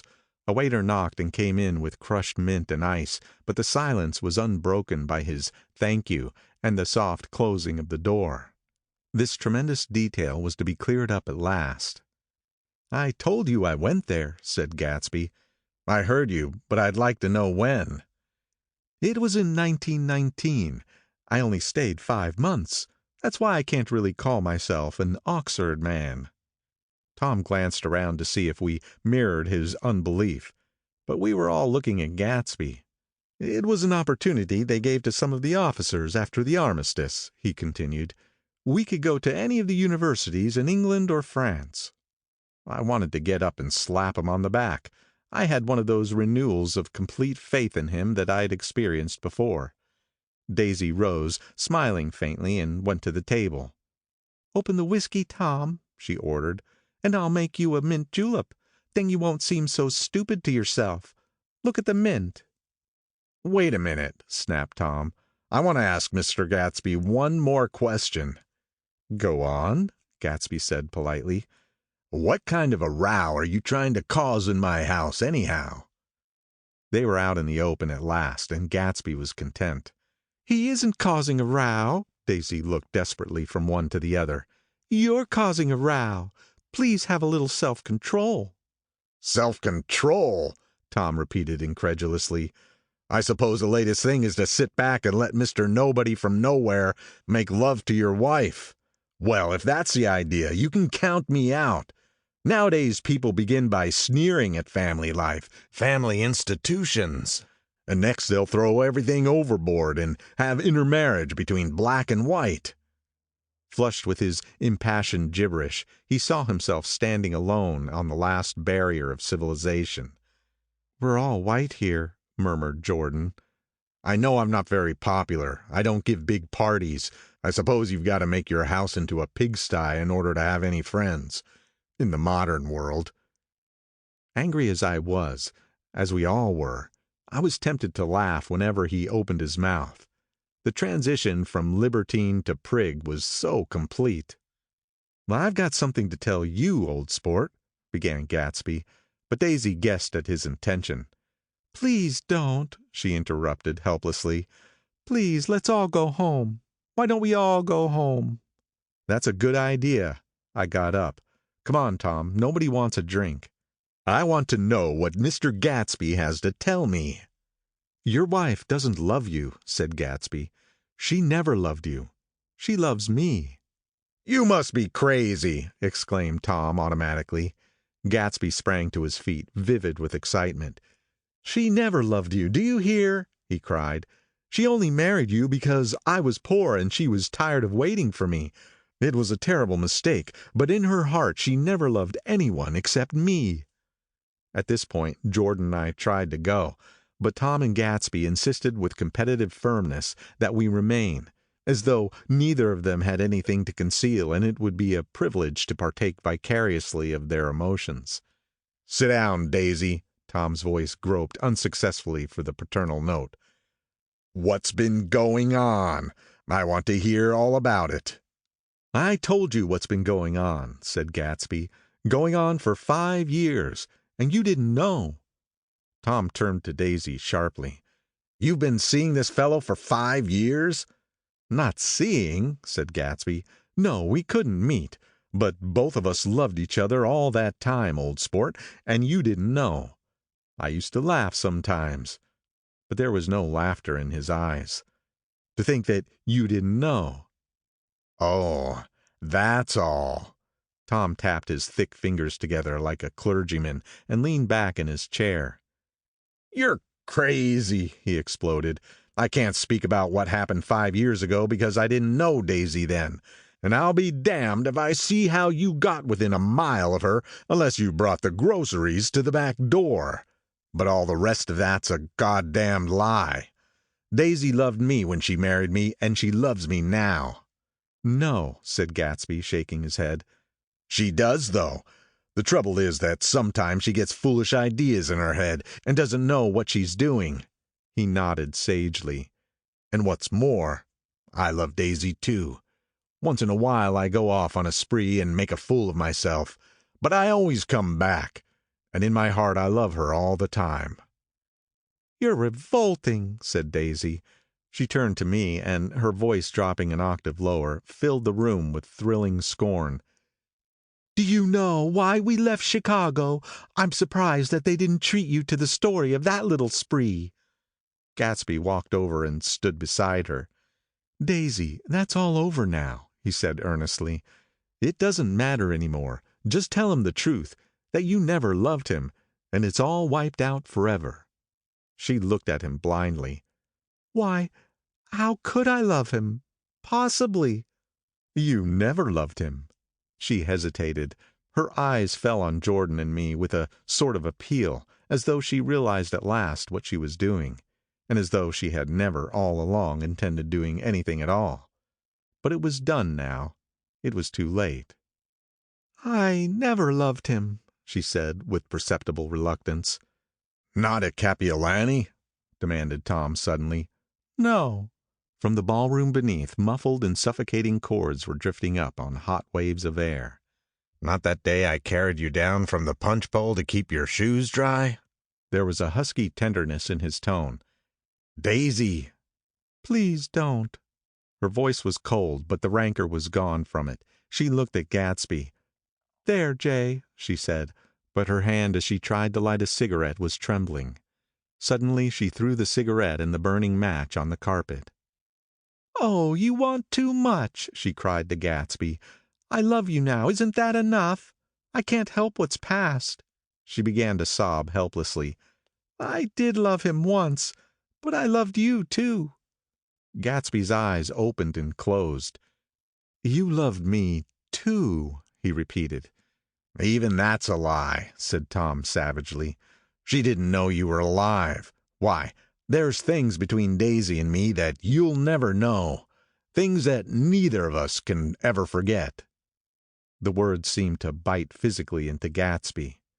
"I want to speak to Daisy alone," he insisted. "She's all excited now." "Even alone, I can't say I never loved Tom," she admitted in a pitiful voice. "It wouldn't be true." "Of course it wouldn't," agreed Tom. She turned to her husband. As if it mattered to you, she said. Of course it matters. I'm going to take better care of you from now on.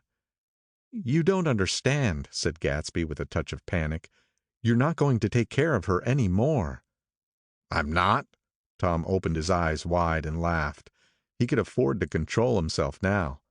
Why's that? Daisy's leaving you. Nonsense. I am, though, she said with a visible effort. She's not leaving me. Tom's words suddenly leaned down over Gatsby. Certainly not for a common swindler who'd have to steal the ring to put on her finger. I won't stand this, cried Daisy. Oh, please, let's get out. Who are you, anyhow? Broke out Tom. You're one of that bunch that hangs around with Meyer Wolfsheim. That much I happen to know. I've made a little investigation into your affairs, and I'll carry it further tomorrow. You can suit yourself about that, old sport, said Gatsby steadily. I found out what your drug stores were. He turned to us and spoke rapidly. He and this Wolfsheim bought up a lot of side street drugstores here and in Chicago and sold grain alcohol over the counter. That's one of his little stunts. I picked him for a bootlegger the first time I saw him, and I wasn't far wrong. What about it? Said Gatsby politely. I guess your friend Walter Chase wasn't too proud to come in on it. And you left him in the lurch, didn't you? You let him go to jail for a month over in New Jersey. God, You ought to hear Walter on the subject of you. He came to us dead broke. He was very glad to pick up some money, old sport." "Don't you call me old sport," cried Tom.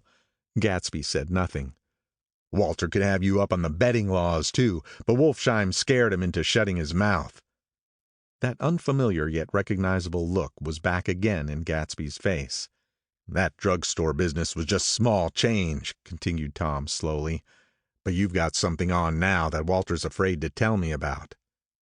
I glanced at Daisy, who was staring terrified between Gatsby and her husband, and at Jordan, who had begun to balance an invisible but absorbing object on the tip of her chin. Then I turned back to Gatsby, and was startled by his expression. He looked, and this is said in all contempt for the babbled slander of his garden, as if he had killed a man. For a moment, the set of his face could be described in just that fantastic way. It passed, and he began to talk excitedly to Daisy, denying everything, defending his name against accusations that had not been made. But with every word she was drawing further and further into herself.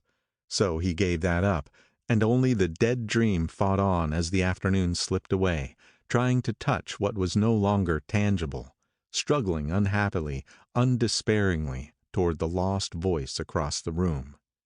The voice begged again to go. "Please, Tom, I can't stand this any more." Her frightened eyes told that whatever intentions, whatever courage she had had, were definitely gone. "You two start on home, Daisy," said Tom, "in Mr. Gatsby's car." She looked at Tom, alarmed now, but he insisted with magnanimous scorn. "Go on. He won't annoy you. I think he realizes that his presumptuous little flirtation is over."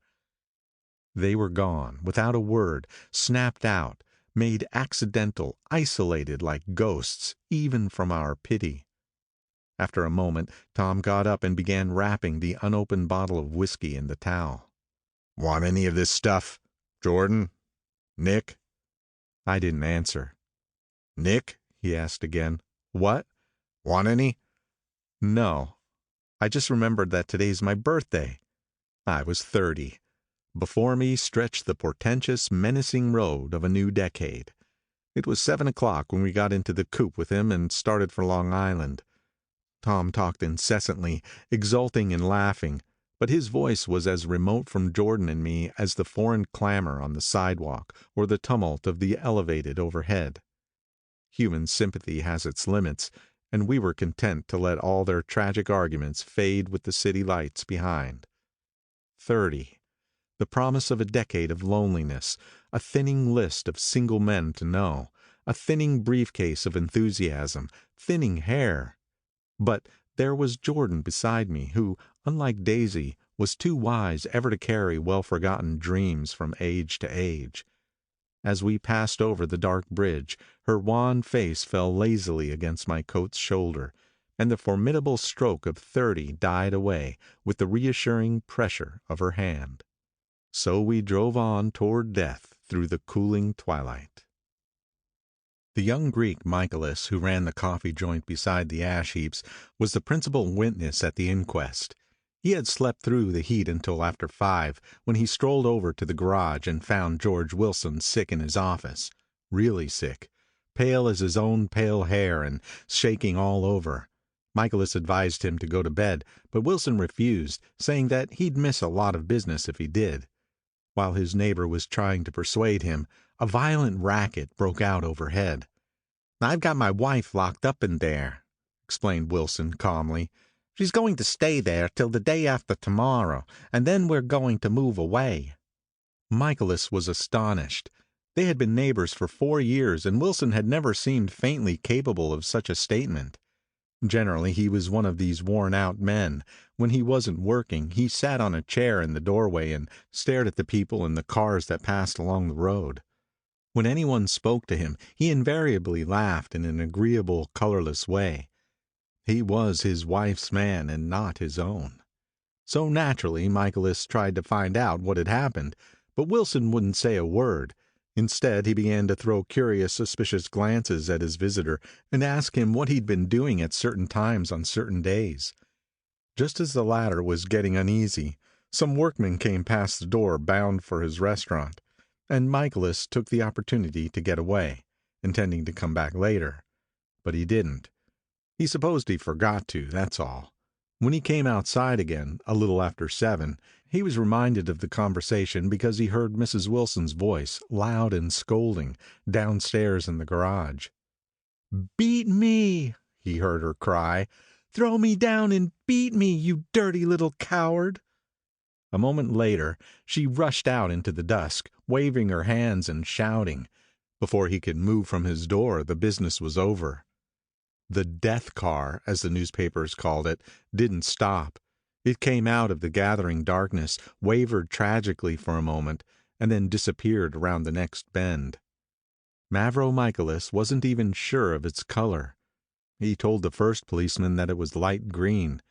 The other car, the one going toward New York, came to rest 100 yards beyond, and its driver hurried back to where Myrtle Wilson, her life violently extinguished, knelt in the road and mingled her thick dark blood with the dust. Michaelis and this man reached her first, but when they had torn open her shirtwaist, still damp with perspiration, they saw that her left breast was swinging loose like a flap, and there was no need to listen for the heart beneath. The mouth was wide open and ripped a little at the corners, as though she had choked a little in giving up the tremendous vitality she had stored so long. We saw the 3 or 4 automobiles in the crowd when we were still some distance away. "Wreck," said Tom. "That's good. Wilson have a little business at least." He slowed down, but still without any intention of stopping. Until, as we came nearer, the hushed, intent faces of the people at the garage door made him automatically put on the brakes. "We'll take a look," he said doubtfully. "Just a look." I became aware now of a hollow wailing sound which issued incessantly from the garage, a sound which, as we got out of the coupe and walked toward the door, resolved itself into the words, "Oh my God," uttered over and over in a gasping moan. "There's some bad trouble here," said Tom excitedly. He reached up on tiptoes and peered over a circle of heads into the garage, which was lit only by a yellow light in a swinging metal basket overhead. Then he made a harsh sound in his throat, and with a violent thrusting movement of his powerful arms, pushed his way through. The circle closed up again with a running murmur of expostulation. It was a minute before I could see anything at all. Then new arrivals deranged the line, and Jordan and I were pushed suddenly inside. Myrtle Wilson's body, wrapped in a blanket, and then in another blanket, as though she suffered from a chill in the hot night, lay on a work table by the wall, and Tom, with his back to us, was bending over it, motionless. Next to him stood a motorcycle policeman, taking down names with much sweat and correction in a little book. At first I couldn't find the source of the high, groaning words that echoed clamorously through the bare garage. Then I saw Wilson standing on the raised threshold of his office, swaying back and forth and holding to the doorposts with both hands. Some man was talking to him in a low voice and attempting from time to time to lay a hand on his shoulder, but Wilson neither heard nor saw. His eyes would drop slowly from the swinging light to the laden table by the wall, and then jerk back to the light again, and he gave out incessantly his high, horrible call. "Oh my God! Oh my God! Oh my God! Oh my God!" Presently Tom lifted his head with a jerk and, after staring around the garage with glazed eyes, addressed a mumbled, incoherent remark to the policeman. "M-A-V," the policeman was saying. "O." "No, R," corrected the man. "M-A-V-R-O." "Listen to me," muttered Tom fiercely. "R," the policeman said. "O." "G." "G." He looked up as Tom's broad hand fell sharply on his shoulder. "What do you want, fella?" "What happened? That's what I want to know." "Auto hit her. Instantly killed." "Instantly killed?" repeated Tom, staring. "She ran out in a road. Son of a bitch didn't even stop his car." There was two cars, said Michaelis. One coming, one going, see? Going where? Asked the policeman keenly. One going each way. Well, she— His hand rose toward the blankets, but stopped halfway and fell to his side. She ran out, and there's one of 'em coming from New York knocking right into her, going 30 or 40 miles an hour. What's the name of this place here? Demanded the officer. Hasn't got any name. A pale, well-dressed Negro stepped near. It was a yellow car, he said. Big yellow car, new. See the accident? Asked the policeman. No, but the car passed me down on the road, going faster than 40, going 50, 60. Come here and let's have your name. Look out now, I want to get his name.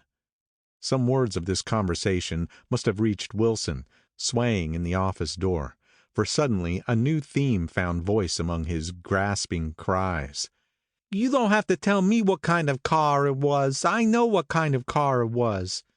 Watching Tom, I saw the wad of muscles back of his shoulder tighten under his coat. He walked quickly over to Wilson and, standing in front of him, seized him firmly by the upper arms. You've got to pull yourself together, he said with soothing gruffness. Wilson's eyes fell upon Tom. He started up on his tiptoes and then would have collapsed to his knees had not Tom held him upright. Listen, said Tom, shaking him a little. I just got here a minute ago from New York. I was bringing you that coupe we've been talking about. That yellow car I was driving this afternoon wasn't mine. Do you hear? I haven't been in it all afternoon. Only the Negro and I were near enough to hear what he said, but the policeman caught something in the tone and looked over with truculent eyes. What's all that? He demanded. I'm a friend of his. Tom turned his head but kept his hands firm on Wilson's body. He says he knows the car that did it. It was a yellow car. Some dim impulse moved the policeman to look suspiciously at Tom. And what color's your car? It's a blue car, a coupe. We've come straight from New York, I said. Someone who had been driving a little behind us confirmed this, and the policeman turned away. Now, if you'll let me have that name again correct.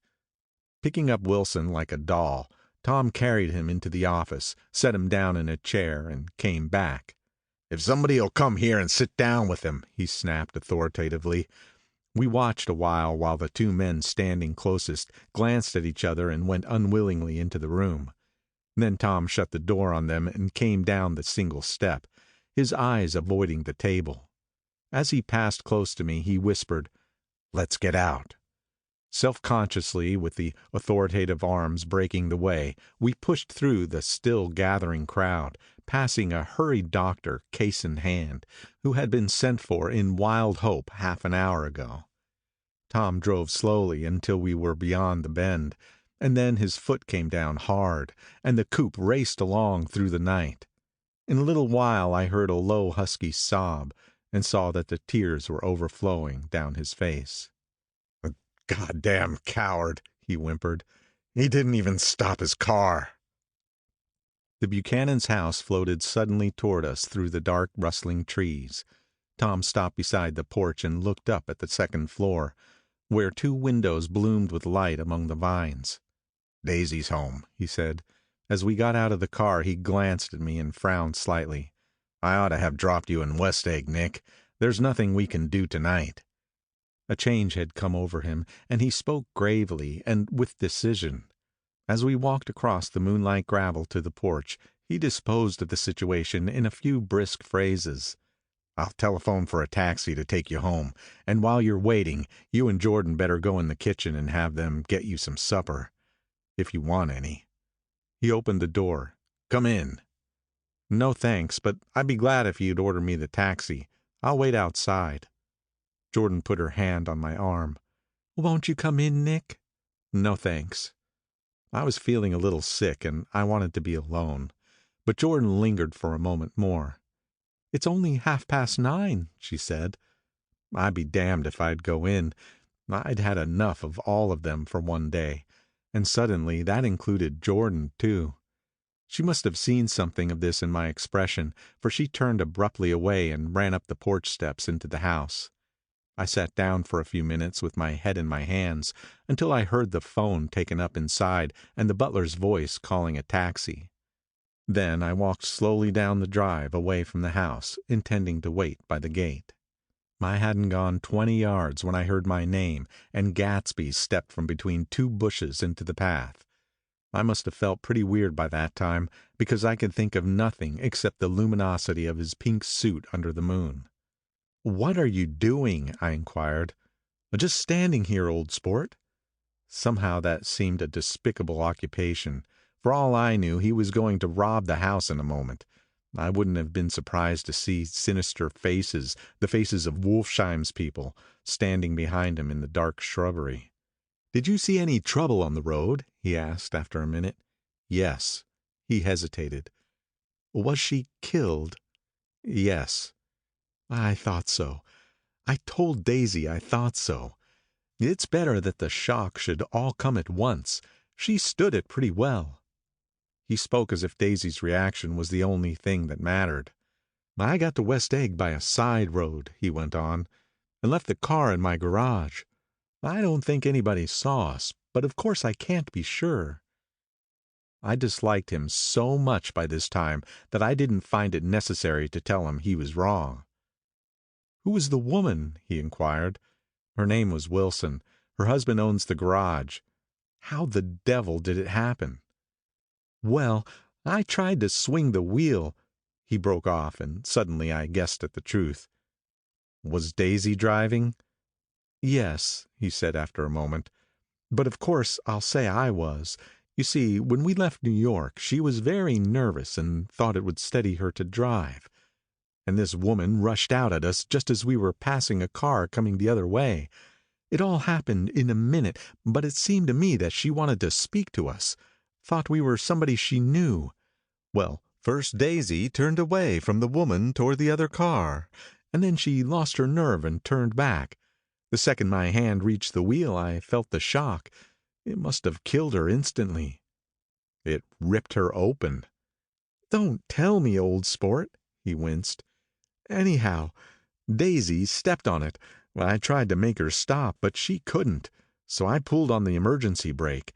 Then she fell over into my lap and I drove on." "She'll be all right tomorrow," he said presently. "I'm just going to wait here and see if he tries to bother her about that unpleasantness this afternoon. She's locked herself into her room, and if he tries any brutality, she's going to turn the light out and on again." "He won't touch her," I said. "He's not thinking about her." "I don't trust him, old sport." "How long are you going to wait?" "All night if necessary. Anyhow, till they all go to bed." A new point of view occurred to me. Suppose Tom found out that Daisy had been driving? He might think he saw a connection in it. He might think anything. I looked at the house. There were 2 or 3 bright windows downstairs and the pink glow from Daisy's room on the ground floor. "You wait here," I said. "I'll see if there's any sign of a commotion." I walked back along the border of the lawn, traversed the gravel softly, and tiptoed up the veranda steps. The drawing-room curtains were open, and I saw that the room was empty. Crossing the porch where we had dined that June night 3 months before, I came to a small rectangle of light which I guessed was the pantry window. The blind was drawn, but I found a rift at the sill. Daisy and Tom were sitting opposite each other at the kitchen table, with a plate of cold fried chicken between them and 2 bottles of ale. He was talking intently across the table at her, and in his earnestness his hand had fallen upon and covered her own. Once in a while she looked up at him and nodded in agreement. They weren't happy, and neither of them had touched the chicken or the ale. And yet they weren't unhappy either.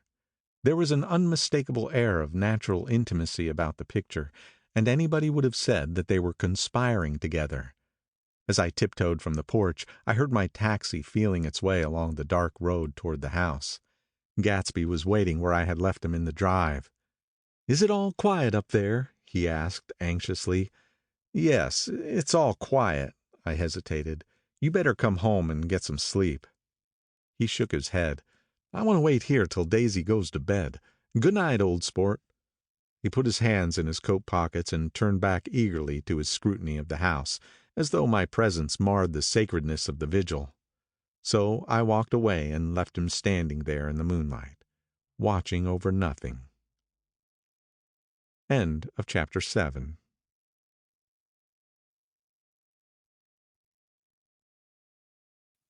Chapter 8 of The Great Gatsby by F. Scott Fitzgerald. I couldn't sleep all night. A foghorn was groaning incessantly on the sound, and I tossed half sick between grotesque reality and savage, frightening dreams. Toward dawn I heard a taxi go up Gatsby's Drive, and immediately I jumped out of bed and began to dress. I felt that I had something to tell him, something to warn him about, and morning would be too late. Crossing his lawn, I saw that his front door was still open, and he was leaning against a table in the hall, heavy with dejection or sleep. "Nothing happened," he said wanly. "I waited, and about 4 o'clock she came to the window and stood there for a minute, and then turned out the light." His house had never seemed so enormous to me as it did that night, when we hunted through the great rooms for cigarettes. We pushed aside curtains that were like pavilions, and felt over innumerable feet of dark wall for electric light switches. Once I tumbled with a sort of splash upon the keys of a ghostly piano. There was an inexplicable amount of dust everywhere, and the rooms were musty, as though they hadn't been aired for many days. I found the humidor on an unfamiliar table, with 2 stale dry cigarettes inside. Throwing open the French windows of the drawing room, we sat smoking out into the darkness. "You ought to go away," I said. "It's pretty certain they'll trace your car." "Go away? Now, old sport?" "Go to Atlantic City for a week, or up to Montreal." He wouldn't consider it.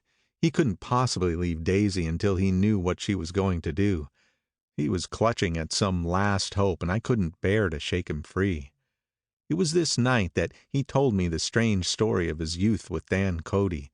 Told it to me because Jay Gatsby had broken up like glass against Tom's hard malice, and the long secret extravaganza was played out.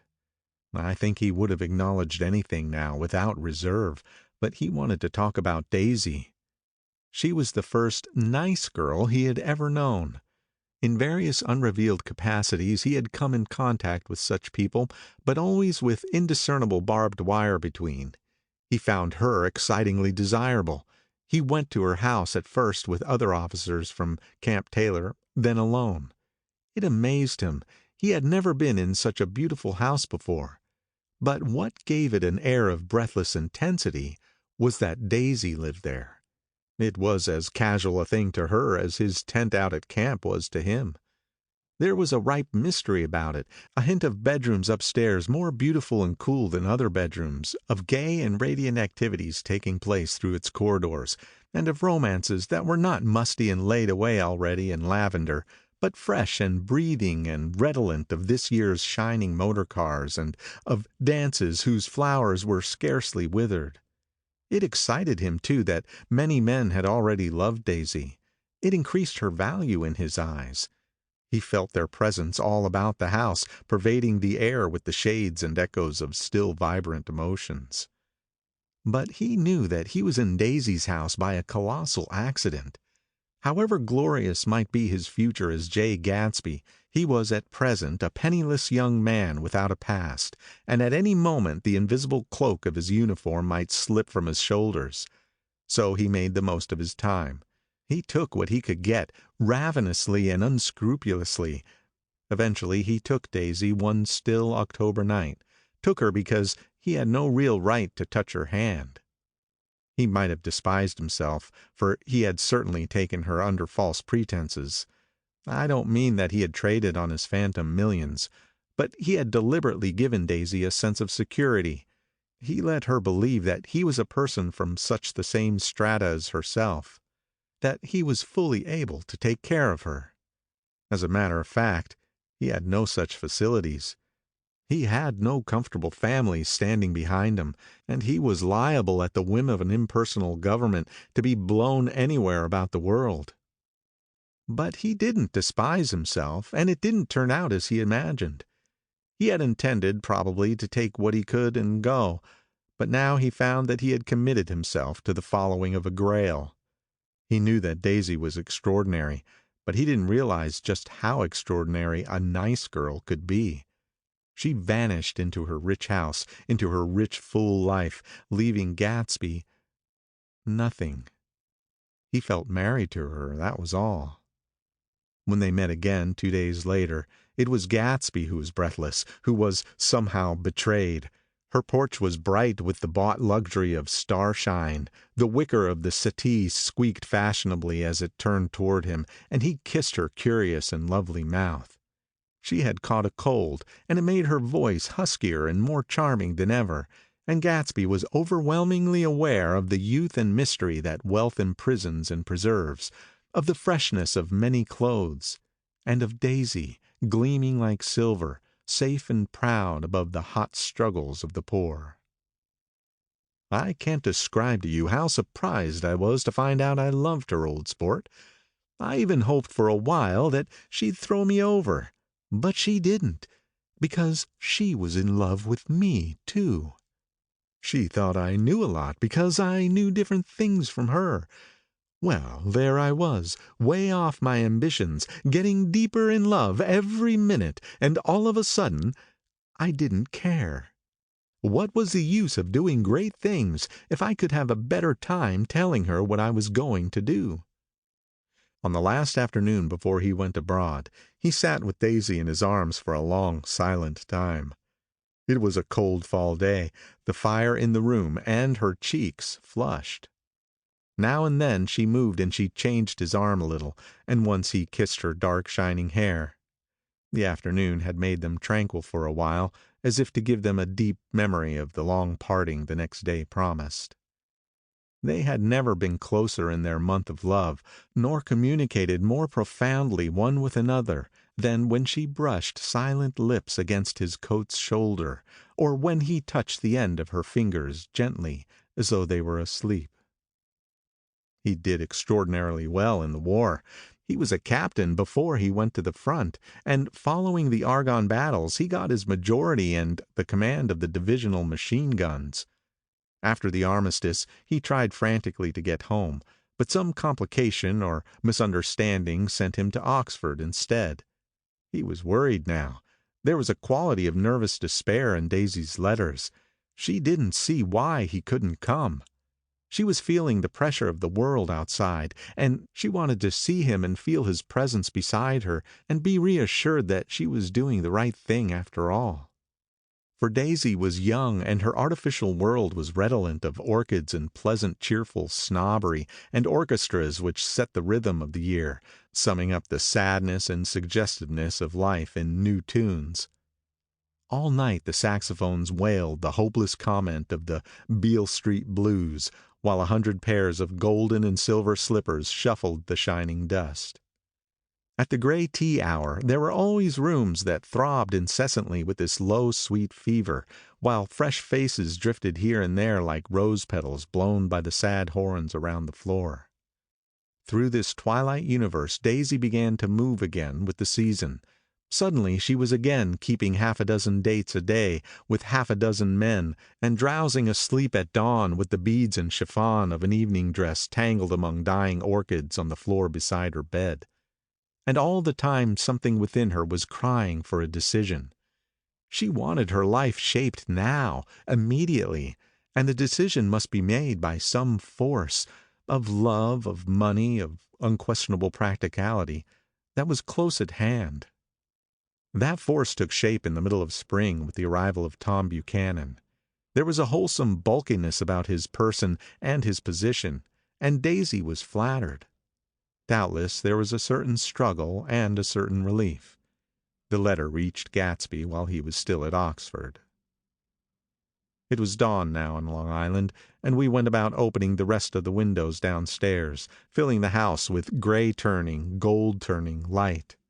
The shadow of a tree fell abruptly across the dew, and ghostly birds began to sing among the blue leaves. There was a slow, pleasant movement in the air, scarcely a wind, promising a cool, lovely day. I don't think she ever loved him. Gatsby turned around from a window and looked at me challengingly. You must remember, old sport, she was very excited this afternoon. He told her those things in a way that frightened her, that made it look as if I was some kind of cheap sharper. And the result was she hardly knew what she was saying. He sat down gloomily. Of course she might have loved him just for a minute, when they were first married, and loved me even more then, do you see? Suddenly he came out with a curious remark. In any case, he said, it was just personal. What could you make of that, except to suspect some intensity in his conception of the affair that couldn't be measured? He came back from France when Tom and Daisy were still on their wedding trip, and made a miserable but irresistible journey to Louisville on the last of his army pay. He stayed there a week, walking the streets where their footsteps had clicked together through the November night, and revisiting the out-of-the-way places to which they had driven in their white car.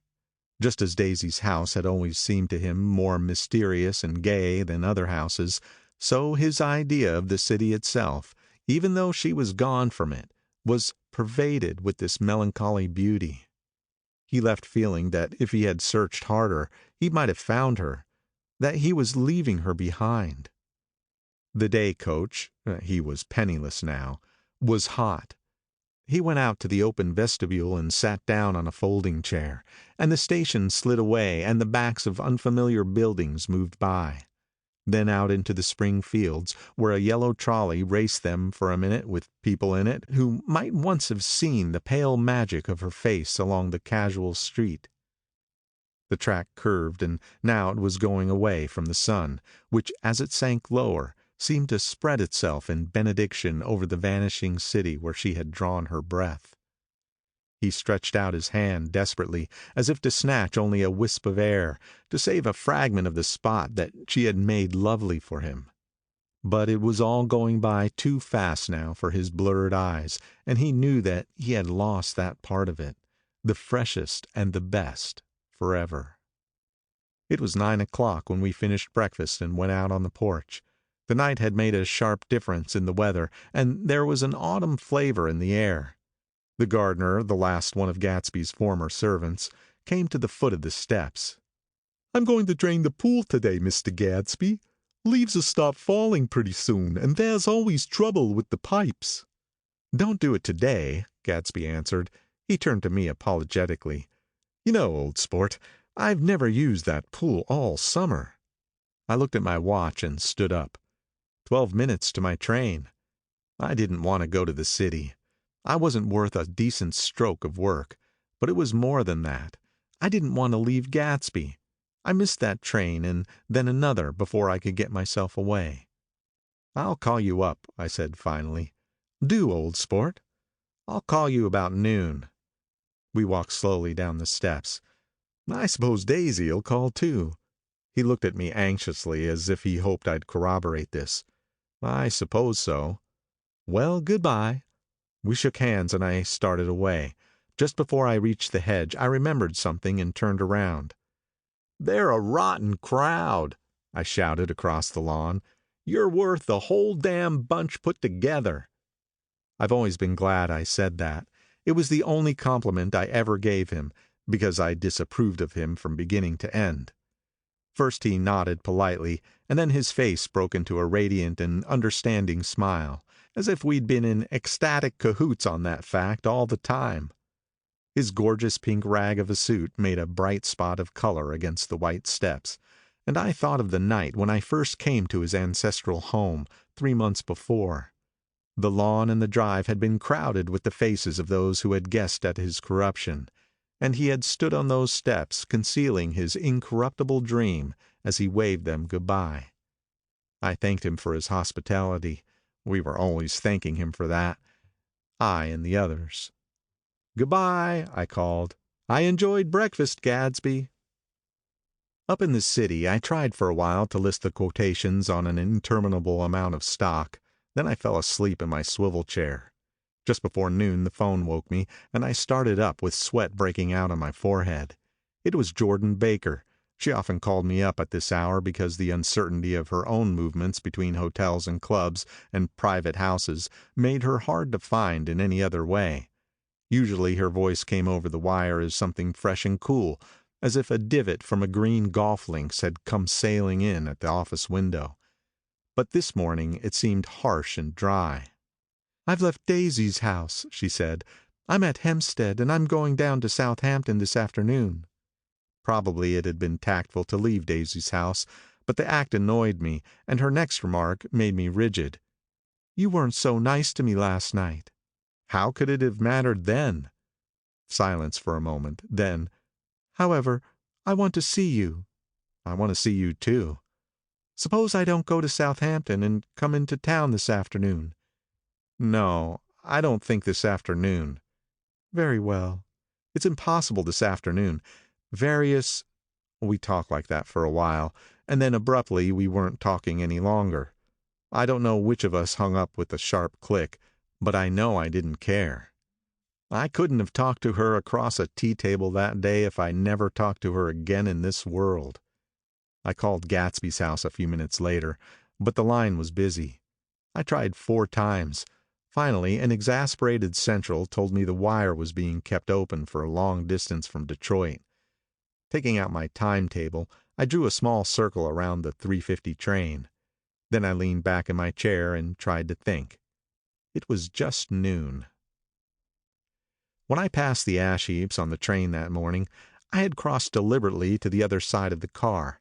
I supposed there would be a curious crowd around there all day, with little boys searching for dark spots in the dust, and some garrulous man telling over and over what had happened, until it became less and less real, even to him, and he could tell it no longer, and Myrtle Wilson's tragic achievement was forgotten.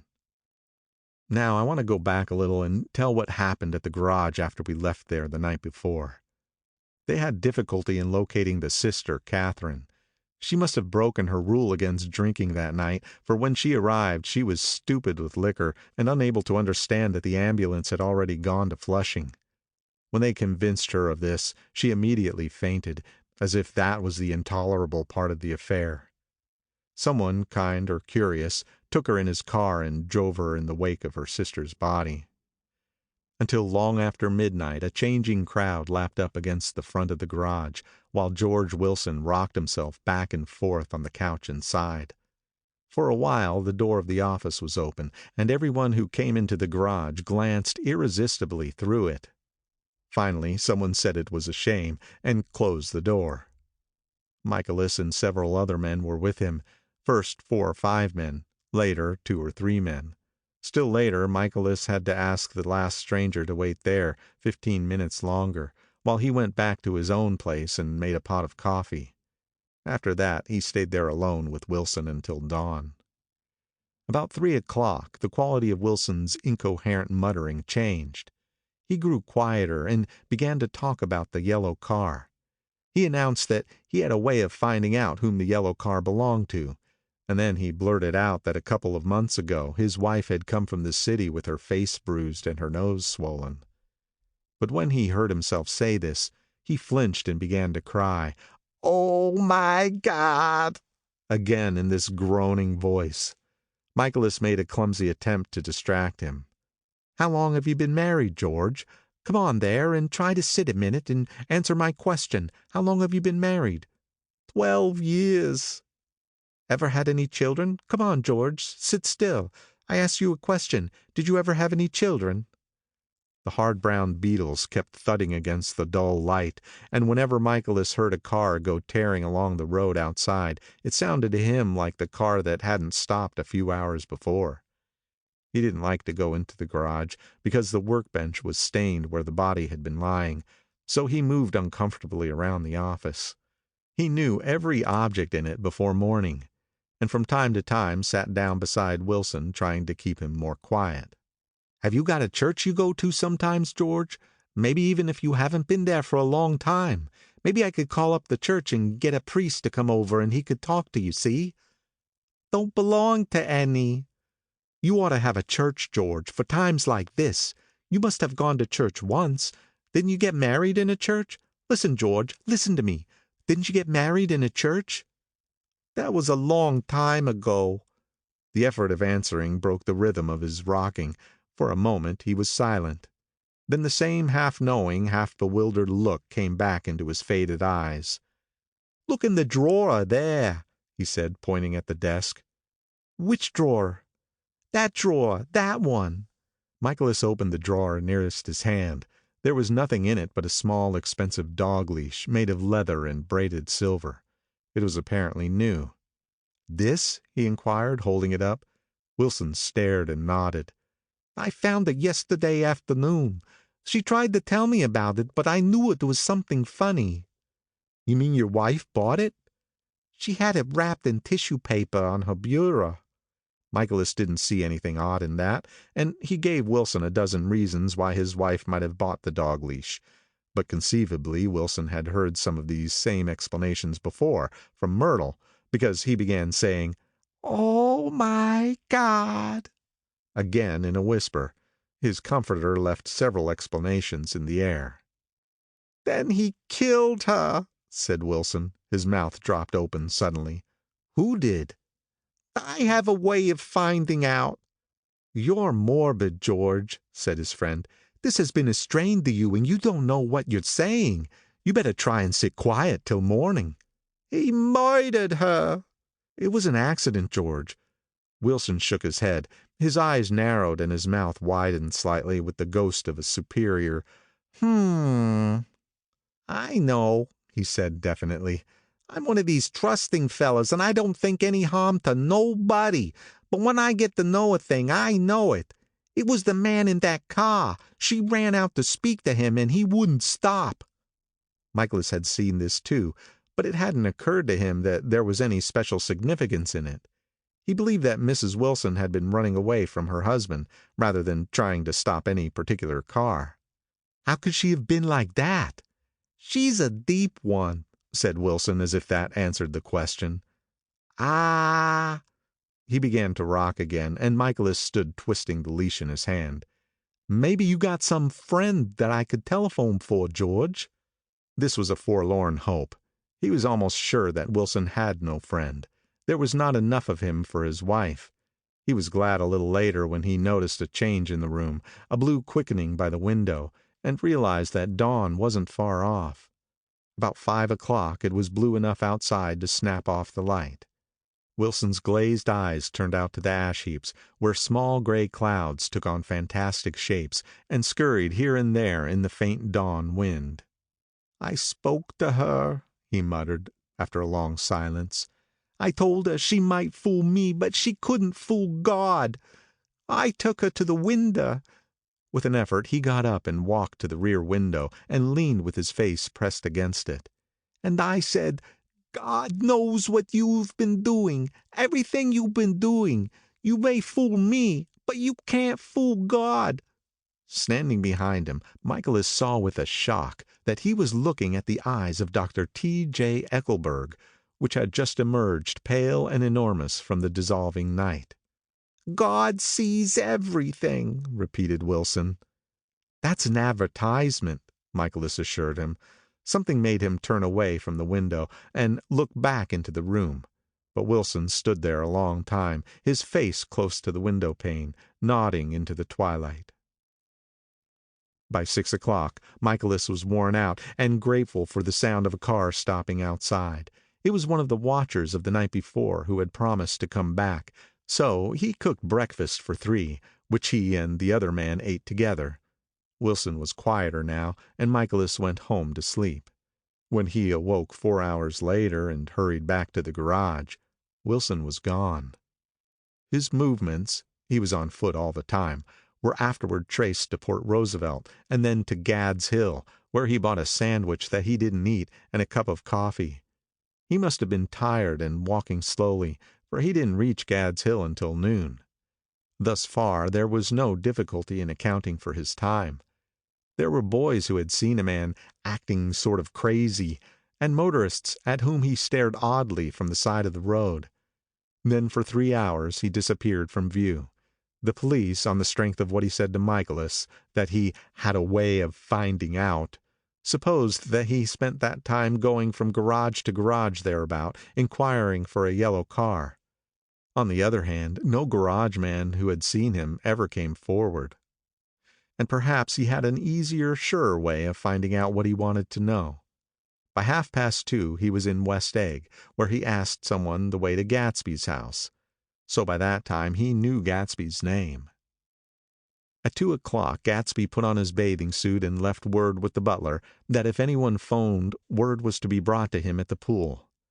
He stopped at the garage for a pneumatic mattress that had amused his guests during the summer, and the chauffeur helped him to pump it up. Then he gave instructions that the open car wasn't to be taken out under any circumstances, and this was strange because the front right fender needed repair. Gatsby shouldered the mattress and started for the pool. Once he stopped and shifted it a little, and the chauffeur asked him if he needed help, but he shook his head and in a moment disappeared among the yellowing trees. No telephone message arrived, but the butler went without his sleep and waited for it until 4 o'clock. Until long after there was anyone to give it to if it came. I have an idea that Gatsby himself didn't believe it would come, and perhaps he no longer cared. If that was true, he must have felt that he had lost the old world charm, and paid a high price for living too long with a single dream. He must have looked up at an unfamiliar sky through frightening leaves and shivered as he found what a grotesque thing a rose is and how raw the sunlight was upon the scarcely created grass. A new world, material without being real, where poor ghosts breathing dreams like air drifted fortuitously about, like that ashen fantastic figure gliding toward him through the amorphous trees. The chauffeur, he was one of Wolfsheim's protégés, heard the shots. Afterwards he could only say that he hadn't thought anything much about them. I drove from the station directly to Gatsby's house, and my rushing anxiously up the front steps was the first thing that alarmed anyone. But they knew then, I firmly believe. With scarcely a word said, 4 of us, the chauffeur, butler, gardener, and I, hurried down to the pool. There was a faint, barely perceptible movement of the water as the fresh flow from one end urged its way toward the drain at the other. With little ripples that were hardly the shadows of waves, the laden mattress moved irregularly down the pool. A small gust of wind that scarcely corrugated the surface was enough to disturb its accidental course with its accidental burden. The touch of a cluster of leaves revolved it slowly, tracing, like the leg of transit, a thin red circle in the water. It was after we started with Gatsby toward the house that the gardener saw Wilson's body a little way off in the grass, and the Holocaust was complete. End of chapter 8.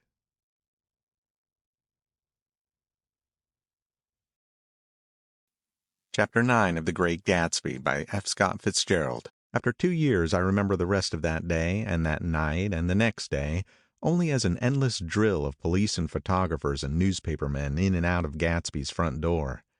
A rope stretched across the main gate, and a policeman by it kept out the curious, but little boys soon discovered that they could enter through my yard, and there were always a few of them clustered open-mouthed about the pool.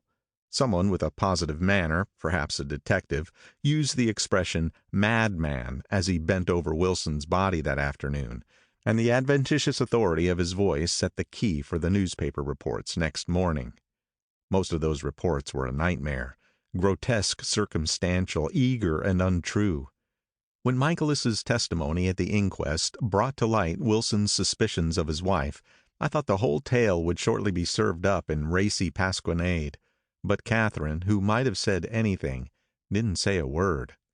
She showed a surprising amount of character about it, too, looked at the coroner with determined eyes under that corrected brow of hers, and swore that her sister had never seen Gatsby, that her sister was completely happy with her husband, that her sister had been into no mischief whatever.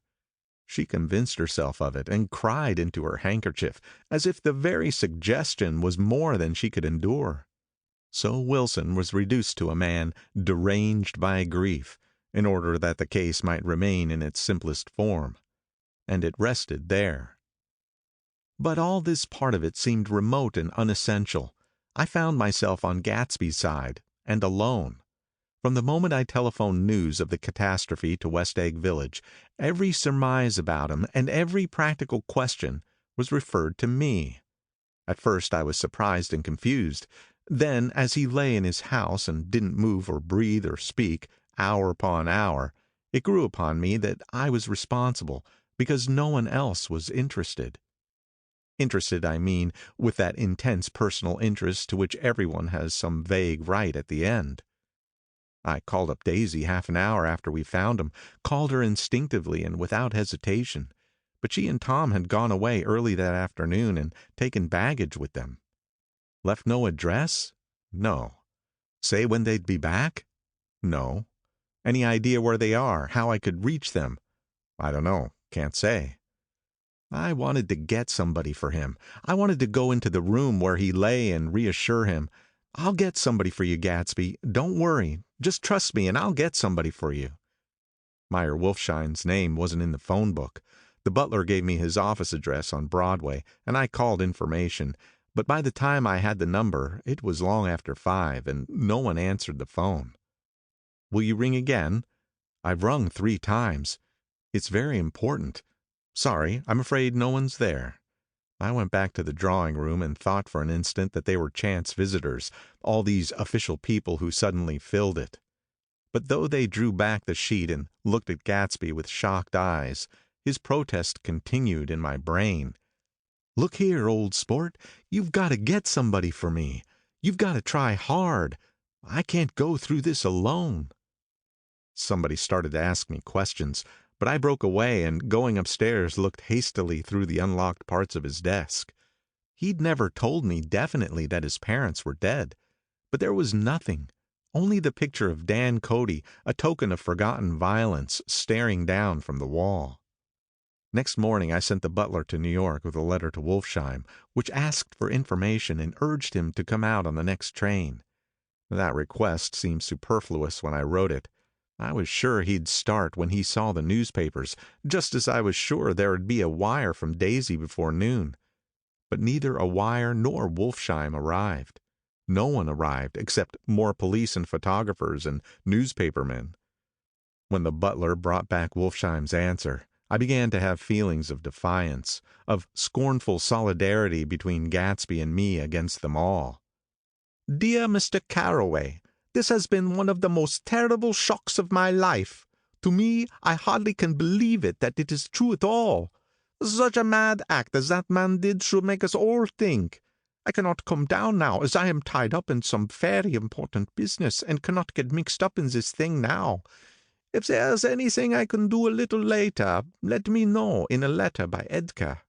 I hardly know where I am when I hear about a thing like this, and I am completely knocked down and out. Yours truly, Meyer Wolfsheim. And then hastily addenda beneath. Let me know about the funeral, etc. Do not know his family at all. When the phone rang that afternoon and long distance said Chicago was calling, I thought this would be Daisy at last. But the connection came through as a man's voice, very thin and far away. This is Slagle speaking. Yes? The name was unfamiliar. Head of a note, isn't it? Get my wire? There haven't been any wires. Young Park's in trouble, he said rapidly. They picked him up when he handed the bonds over the counter. They got a circular from New York giving him numbers just 5 minutes before. What do you know about that, eh? You never can tell in these hick towns. Hello, I interrupted breathlessly. Look here, this isn't Mr. Gatsby. Mr. Gatsby's dead. There was a long silence on the other end of the wire, followed by an exclamation, then a quick squawk as the connection was broken. I think it was on the 3rd day that a telegram signed Henry C. Gatz arrived from a town in Minnesota. It said only that the sender was leaving immediately and to postpone the funeral until he came. It was Gatsby's father, a solemn old man, very helpless and dismayed, bundled up in a long, cheap ulster against the warm September day. His eyes leaked continuously with excitement, and when I took the bag and umbrella from his hands, he began to pull so incessantly at his sparse gray beard that I had difficulty in getting off his coat. He was on the point of collapse, so I took him into the music room and made him sit down while I sent for something to eat. But he wouldn't eat, and the glass of milk spilled from his trembling hand. "I saw it in the Chicago newspaper," he said. It was all in the Chicago newspaper. I started right away." "I didn't know how to reach you." His eyes, seeing nothing, moved ceaselessly about the room. "It was a madman," he said. "He must have been mad." "Wouldn't you like some coffee?" I urged him. "I don't want anything. I'm all right now, Mr. "Carraway." Well, I'm all right now. Where have they got Jimmy?" I took him into the drawing room where his son lay, and left him there. Some little boys had come up on the steps and were looking into the hall. When I told them who had arrived, they went reluctantly away. After a little while, Mr. Gatz opened the door and came out, his mouth ajar, his face flushed slightly, his eyes leaking isolated and unpunctual tears. He had reached an age where death no longer has the quality of ghastly surprise, and when he looked around him now for the first time and saw the height and splendor of the hall and the great rooms opening out from it into other rooms, his grief began to be mixed with an awed pride. I helped him to a bedroom upstairs. While he took off his coat and vest, I told him that all arrangements had been deferred until he came. "I didn't know what you'd want, Mr. Gatsby." "Gatz is my name." "Mr. Gatz, I thought you might want to take the body west." He shook his head. "Jimmy always liked it better down east. He rose up to his position in the east. Were you a friend of my boy's, Mr.?" "We were close friends." "He had a big future before him, you know. He was only a young man, but he had a lot of brain power here." He touched his head impressively, and I nodded. "If he'd lived, he'd have been a great man, a man like James J. Hill. He'd have helped build up the country." "That's true," I said uncomfortably. He fumbled at the embroidered coverlet, trying to take it from the bed, and lay down stiffly. Was instantly asleep. That night an obviously frightened person called up and demanded to know who I was before he would give his name. "This is Mr. Carraway," I said. Oh, He sounded relieved. this is Kilpspringer." I was relieved too, for that seemed to promise another friend at Gatsby's grave. I didn't want it to be in the papers and draw a sightseeing crowd, so I'd been calling up a few people myself. They were hard to find. "The funeral's tomorrow," I said. 3 o'clock here at the house. I wish you'd tell anybody who'd be interested." "Oh, I will," he broke out hastily. "Of course I'm not likely to see anybody, but if I do—" His tone made me suspicious. "Of course you'd be there yourself." "Well, I'll certainly try. What I called up about is—" "Wait a minute," I interrupted. "How about saying you'll come?" "Well, the truth of the matter is that I'm staying with some people up here in Greenwich, and they rather expect me to be with them tomorrow. In fact, there's a sort of picnic or something. Of course I'll do my best to get away." I ejaculated an unrestrained, "Huh," and he must have heard me, for he went on nervously. "What I called up about was a pair of shoes I left there. I wonder if it'd be too much trouble to have the butler send 'em on. You see, they're tennis shoes, and I'm sort of helpless without 'em. My address is care of B.F." I didn't hear the rest of the name, because I hung up the receiver. After that I felt a certain shame for Gatsby. One gentleman to whom I telephoned implied that he had got what he deserved. However, that was my fault, for he was one of those who used to sneer most bitterly at Gatsby on the courage of Gatsby's liquor, and I should have known better than to call him. The morning of the funeral I went up to New York to see Meyer Wolfsheim. I couldn't seem to reach him any other way. The door that I pushed open on the advice of an elevator boy was marked "The Swastika Holding Company," and at first there didn't seem to be anyone inside. But when I'd shouted "hello" several times in vain, an argument broke out behind a partition, and presently a lovely Jewess appeared at an interior door and scrutinized me with black, hostile eyes. "Nobody's in," she said. "Mr. Wolfsheim's gone to Chicago." The first part of this was obviously untrue, for someone had begun to whistle "The Rosary" tunelessly inside. "Please say that Mr. Carraway wants to see him." "I can't get him back from Chicago, can I?" At this moment a voice, unmistakably Wolfsheim's, called "Stella" from the other side of the door. "Leave your name on the desk," she said quickly. "I'll give it to him when he gets back." "But I know he's there." She took a step toward me and began to slide her hand indignantly up and down her hips. You young men think you could force your way in here any time, she scolded. We're getting sick and tired of it. When I say he's in Chicago, he's in Chicago. I mentioned Gadsby. Oh, she looked at me over again. Will you what was your name? She vanished. In a moment, Meyer Wolfsheim stood solemnly in the doorway, holding out both hands. He drew me into his office, remarking in a reverent voice that it was a sad time for all of us, and offered me a cigar. My memory goes back to when I first met him, he said. A young major just out of the army and covered over with medals he got in the war. He was so hard up he had to keep on wearing his uniform because he couldn't buy some regular clothes. First time I saw him was when he came into Weinbrenner's pool room at 43rd Street and asked for a job. He hadn't eat anything for a couple of days. Come on, have some lunch with me, I said. He ate more than $4 worth of food in half an hour. Did you start him in business? I inquired. Start him? I made him. Oh. I raised him up out of nothing, right out of the gutter. I saw right away that he was a fine-appearing, gentlemanly young man, and when he told me he was at Oxford, I knew I could use him good. I got him to join the American Legion, and he used to stand high there. Right off, he did some work for a client of mine up to Albany. We were so thick like that in everything. He held up two bulbous fingers. Always together. I wondered if this partnership had included the World Series transaction in 1919. Now he's dead, I said after a moment. You were his closest friend, so I know you want to come to his funeral this afternoon. I'd like to come. Well, come then. The hair in his nostrils quivered slightly, and as he shook his head, his eyes filled with tears. I can't do it. I can't get mixed up in it, he said. There's nothing to get mixed up in. It's all over now. When a man gets killed, I never like to get mixed up in it in any way. I keep out. When I was a young man, it was different. If a friend of mine died, no matter how, I stuck with them to the end. You may think that's sentimental, but I mean it. To the bitter end. I saw that for some reason of his own, he was determined not to come.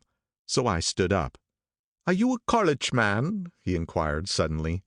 For a moment I thought he was going to suggest a connection, but he only nodded and shook my hand. Let us learn to show our friendship for a man when he is alive, and not after he is dead, he suggested. After that, my own rule is to let everything alone. When I left his office, the sky had turned dark, and I got back to West Egg in a drizzle. After changing my clothes, I went next door and found Mr. Gatz walking up and down excitedly in the hall. His pride in his son and in his son's possessions was continually increasing, and now he had something to show me. Jimmy sent me this picture. He took out his wallet with trembling fingers. Look there.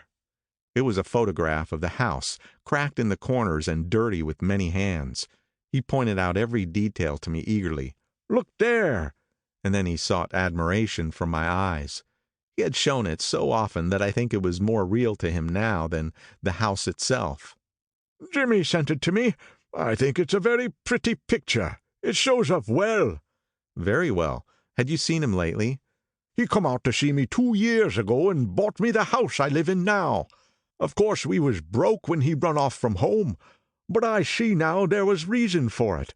He knew he had a big future in front of him. And ever since he made a success, he was very generous with me. He seemed reluctant to put away the picture, held it for another minute, gingerly, before my eyes.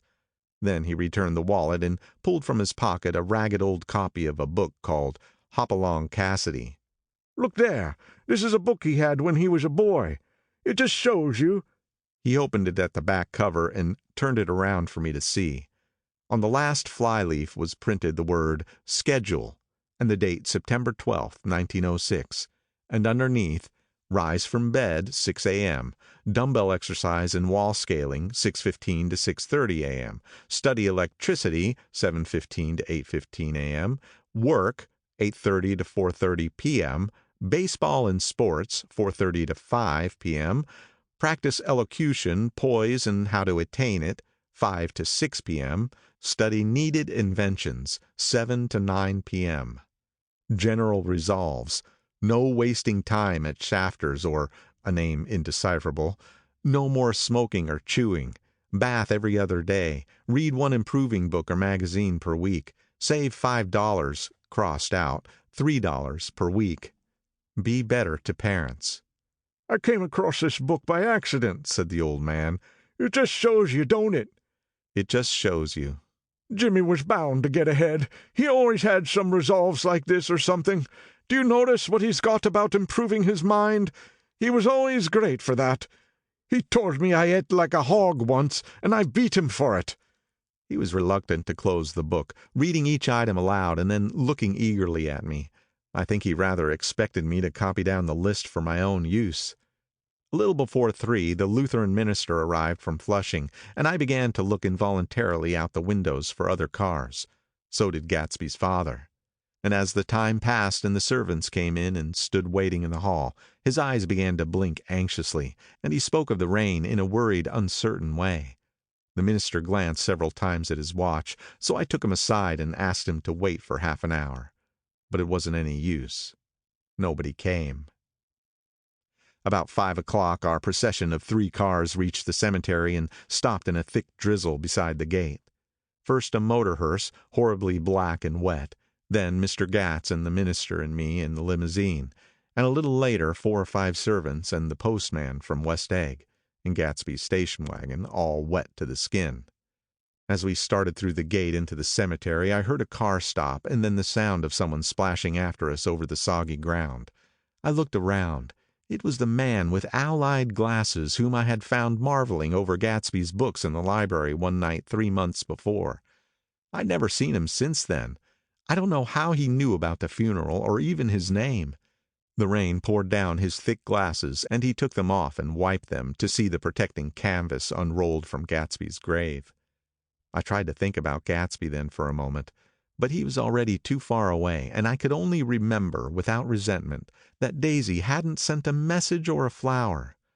Dimly I heard someone murmur, "Blessed are the dead that the rain falls on," and then the owl-eyed man said, "Amen to that," in a brave voice. We straggled down quickly through the rain to the cars. Owl Eyes spoke to me by the gate. "I couldn't get to the house," he remarked. Neither could anybody else. "Go on," he started. "Why, my God, they used to go there by the hundreds." He took off his glasses and wiped them again, outside and in. "The poor son of a bitch," he said.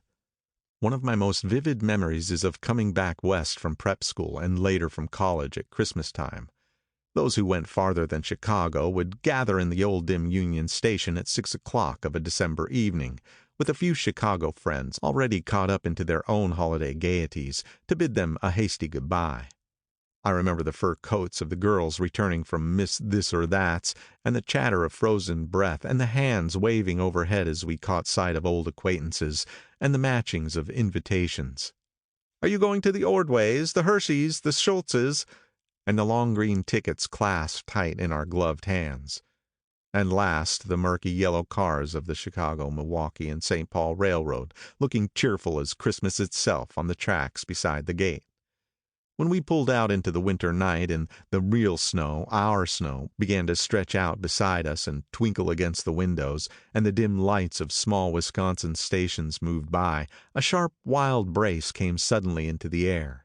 We drew in deep breaths of it as we walked back from dinner through the cold vestibules, unutterably aware of our identity with this country for one strange hour, before we melted indistinguishably into it again. That's my Middle West.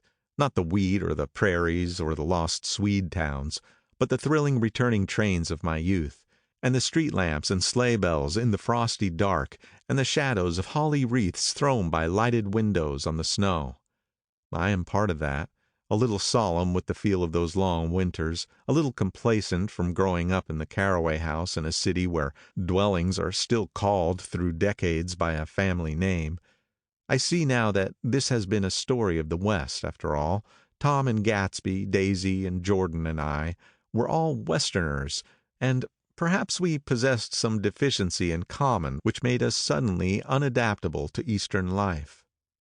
even when the East excited the most, even when I was most keenly aware of its superiority to the bored, sprawling, swollen towns beyond the Ohio, with their interminable inquisitions which spared only the children and the very old.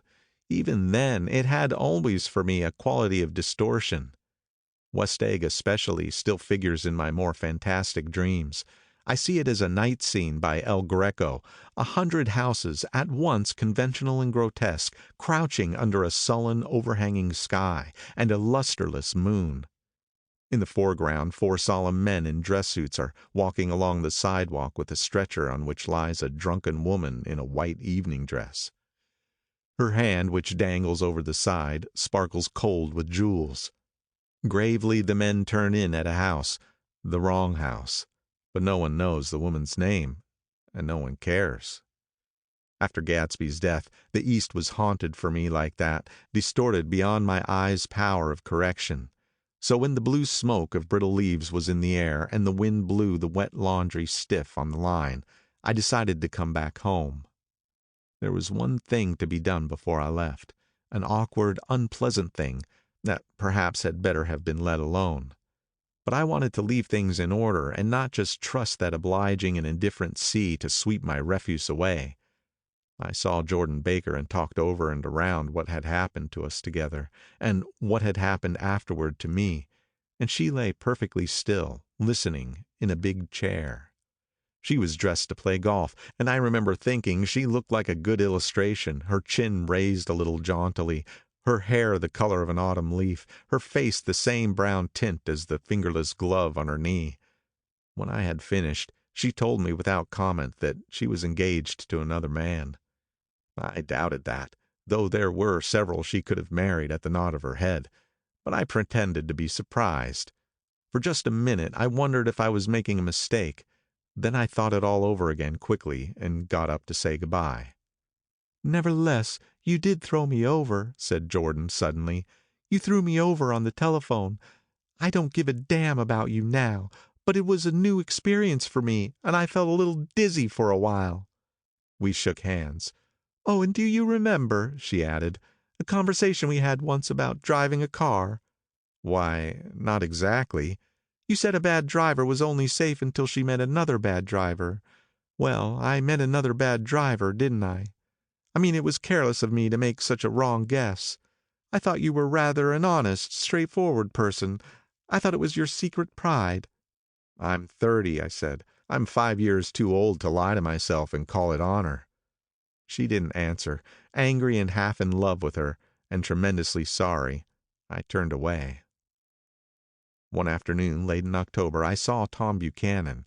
He was walking ahead of me along Fifth Avenue in his alert, aggressive way, his hands out a little from his body as if to fight off interference, his head moving sharply here and there, adapting itself to his restless eyes.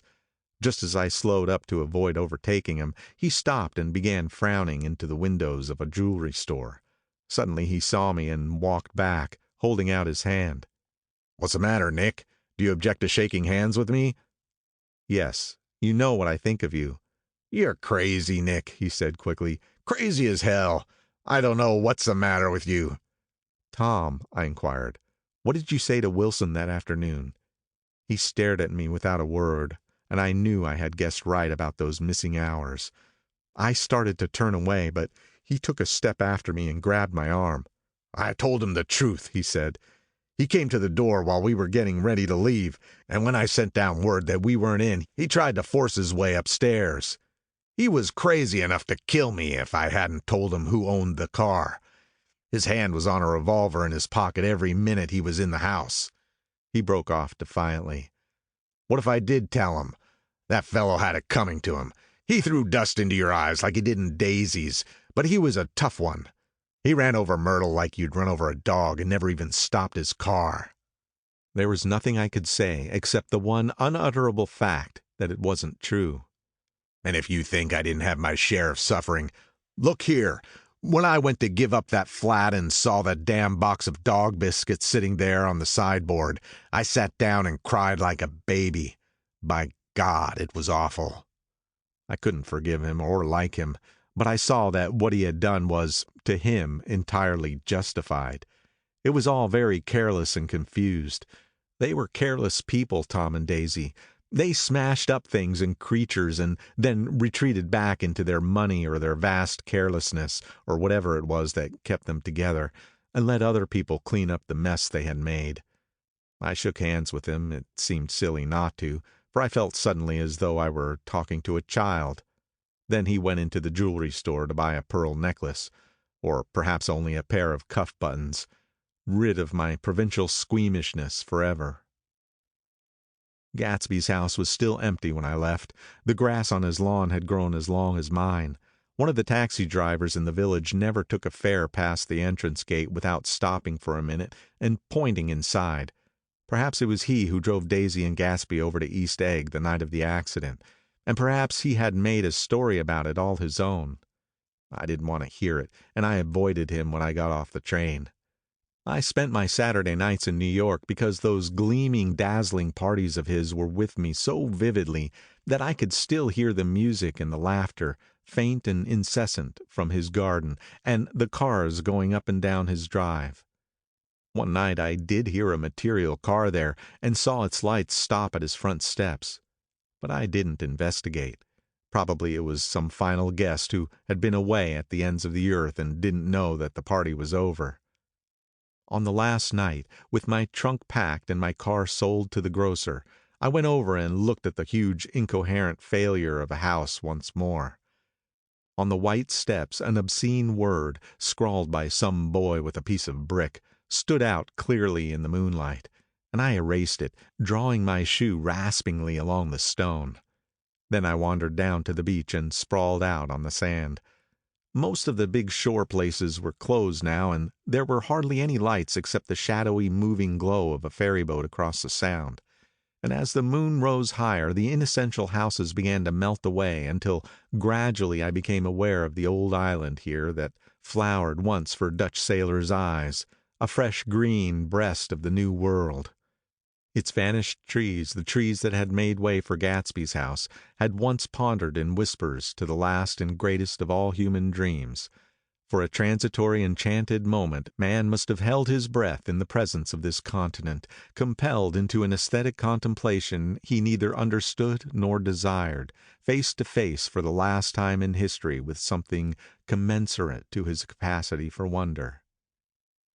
And as I sat there brooding on the old unknown world, I thought of Gatsby's wonder when he first picked out the green light at the end of Daisy's dock. He had come a long way to this blue lawn, and his dream must have seemed so close that he could hardly fail to grasp it. He did not know that it was already behind him, somewhere back in that vast obscurity beyond the city, where the dark fields of the Republic rolled on under the night. Gatsby believed in the green light, the orgastic future that year by year recedes before us. It eluded us then, but that's no matter. Tomorrow we will run faster, stretch out our arms further, and one fine morning. So we beat on, boats against the current, borne back ceaselessly into the past. End of chapter 9. Read by Scotty Smith. End of The Great Gatsby by F. Scott Fitzgerald.